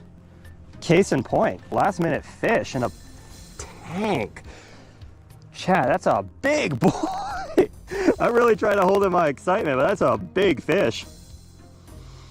Bailey Chinook also allows you to, they have a 1 fish over 20-inch rule, by the way. So, I mean, legally, now that I've taken my bag limit, I actually have to stop fishing, but I mean, we were packing up anyway.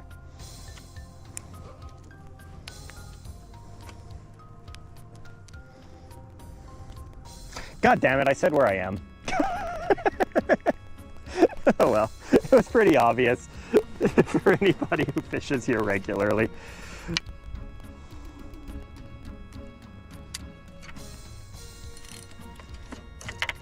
So there's a really fun story why this is technically a lake and why I come out here to go do lake fishing in a river.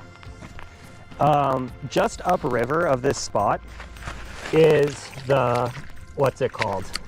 The start of the Deschutes Wild and Scenic River. I can't remember exactly what the thing is called. And the lake below me is a regulating reservoir. So when you have a regulating reservoir and the water level changes over time, ODFW is required to put a marker to say where the lake starts and where the stream begins, because it shifts throughout the year, right? Otherwise, it would just get way too confusing because the rules would literally change, you know, day by day based off of how full the reservoir was at any given point. They also have to put a marker for the start of the Deschutes, what's it called? Like their special regulated area on the Deschutes. So rather than putting up 2 separate boundaries very close to each other, they decided to make the official end of the reservoir the start of the Wild and Scenic River. So there's like a 1/4 mile of the river which is legally classified as the reservoir because ODFW is too lazy to make and put up 2 signs. And that technicality just got us a 22-inch rainbow trout.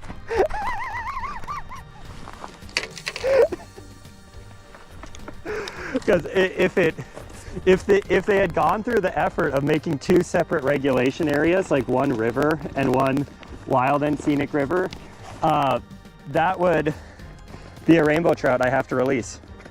But because I technically caught him in the waters of the reservoir, even though it's clearly not the reservoir, it counts as a reservoir catch, and I can keep him.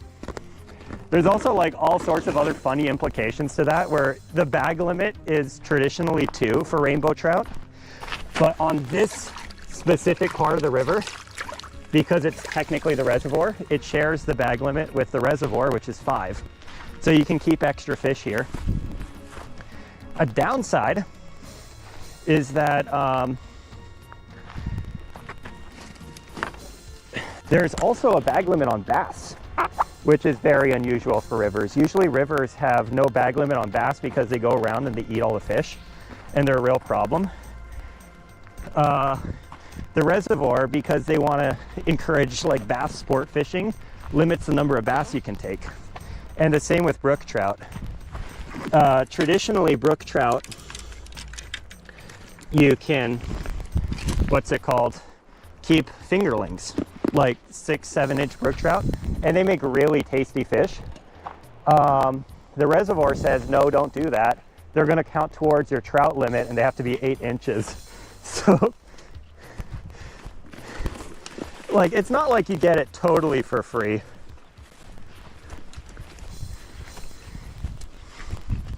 It's not like it's only upside, but it's pretty much only upside. And especially today, it's only upside. Whew.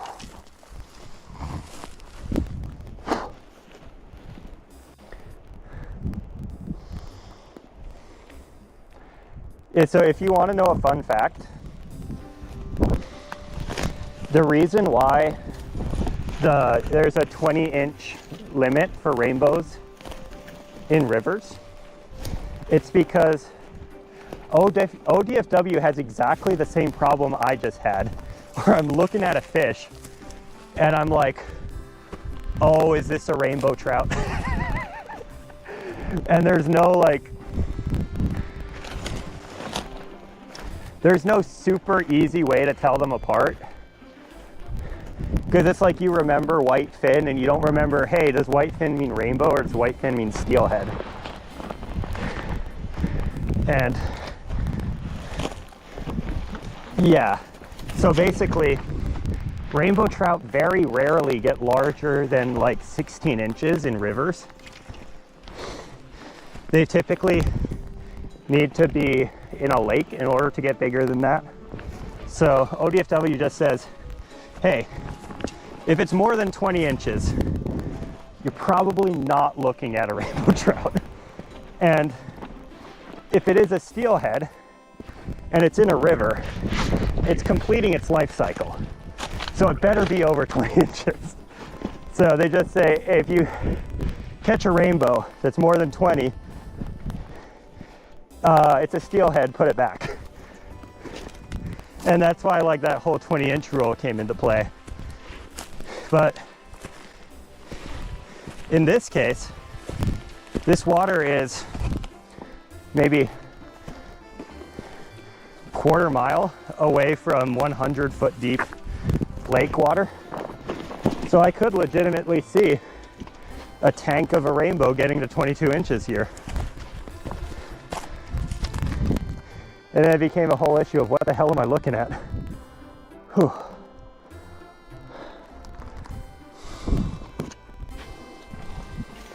But that is going to be a happy brook.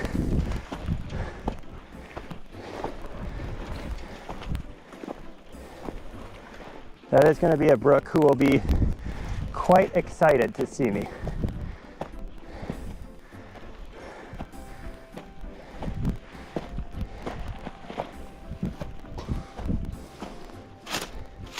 That also wasn't a stalker, by the way.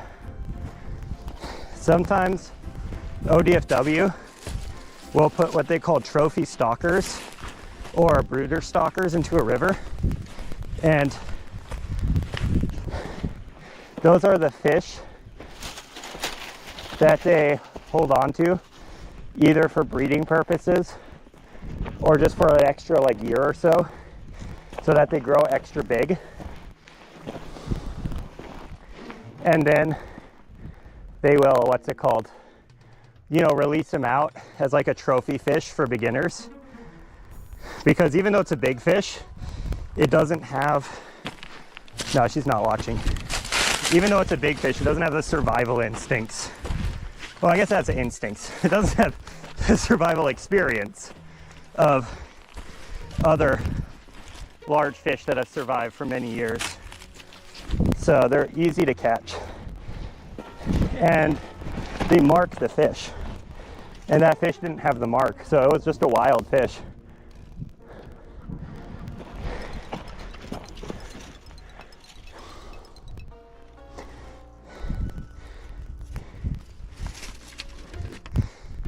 By the way, I am gonna double check with my boss's boss before posting that in a video, because my boss's boss is a steelhead fisherman, like a dedicated fly fisherman who targets steelheads, and he'll be able to tell me right away what to look for and how to tell them apart.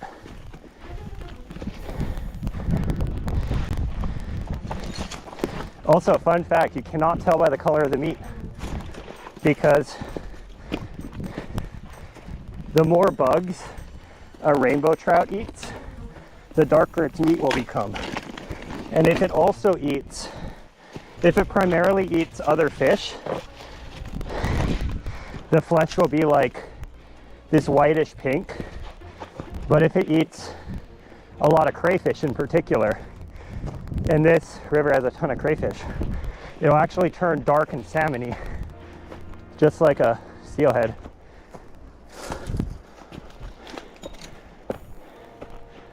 Whew.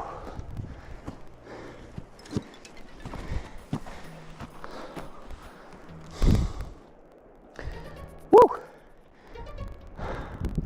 I forgot how exhausting it is to carry a server uphill.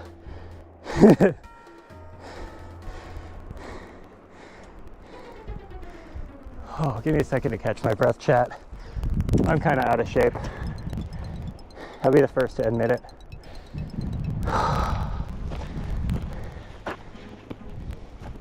It's like a Stairmaster with weights.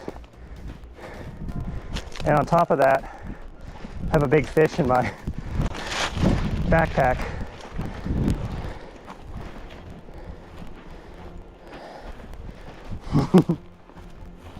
I have a feeling Brooke is going to join the live, and she's going to be putting around, and then she's going to see last fish 22-inch rainbow, and I'm going to get a call or text.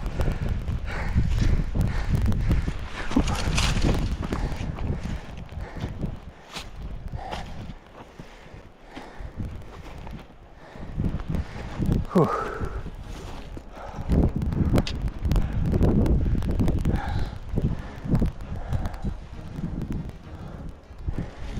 I should actually just text her now.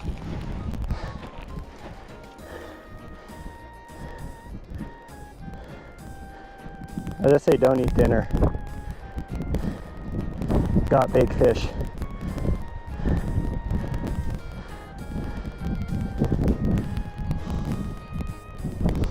Whew.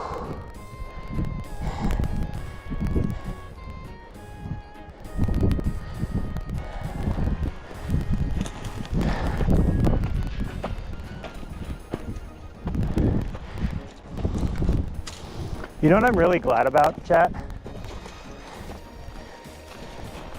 I was debating putting the hook on a 4-pound line as well as the weight, because I thought I would be only catching small fish, like that first rainbow. But then I thought, hey, if I'm gonna go for a bull, and the bull's legal, the bull has to be 24 inches. So I should really sacrifice some smaller fish and crank up the line weight. And I'm really glad I did that.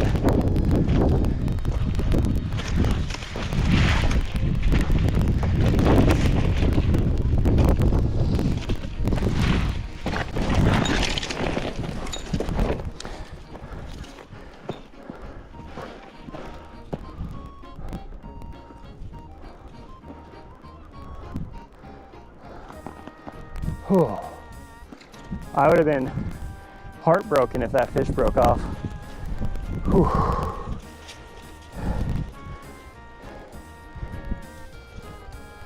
By the way, sorry for the heavy breathing, I'm out of shape.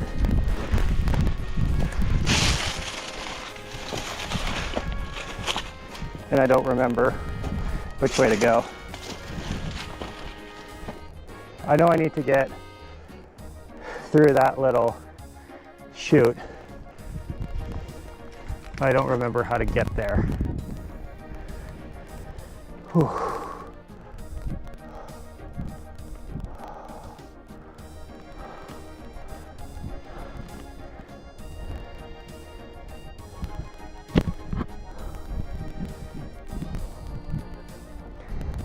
You know what I found kind of funny? I pretty consistently have more viewers watching me do the hiking content rather than the fishing content. Because like when we were down by the water, I was averaging like, 10 to 15 viewers. And as soon as I start going uphill and not fishing, if you count it, it goes up to about 20. It really makes me think about, hey, maybe I shouldn't be limiting myself as much to just fishing, because it seems like what people actually watch is more the adventure side as opposed to just the fishing side. Whew. The relatable huffing and puffing up a hill.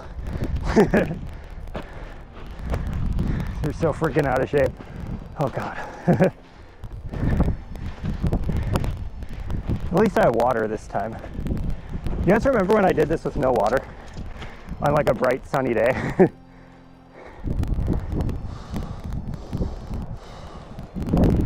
Also, just so you guys know, chat, that rock with the yellow sign right there, that is the boundary between the wild river regs and the lake regs.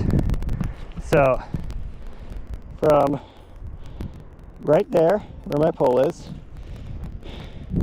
to like right around there, there is kind of colloquially I would call it a river, but legally it's part of a reservoir, and that's why it's such a like unique and fun spot to fish from.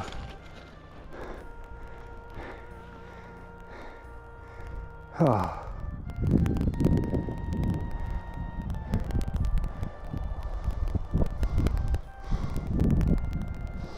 Floppy, your connection's perfect because you're connected to the perfect content creator.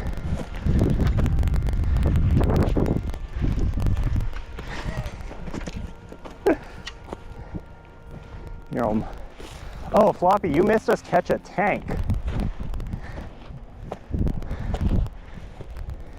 I have a PB Wild Rainbow in my bag right now. Not a PB Rainbow, but a PB Wild Rainbow. And that's something.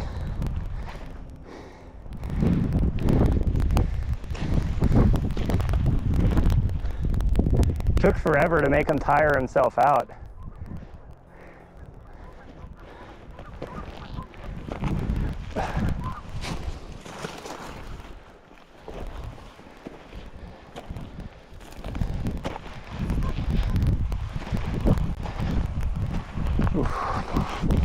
Sorry about this, chat. For anybody who missed the start of the stream, this is an old prehistoric riverbed. So it might be easier to explain over there.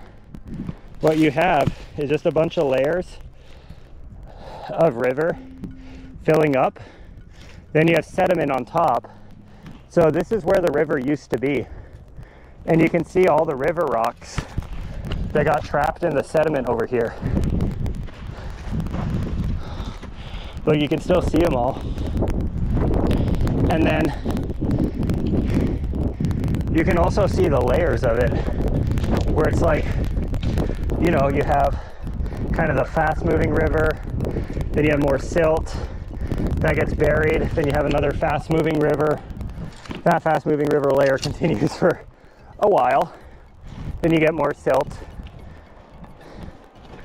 It's just a kind of cool spot. The service is gonna struggle here because I'm going between a tree and a cliff, which is like worst case scenario for the Starlink, but we'll power through it.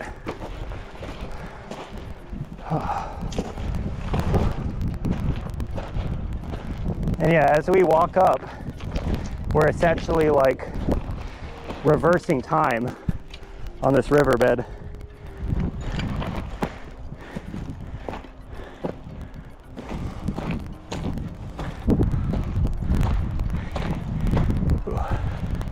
Here we go. So, if you guys look, that rock must have fallen down from the canyon millions of years ago, landed in the river, then the river level, or the river cut through the canyon over there, and it's now leaving the old river exposed. That's some cool shit.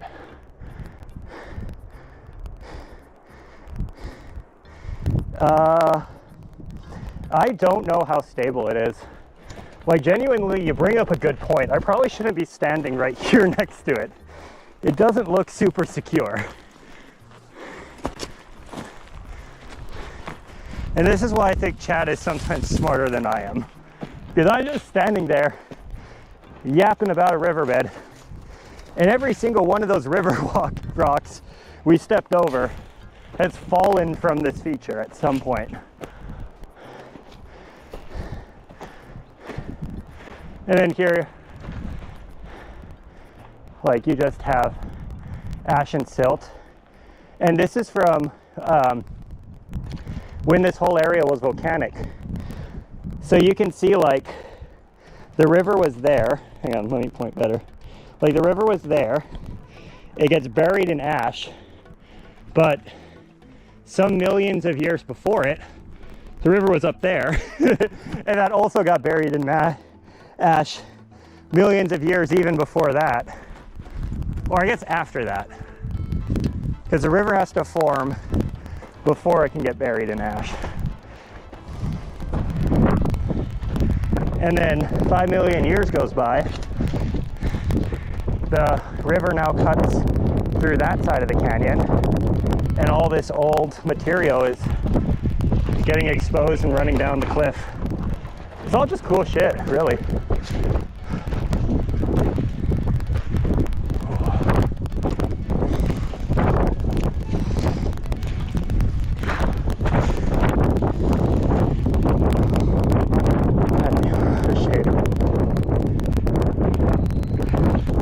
I don't think there's very many geodes, honestly, because all of this stuff is just ash. And it was a fast-moving river, so there's not going to be very many fossils at all in there. It wasn't like usually if you're looking for fossils in a riverbed, you're looking for like some old bog or something, or some old marshland that the river was adjacent to. And then, you know, something either falls into the marsh, or you have like a clam or something that lives in the dirt, and then the path of the river changes so it no longer receives water. That's not what happened here. This was like fast-moving river the whole time. So anything that fell in there would have been pushed downstream, picked apart by animals. The bones would have been eaten by scavengers. Whew.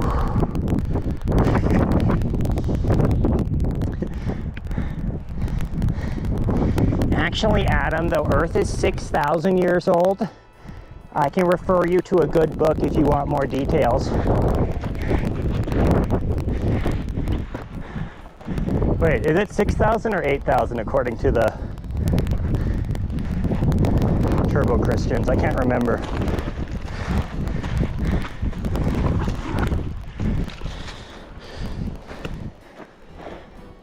If I'm being facetious and offensive, I'd at least like to be accurate.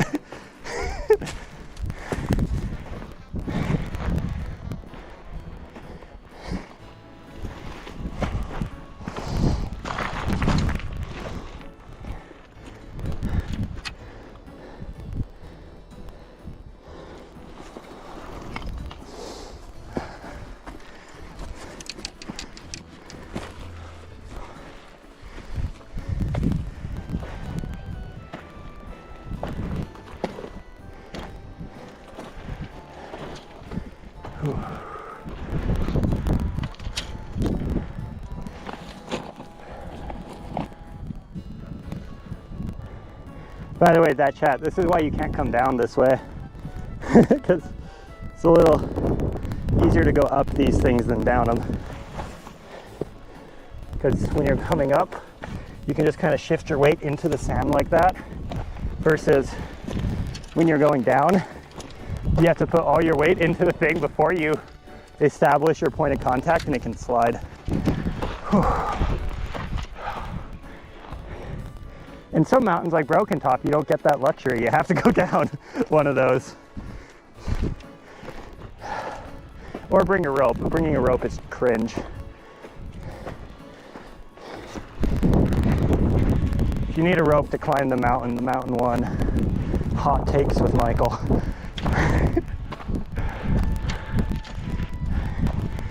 Oh. Casual free solo propaganda.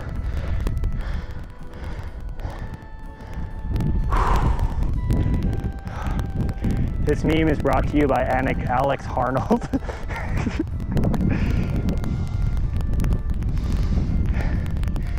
Oh.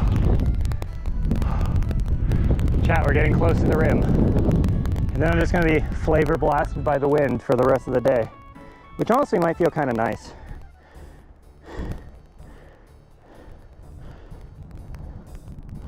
Why is my music not playing?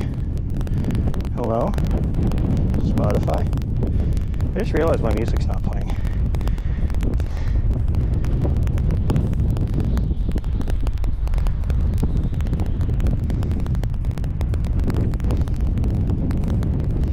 Hey chat, I got some good music I can play for you if you want.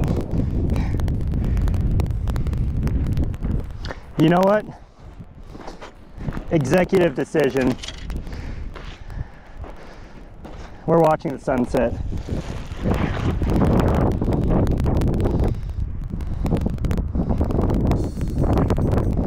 It's like sunset o'clock right now. And we're also going to salute the troops while we do it.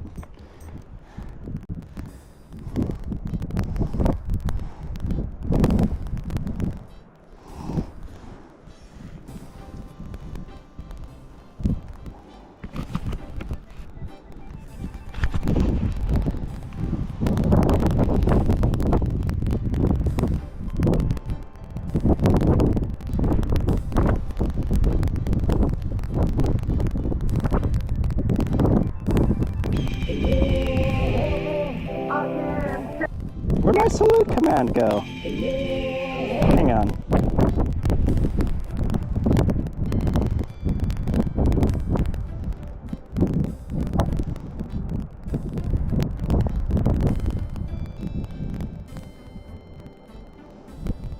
There we go.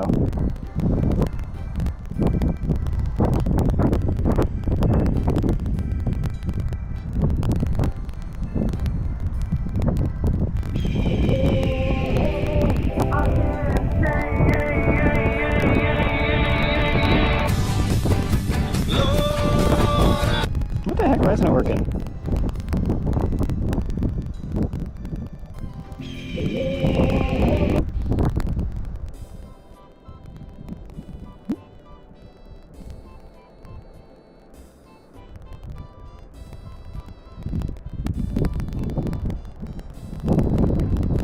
Am I tripping?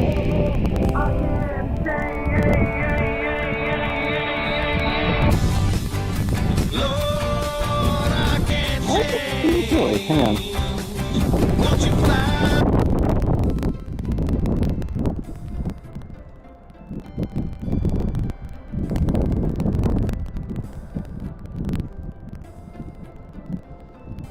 Yeah, there it goes.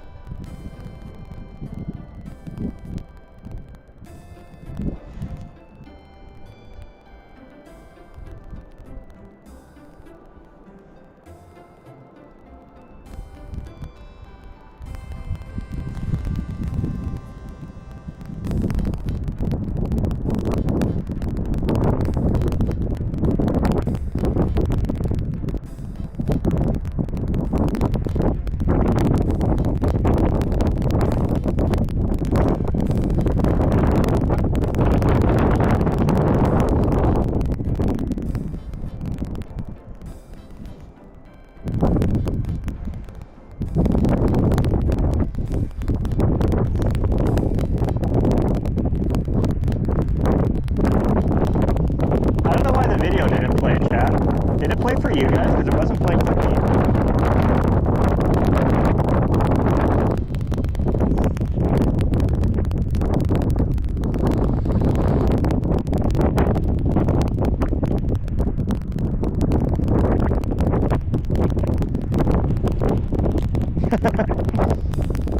Dad, I'm going to report your comment. You know the funny thing is, I bet if I hike fast enough, and that's a big if, I bet we can watch the sunset again. I bet I can keep up with the sun.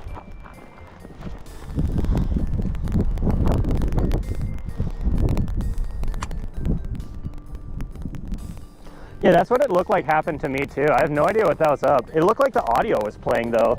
That was the weirdest part.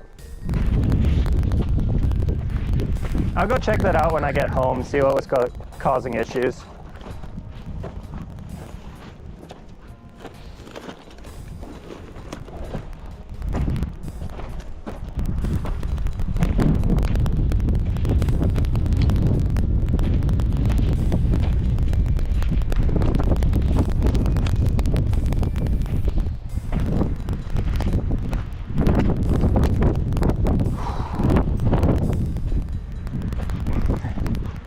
Oh, Chad, I am actually beating the sun with that.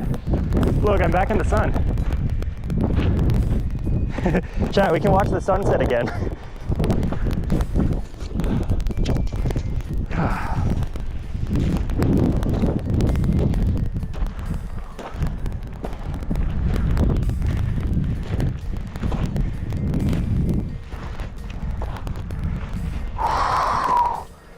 Oh my God. I'm so out of shape, chat.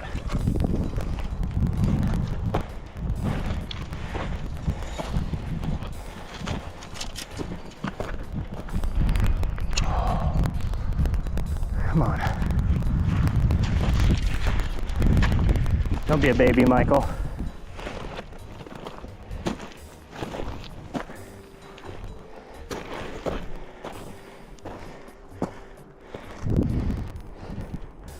Whew.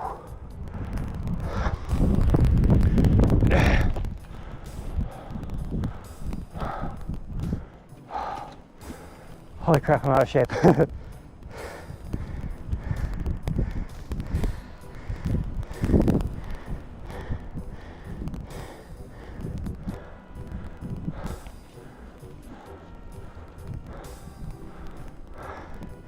Just a huntable bird.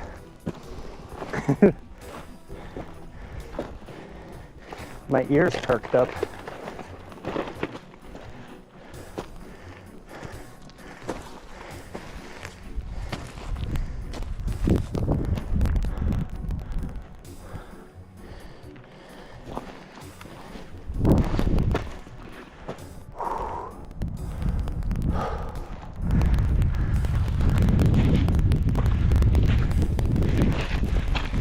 Oh, scary.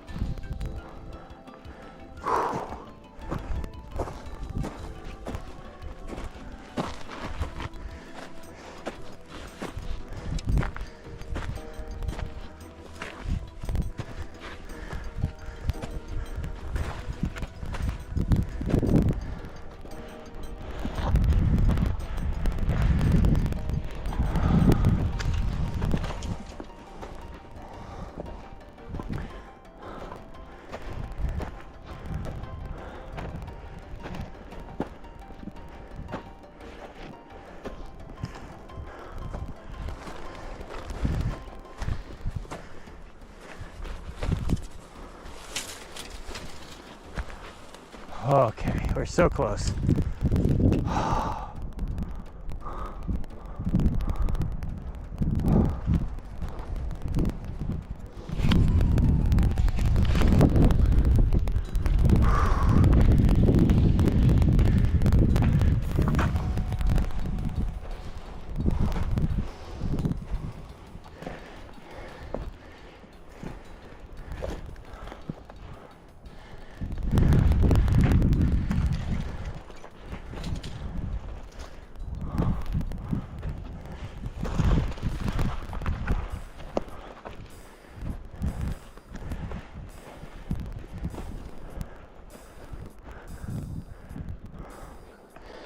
Whew. Back at the trail, chat.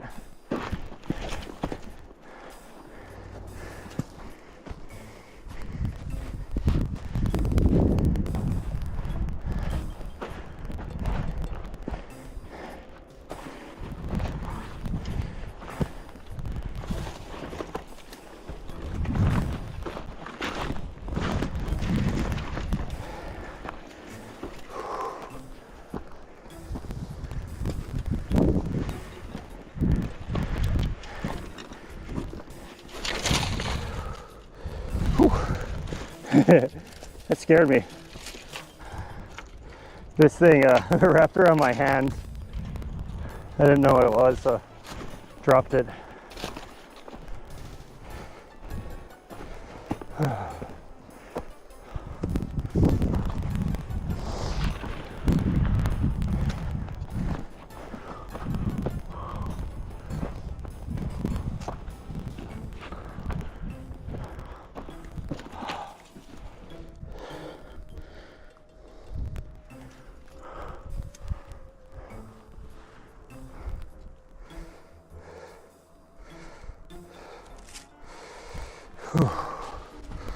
Did the puzzle go off?